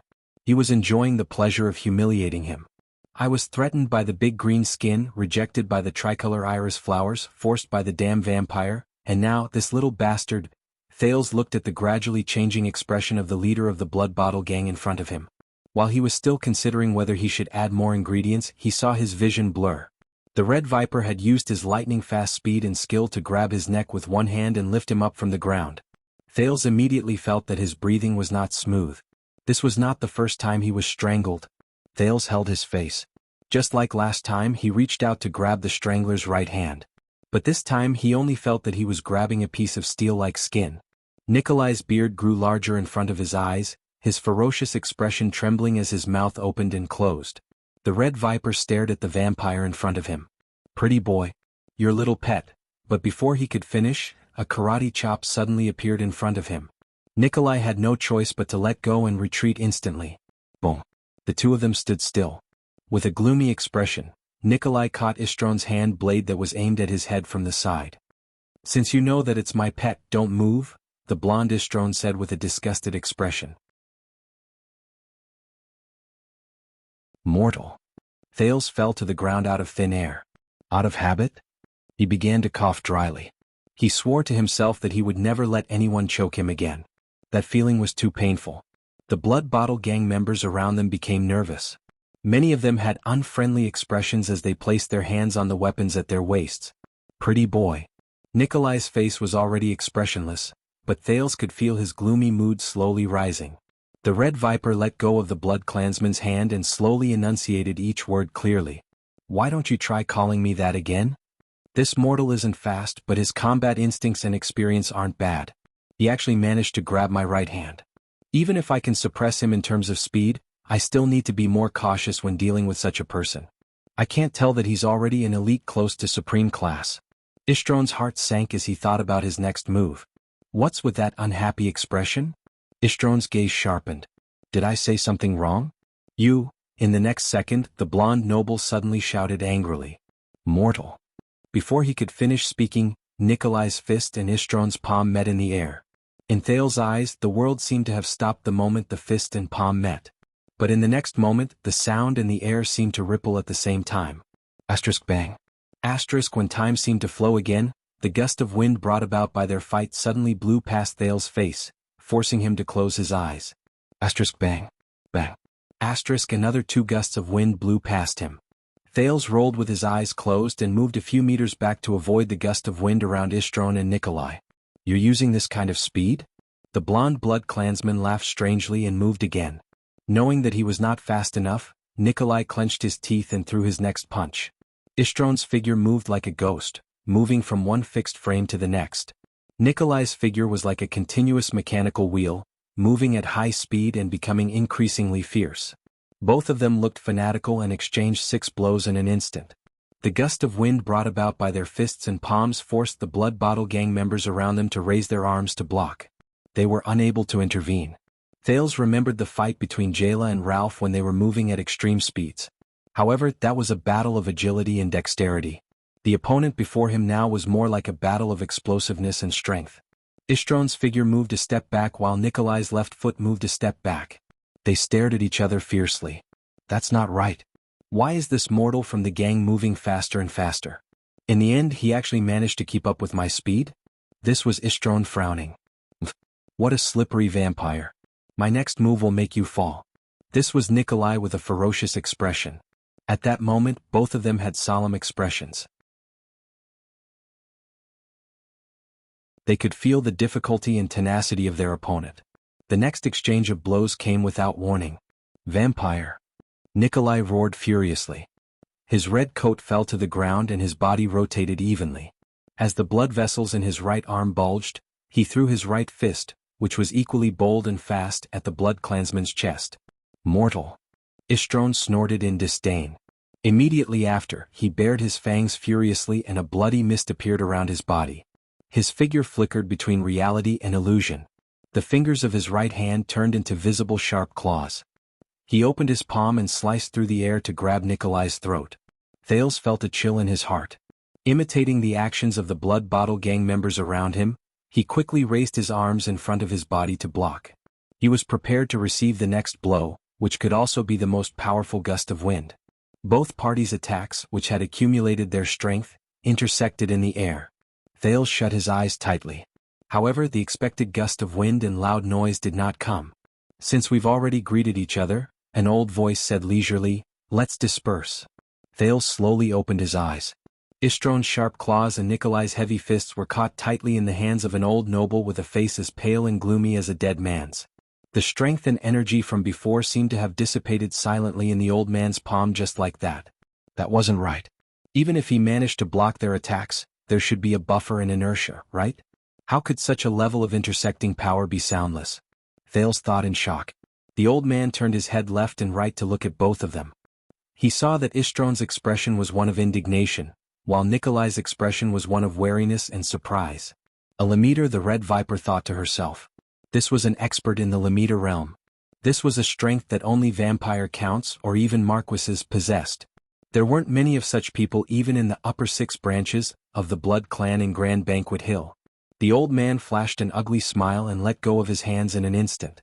The two people who were fighting each other tacitly took a step back. Mr. Nikolai, there is no need to compete with young people. Please leave. His dry lips opened and closed like a puppet. Nikolai looked at his subordinates around him and saw that their faces were filled with fear and nervousness. Damn it, today is really unlucky. He understood a little. If the Blood Mystic did not return, everything with the Blood Bottle gang would not go smoothly.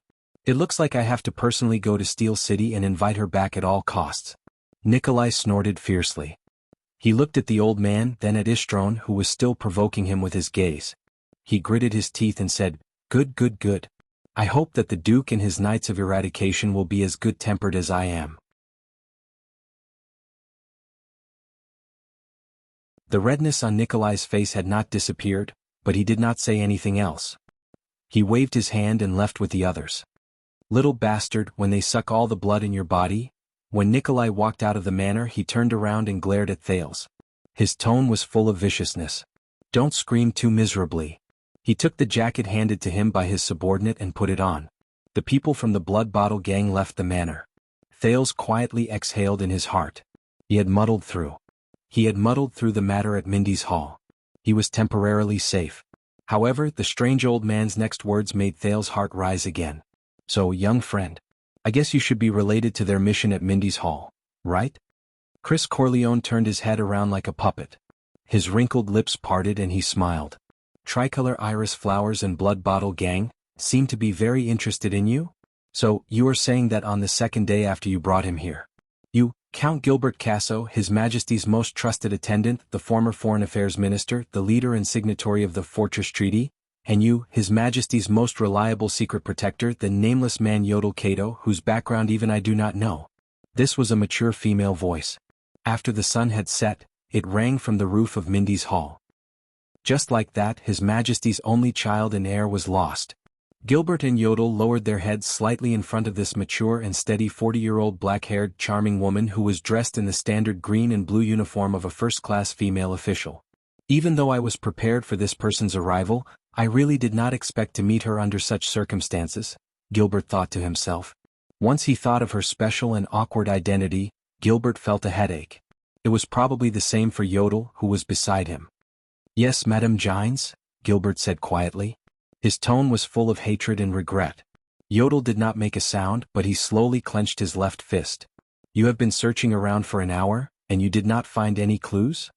Yes, Madame Gines, Gilbert said in shame. The gears on Yodel's mask turned. Then the only thing we can rely on. Madame Gines pointed at the lamp in her hand. With a sarcastic and angry tone, she said unhurriedly, Is this broken lamp and the small tinder in Yodel's arms? Yes, Madame Gines. It was still the pitiful Gilbert. Gines did not say anything else. She stared at them with a displeased expression for a very long time. Gilbert's heart sank further. After a long while, Gines finally spoke through her nose.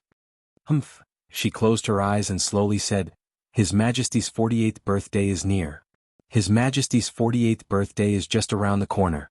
I'm sure that the 6 great clans are going all out. They want to force His Majesty to agree to appoint a crown prince from among the nobles, be it in the form of adopting a son or adopting a son. And that child is our only hope in the darkness. Gines took a deep breath, opened her eyes and enunciated each word clearly. In the end all of you made him throw away. Gilbert and Yodel lowered their heads even more. Men are really unreliable. Gines placed the bloodline lamp on the ceiling of the hall and exhaled in disdain. Come, mobilize everyone. We will start searching from the scene of the child's disappearance. Even if that child is really as smart as you say, we cannot just wait for that lamp. This will only prove our incompetence and cowardice. Under the night sky, the charming and mature female official suddenly turned her head around and roared angrily in a reprimanding tone. Why are you still standing there? It was only then that Gilbert and Yodel seemed to have suddenly snapped out of their stupor and walked forward. You two useless men, you'd better use some care for me. Ishtrone made Thales sit on a chair in the inner hall of the manor. He swallowed hard and moved his butt a little to the side, away from the sticky red. If one ignored the dried corpses that could be seen everywhere in the hall, the dried and wet bloodstains on the dining table and the floor, and the three people in front of him who were obviously not normal people, this place was pretty good. The prince looked at the man, woman, and old man in front of him and smiled awkwardly and in a friendly manner. It really is an excellent blood source. This fragrance. Oh my God, Ishtrone, looks like I have underestimated you in the past.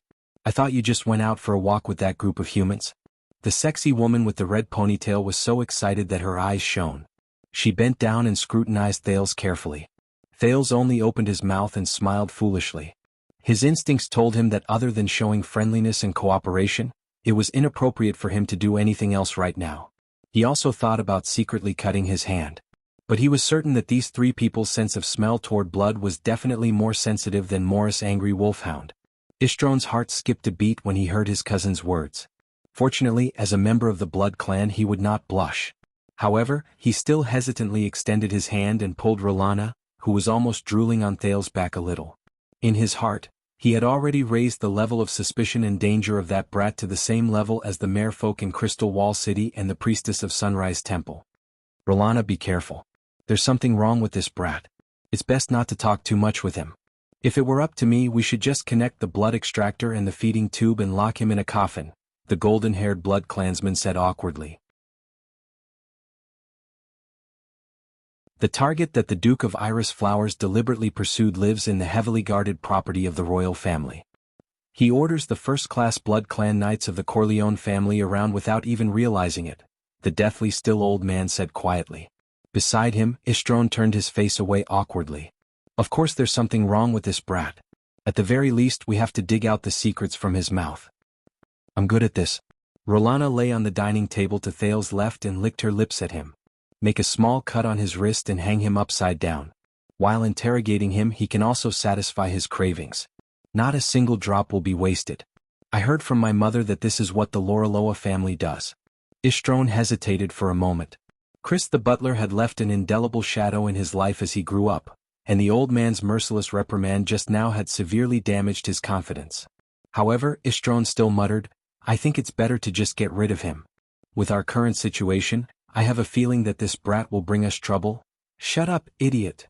The old man, Chris, rudely interrupted Ishtrone. If this young man did not have such a personality with his skills, how could he still be a mere blood clan knight of the Corleone family for 300 years? A smart person like Rolana would have become a blood clan baron a long time ago. Due to the old man's accumulated power, the blonde noble took a step back in fear. But it was already too late. A thought flashed in Thales' mind. With our current situation, Thales acutely grasped this information. So, their situation is not too good? First of all, if they were mercenaries or allies of the Duke, and completed the mission, at least the commission and reward would have been provided by the employer, right? How is it not good? Second, they did not hand themselves over to the Blood Bottle Gang immediately. This could be interpreted as them competing with the Blood Bottle Gang for credit in front of their common Duke. But judging from Ishtrone's words, they did not even have the intention to hand themselves over to the Duke. So, are they planning to get the secret out of my mouth? Enjoy it themselves? Then there are not many explanations left. They are not the Duke's mercenaries or allies, but another independent force. This might be where my chance of survival lies. After the old man reprimanded Ishtrone, he did not say anything. He only stared at Thales, giving him great psychological pressure. The boy knew that he could not remain silent anymore. Since that's the case, I'll give it a try based on my previous reasoning. Thales chuckled. I say, maybe we can sit down and talk? Then we can exchange information. Who knows, we might coincidentally find out that we are actually allies. Chris' expression became even more gloomy. His eyes flashed like a frame skip, and he suddenly stood 1 inch in front of Thales. There was not even a gust of wind. Thales' heart thundered. I'll just treat it as if I'm watching a horror film. And it's a 4D one. This is a good suggestion, young sir. Let's exchange information. Chris flashed an ugly smile again. The way he addressed Thales reminded him of Gilbert, and his words made Thales feel relieved. Until the old man's next sentence. Then our information is that your life is in our hands. Thales heaved a long sigh in his heart. How unlucky to have met someone who doesn't play by the rules. Chris slowly raised his still malicious gaze. Then may I ask, what about your information? Just as Thales was frantically thinking about his next step, something strange happened. Asterisk thud thud. Asterisk the dull thud of a heavy object knocking on the ceiling of the hall suddenly rang out. The expressions of the three blood clansmen changed at the same time. Even the old man Chris was no exception. Asterisk thud thud. Thud thud. Asterisk another dull thud rang out. It came from the ceiling. The three blood clansmen exchanged glances. They were both surprised and excited. It was as if something they had been looking forward to for a long time had finally happened. Thales saw all of this. He created a book group, 397147168.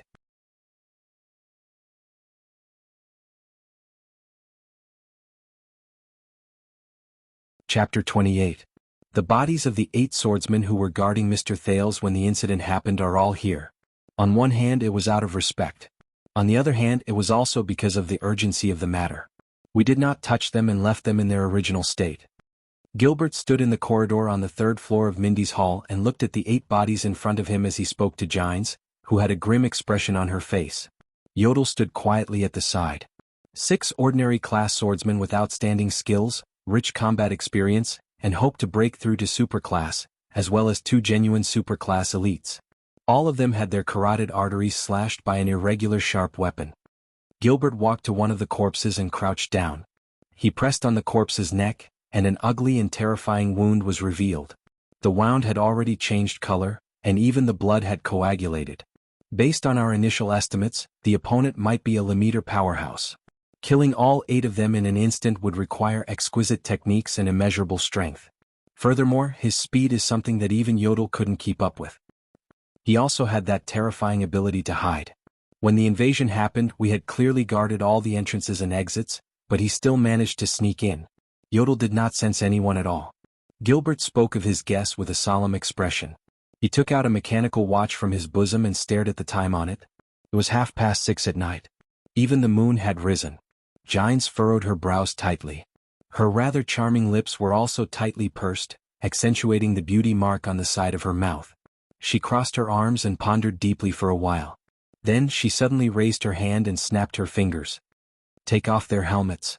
Gilbert gave a look, and the few guards beside him stepped forward and took off the helmets of the dead. Gines stepped forward and stepped on the elegant high-heeled female official boots. She knelt down on one knee and carefully observed each person's face. Their carotid arteries were bleeding profusely. There was not much time before they died, just enough for them to struggle on the ground for a while. During this time they would have witnessed the culprit. Every one of their expressions, Gines said cautiously as she bent down to observe them. There are slight differences in their expressions. These 4 were lying on their stomachs. Their expressions before they died were very similar. Anger, hatred, unwillingness, and gnashing of teeth. Perhaps they didn't even have the time to react before they were heavily injured and died. That's why they had this kind of unwillingness and resentment. These 2 are lying on their sides.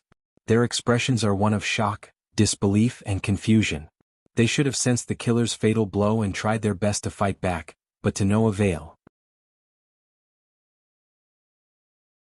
This made them very shocked and confused. While they were struggling on the ground, this expression froze on their faces. The last 2 should be the strongest. One of them is lying on his back and the other is leaning against the wall. His expression is much more subtle than the previous 6. The one lying down was filled with regret and pain, while the one sitting was filled with relief and helplessness. They had tried their best to fight back, but they still failed. However, they should be the last ones to die, so they struggled to see the murderer. That was why they were filled with regret and sudden realization before they died. In other words, as long as the 2 of them know the identity of the enemy in advance, they can make an effective response. Gines stood up with a cold expression and crossed her arms. She looked at Gilbert, who was beside her, and seemed to be a little resigned. The murderer is not a Supreme Realm expert. If he's as strong as a Lemaitre, then the final 2 people will be filled with despair and fear. The murderer should have used a special skill, psionic ability, or mechanism. He cleverly attacked the strongest first, then the last 6 people who were slightly weaker. That was why after the 2 strongest people fell, they had the chance and time to see the murderer and his killing method. Although he is not a Supreme Realm expert, his speed is very fast. Perhaps he is close to or even more than half of the Supreme Realm experts. However, because he is not a Supreme Realm expert, there is still an order when he kills people. Yodel walked forward and crouched down in front of the corpses, as if he was verifying Jine's words.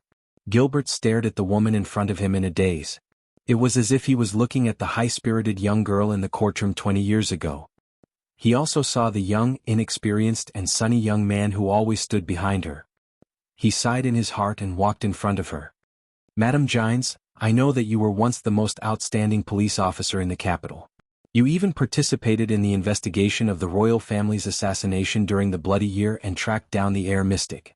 Even the kingdom's secret intelligence department often seconded you," Gilbert said calmly with his hands behind his back. "Your reasoning is also very brilliant and as sharp as it was in the past. However, our top priority right now is to find that child." Gines was deep in thought and glanced at him. The most outstanding police officer? She unconsciously clenched her fists. Bullsh *T police officer. However, the charming lady did not show any emotions. Instead, she used her left hand, which was placed on her other arm, to stroke the beauty mark on the left side of her lips out of habit. She chuckled softly without saying a word. Men are indeed the representatives of carelessness and carelessness. Gilbert narrowed his eyes and lifted the top hat on his head slightly to show his doubt. Did I not make myself clear enough? Gines put down her hands and walked forward in large strides. She pointed at the corpses in front of her and said confidently, "These two superclass guards were the strongest. They were also the first ones to be attacked when they stood together. These two people were the second ones to be attacked, while the other four were the last ones to be attacked. However, the order of their deaths was reversed. The strongest struggled until the end and saw the murderer. As long as I can determine their positions before they were attacked, I can follow the tracks and find the location of the murderer's invasion. Although the amount of blood loss was so great that the blood traces were mixed together, it was difficult to find traces of the guards struggling to move before they died. However, according to the time of the bleeding in the arteries and the speed at which the people fell to the ground and struggled, with the two strongest as the center, I can draw two circles. This is the range of their movements before they were attacked and until they died. Don't forget, these two strongest were attacked by the same weapon at almost the same time. In other words, they were standing together before they were attacked. Therefore, the intersection point of these two circles is the location where they were attacked. Two circles have two intersection points. One of them is the answer. It is the location where the two were truly attacked. It is also the location where the murderer invaded." Gine's expression was focused. Step by step, she used her footsteps to draw the shapes. The content of her words made Gilbert and Yodel look at her solemnly. Based on the last gazes of these two strongest people before they died, the murderer appeared at this location after killing everyone. I guess it is also the location where the child was standing. Starting from the murderer's last appearance, Gines stood at that position and retreated step by step. According to the order in which they were attacked, we roughly found the murderer's path of movement. Gines slowly walked past a few corpses and returned to the corpses of the two strongest people. At the end of the path, the closest point between the two circles is this intersection point. Gines walked past the corpses that were lying on the ground. Her gaze was fierce. Finally, she stood at a spot. This is the location where the two strongest people were attacked first. In other words, this is the location where the murderer invaded and attacked first. Gilbert quickly walked forward and looked around. "Are you saying that the murderer suddenly appeared here?" He said slowly, "The mercenary team did attack this place. But that is impossible. This place is still far from the stairs. During the time we were cleaning up the mess, he had nowhere to hide." Gines chuckled contemptuously again. Only Yodel quietly walked forward and pointed at a small decorative vase at the side. This kind of vase was very common in the corridor. There was only one, and it was the closest to Gines. Under Gilbert's puzzled gaze, Gines quickly walked forward, grabbed the vase, and smashed it without hesitation. Bang. She quietly crouched down and grabbed a piece of the vase. After observing it carefully, she used her finger to gently wipe the inner wall of the vase and showed it to the two useless men. Gilbert was surprised to find that Gine's finger was stained with red blood. Yodel also crouched down and picked up a few pieces. There were also tiny drops of blood in the inner wall of the vase. "No place to hide?" Gines laughed sarcastically, making Gilbert feel a little awkward. "So?" Gilbert took the pieces of the vase and his expression changed. "This is," Gines stood up and said in a capable and experienced manner, "Victims 8. Cause of death, Bleeding in the carotid artery. Murderer, super-class blood clansman or vampires. Murder weapon, blood claw. While Gines was speaking excitedly, she suddenly froze and realized the current situation. Hence, she clenched her teeth and swallowed the words she was about to say. After all, I am no longer a police officer. Gines shook her head and got rid of the irrelevant emotions. So, he relied on his innate talent in blood transformation to sneak in and hide. He also relied on his innate speed to kill and plunder. He did not rely on his own abilities. Gines raised her head and rolled her eyes at Gilbert. This is the supreme class elite you were talking about? Gilbert was very embarrassed, but he knew that this was not the time to be angry, so he asked politely, "This is really an eye-opener." "So, that child? This is considered an eye-opener?" Gines thought scornfully. What a narrow-minded high-ranking person. If you have seen Constellation's Secret Intelligence Department, Extet's Secret Room, Main Et Nox Dynasty's Raven Guards and Hanbol Dynasty's Kuntana, then you will know how many terrifying people there are in the dark. They only need to move their fingers to know all your secrets. Then, her gaze sharpened and she said resolutely, when the incident happened, the sun had not set yet. He could only use the method of transforming blood to hide among the few groups of mercenaries. Blood clansmen who have not reached supreme class can only transform into blood water, and it will not last more than half an hour. This means that the few groups of mercenaries arrived here within half an hour.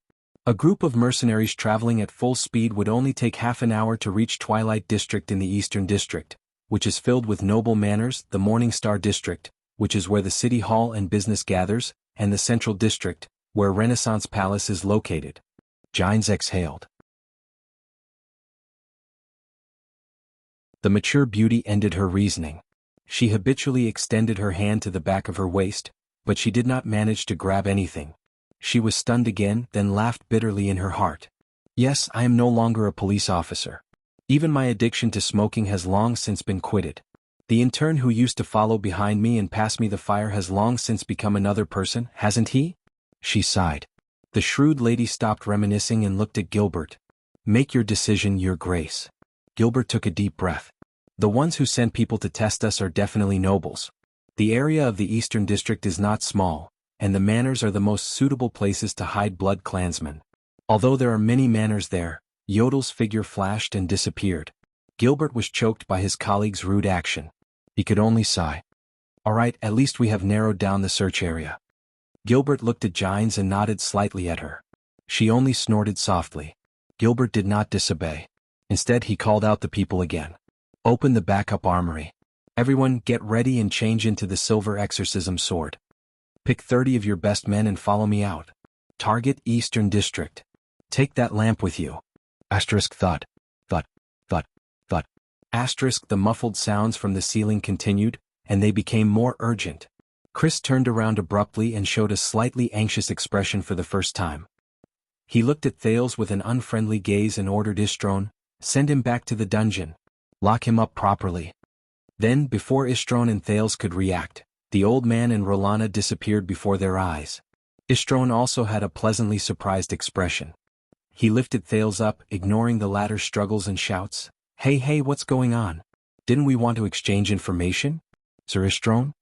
Thales, and shot towards the stone stairs. In the next second, before the dizziness passed, Thales fell headfirst on the wet stone floor. Asterisk thud. Asterisk he grimaced in pain. Little brat. Stay there properly. No matter what you do, we can hear you. After the crisp sound of the lock and Istron's anxious message, the surroundings became quiet. Thales then got up in annoyance and relief. Istron had already disappeared. So, he quietly extended his hand to his leg and pretended to scratch an itch. He inadvertently made a cut on the police officer's dagger that was tied to him. Pain came. His blood dripped to the ground. It's here. Thales took a deep breath and welcomed the burning sensation all over his body. This way Gilbert and Yodel will know where I am, right? He exhaled softly and completely relaxed. His whole body was suddenly hit by a sense of fatigue. The transmigrator trembled as he touched a wall and sat down. Today's experience is not at all inferior to yesterday's trip to Red Street Market. Now, Thales finally had the time to observe his surroundings. The dim light came from two small torches. The stone floor was damp, cold, and hard. The mottled walls were covered with countless scratches and carvings. There was a narrow metal fence and a large lock as thick as an arm. He kicked a rusty chain beside his feet and it made a ringing sound. Thales sighed and lay down on the cold ground. Without a doubt this was a prison cell. It was damp, murky and bloody. Bloody? Thales smelled the salty fishy smell in the air. It was the same smell as the one he smelled at Red Street Market last night, except that it was thicker. As his heart tightened, terrifying screams and moans suddenly came from outside the prison cell. Ah! Thales stood up in fright. In his previous life, the transmigrator did not have much tolerance for horror movies. It was always the late-stage Chinibu who forced him to watch them. It was called training one's courage. Under the stimulation of goosebumps, Thales' brain started to work on its own again. Dungeon. Blood. Blood Clan. Screams and moans. Thales suddenly knew where he was. It was the Blood Clan's food cabinet. A wave of nausea came. Thales sighed again. The amount of sighs he made over the past 2 days was probably more than the amount of water he drank. But just as he was about to sit down, a faint and rough panting sound suddenly came from beside him. Huff, huff, ah. He was so frightened that he crawled a few steps in the opposite direction. Can you stop scaring me? Thales patted his chest in fright. Only then did he realize that his prison cell was not a luxurious single room. Thales slowly approached that direction. In his dim vision, a human body wearing heavy shackles and panting painfully on the ground appeared. Ugh! In the darkness, the prisoner seemed to be unable to speak. He could only gasp continuously, and his voice was filled with pain and suffering. There seemed to be a tube connected to his wrists that were locked tightly in the shackles, and it was connected to the outside of the prison cell. Thales knew what that was. If it were up to me, just connect the blood collection device and the blood transfusion tube and lock him in the coffin. This was what Istron had said before. It seems that this is the blood collection device. Sigh. Thales lowered his head and exhaled again helplessly. He's probably a pitiful person who was abducted by the Blood Clan and brought here to become their food source. Ugh! As if he sensed the arrival of the person, the prisoner struggled and moaned. Thales felt another wave of nausea. This wave of nausea made him decide that he had to do something. I'm sorry, it might hurt a little. Please bear with it for a while. He said softly to the poor prisoner. The transmigrator extended his hand and touched the prisoner's wrist. He rubbed the crude blood collection device and pulled out a needle that was a few inches deep into the prisoner's blood vessel with force.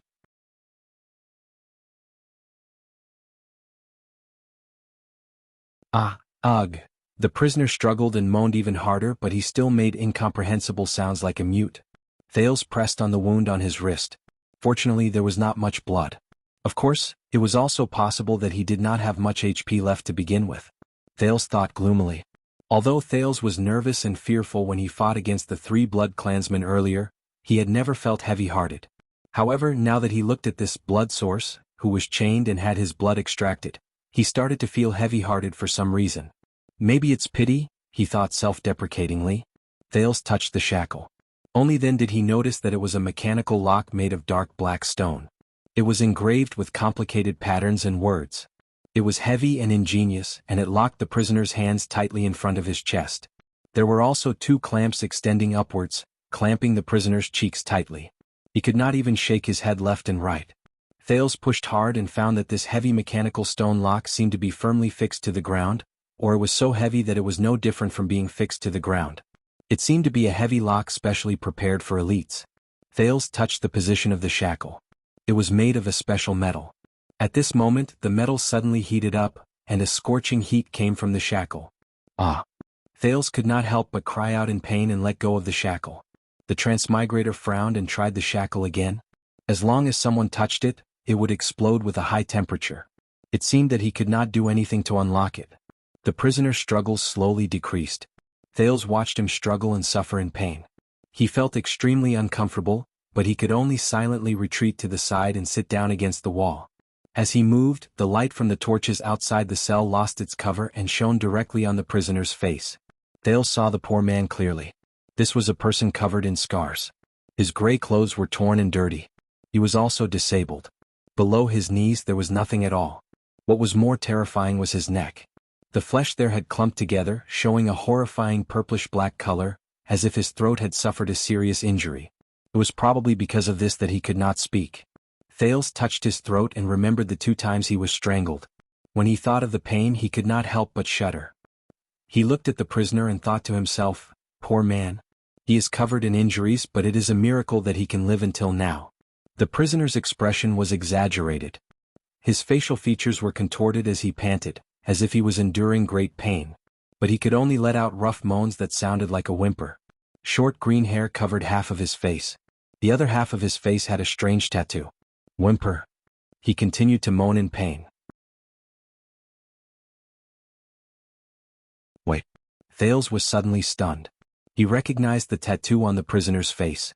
The transmigrator suddenly realized that the person who was in the same cell as him, panting and unable to speak, was actually an old friend. An old friend, whom he and Jayla had just met at Red Street Market last night. Madeira Ralph. The leader of the Blood Bottle Gang's 12 strongest. A psionic who was good at controlling the wind. A super-class expert.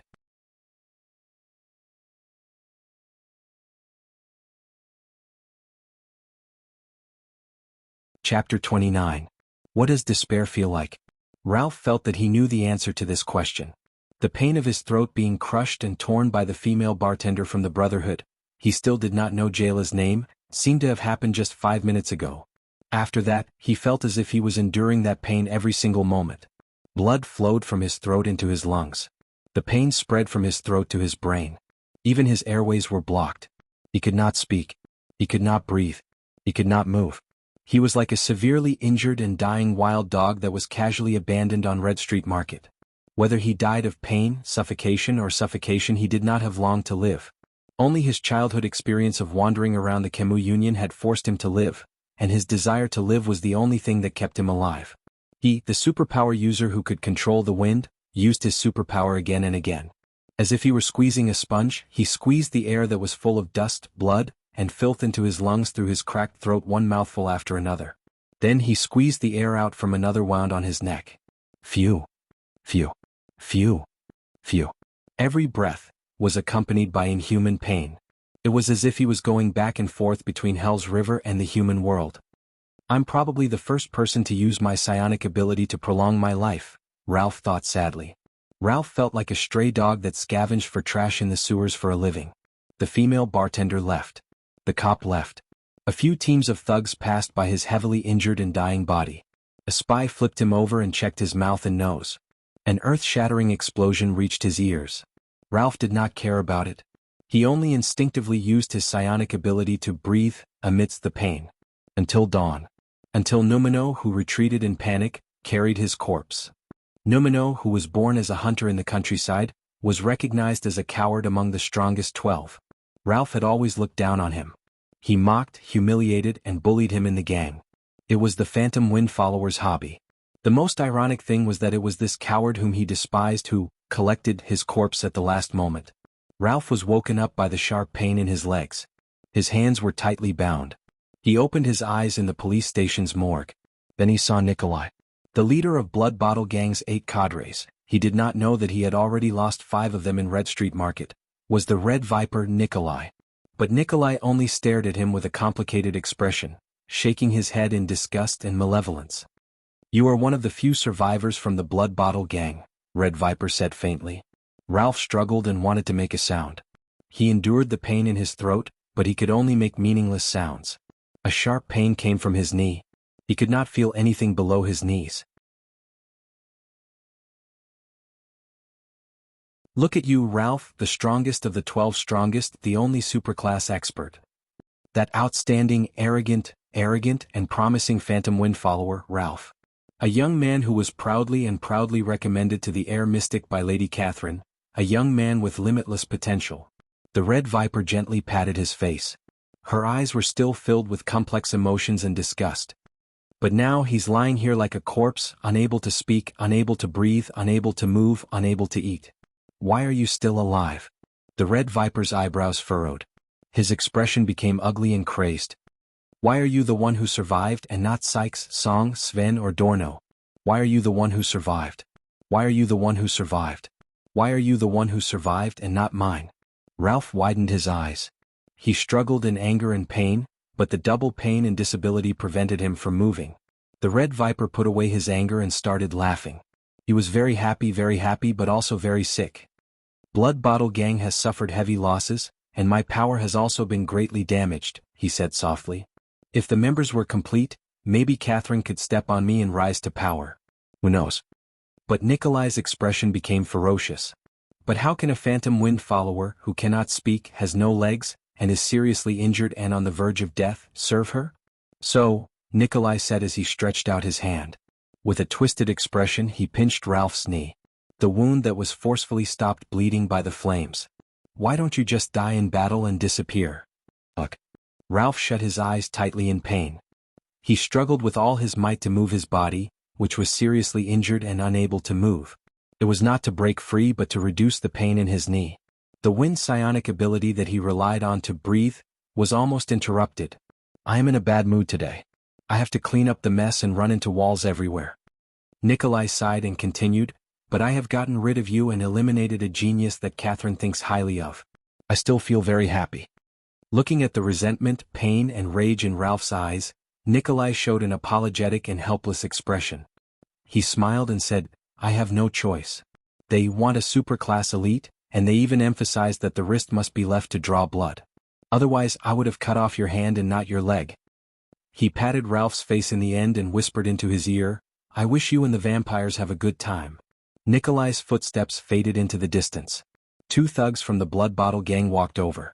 One of them picked up a 3-inch long copper needle with a tube, while the other grabbed Ralph's limp wrist. At that moment Ralph deeply felt despair. Thales stared blankly at Ralph.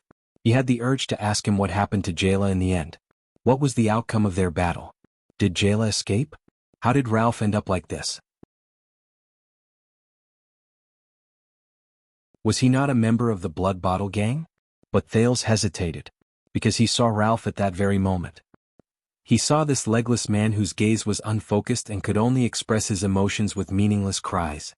His eyes were a mixture of despair, pain, regret, and grief. He still remembered Ralph from last night. Frivolous, confident, arrogant, and extraordinary.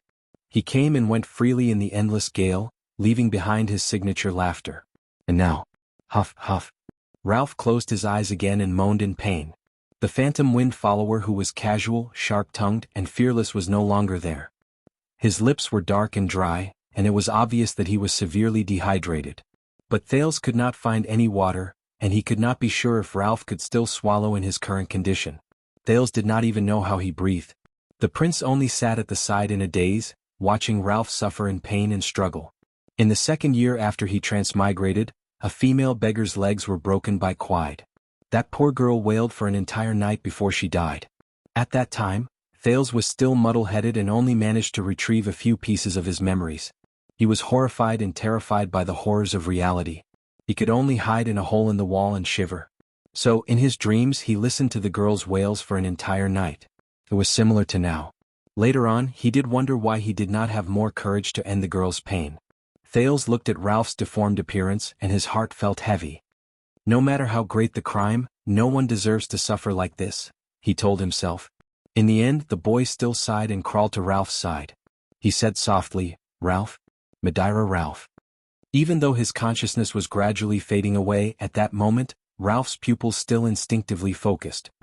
Oh, who will remember me? A cripple like this, waiting for death? Thales gently pulled out JC's dagger and slowly pressed it against Ralph's neck. I know that you are in pain right now. You are enduring torment and suffering that ordinary people cannot imagine. And I can end your life and help you to free yourself from all of this. Ralph's breathing through his throat and psionic ability suddenly became disorderly. Torture. Suffering. Relief? But I must ask you solemnly and cautiously, Madeira Ralph. Are you willing to let me free you from your pain? If you are willing, blink your eyelids. If you are not willing, I will only ask this once.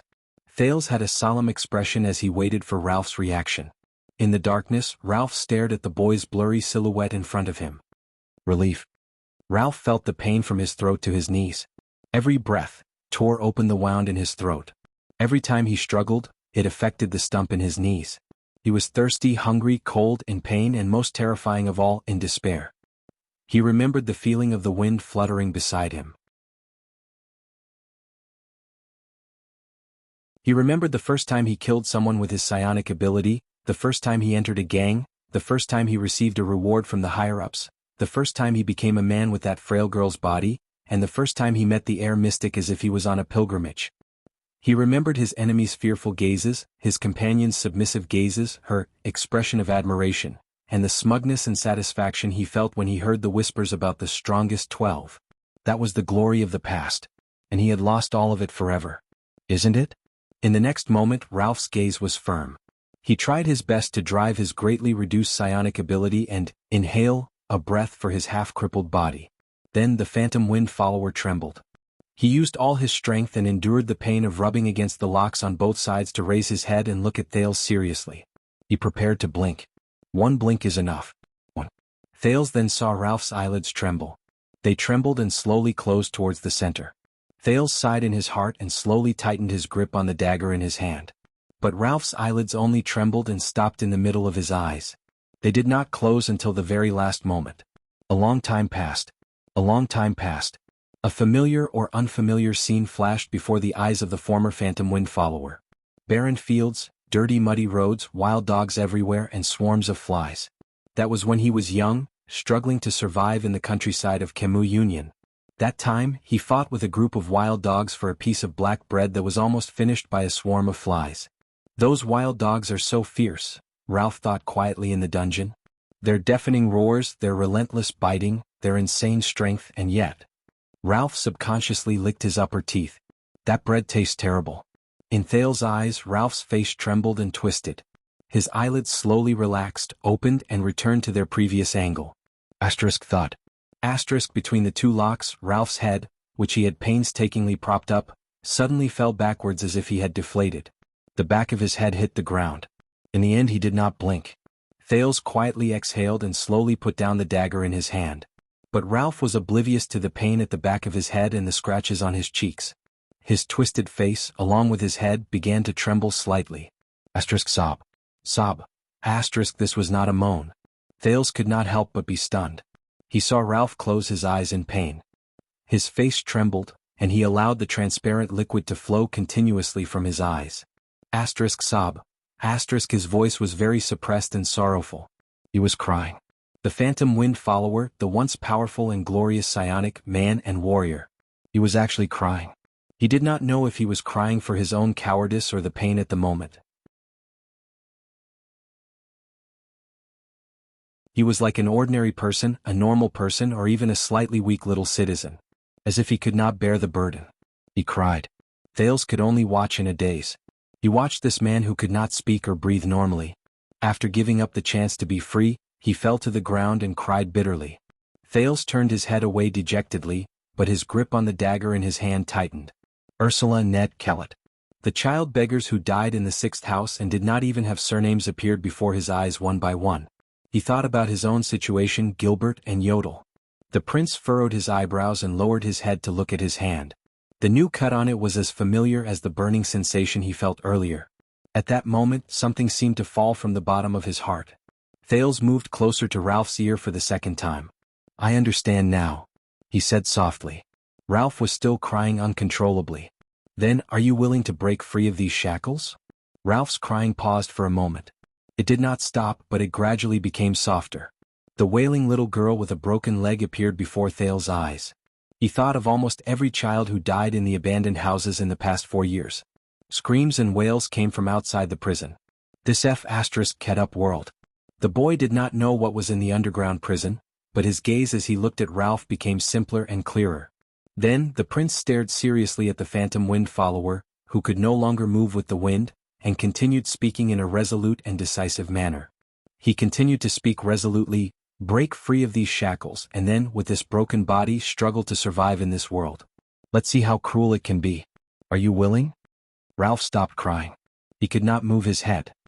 He could only turn his gaze and stare at the boy beside him in a daze.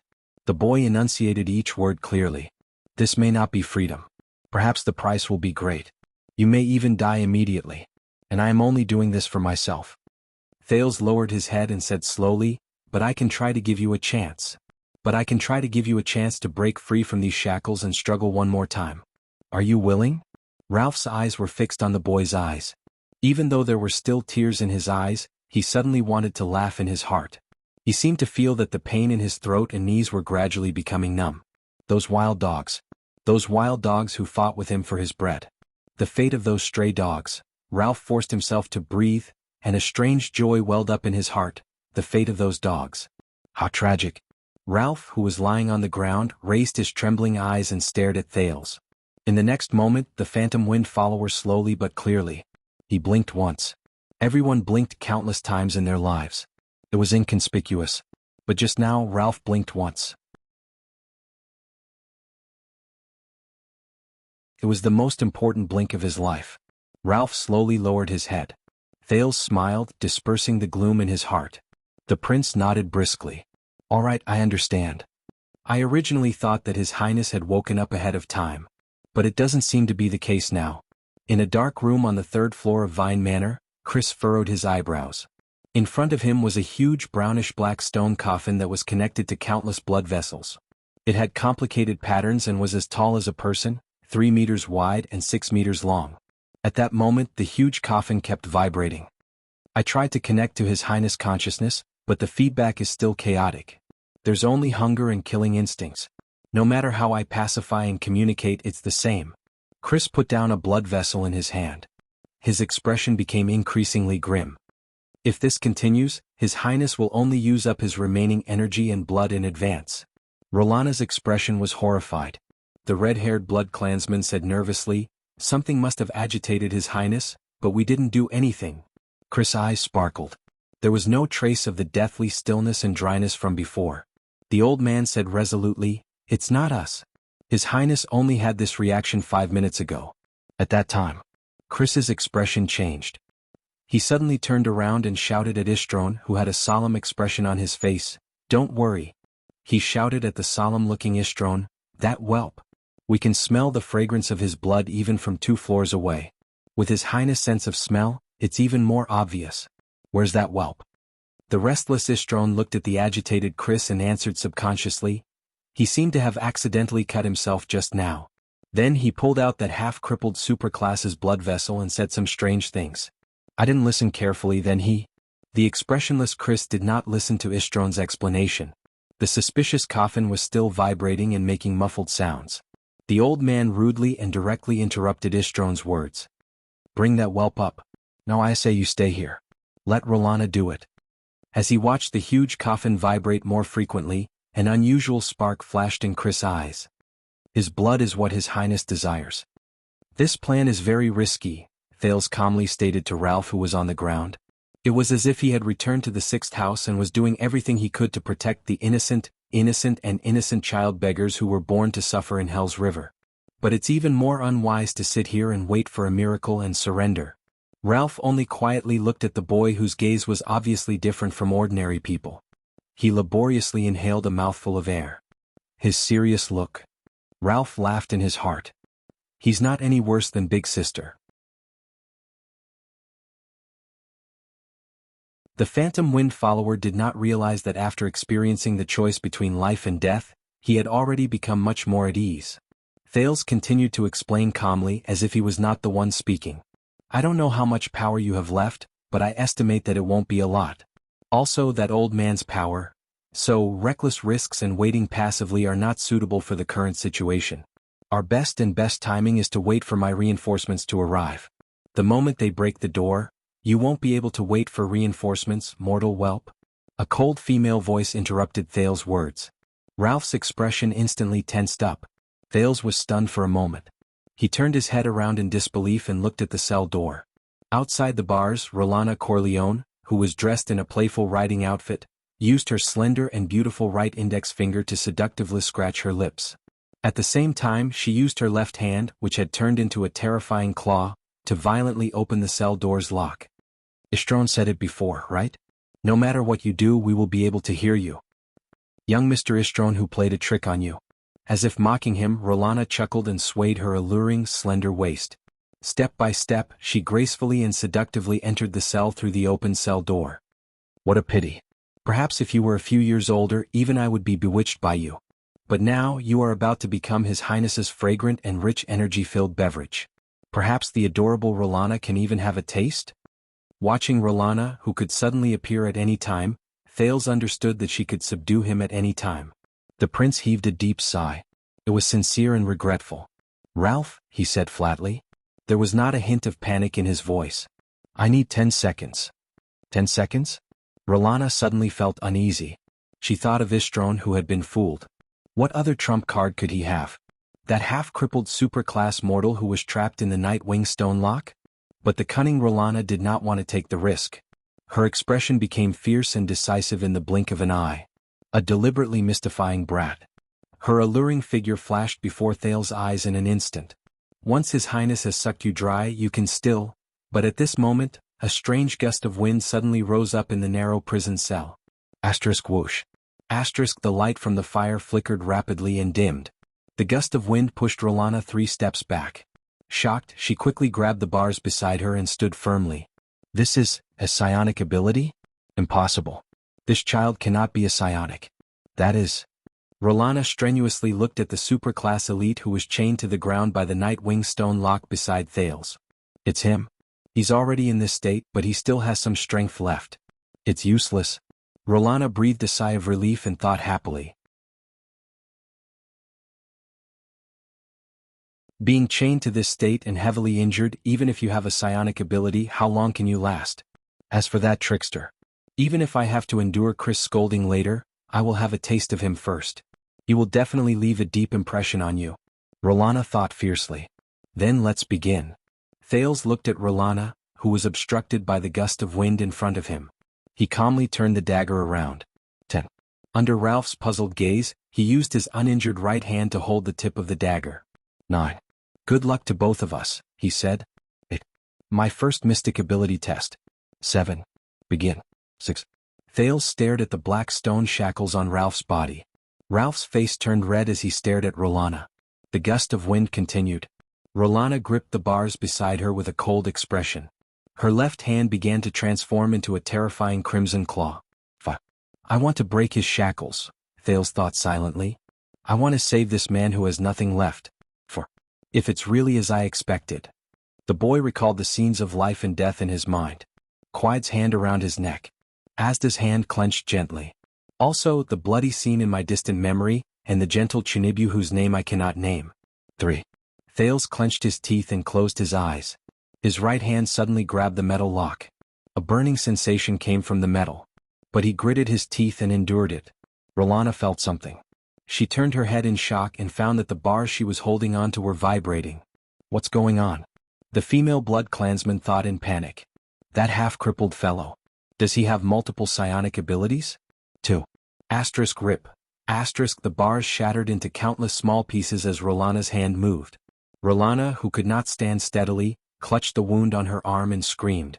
She was instantly blown out of the dungeon by the gust of wind formed by psionic abilities. 1. Rolana's shrill and crazy roars traveled into his ears. A burning sensation hit him. 0. Light. Thales thought as his consciousness blurred.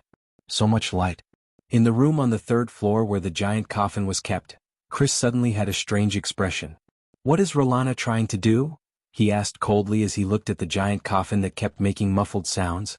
Perhaps she wants to try her mouth first, Istron answered carefully. He felt the Lord's nervousness and continued, she has always been. Oh, they are. Istron's words were interrupted by the outside world as the two of them looked at each other in shock. Asterisk boom. Asterisk a loud sound that sounded like an explosion came from underground. A cloud of dust blew in from outside the door. The expressions of the two blood clansmen, one old and one young, changed at the same time. They exchanged glances. Something happened in the dungeon. In the next moment, their figures appeared outside the manor. The moment Istron saw the scene before him clearly, he was so shocked that he lost his composure. Under the moonlight, the legless supra-class mortal with a tattoo on his face. The former Phantom Wind follower, Madeira Ralph. He had already broken free from all restraints. He was holding the mortal's cub tightly. With the help of the gust of wind, his expression was resolute. He was flying in the air. Not far away, Gilbert's expression changed as he galloped on his horse with 30 swordsmen of eradication. Bloodline lamp, he said to the female official beside him in a low voice amidst the galloping wind. Gines, who was jolting on the horse, saw the lamp in Gilbert's arms with a solemn expression. The flame of the lamp turned red. It tilted to one side. That direction. Gilbert recalled for a while and his expression was solemn. It is the Covendier family's Vine Manor. The female official roared angrily and lashed her horse with her whip. Who cares whose family it is? Even if it is the Walton family of Exted in front of us. We have to kill our way in. Gilbert nodded. Determination and fierceness appeared on his face. Everyone follow me in turn. There is no need to conserve the horses. Speed up and advance. Prepare for battle. If this book is to your liking, there is no harm in liking it, recommending it, supporting the new author, and supporting niche fantasy novels other than killing monsters and leveling up. You're tuning in to the Han Lee's Wuxia Chronicles YouTube channel. We're so grateful for your support, and don't forget to subscribe to join us on this incredible journey through captivating stories. Your generosity through donations truly makes a world of difference, as it's the primary source of revenue that allows me to expand and enhance this channel for you. Thank you from the bottom of my heart for being a part of this adventure.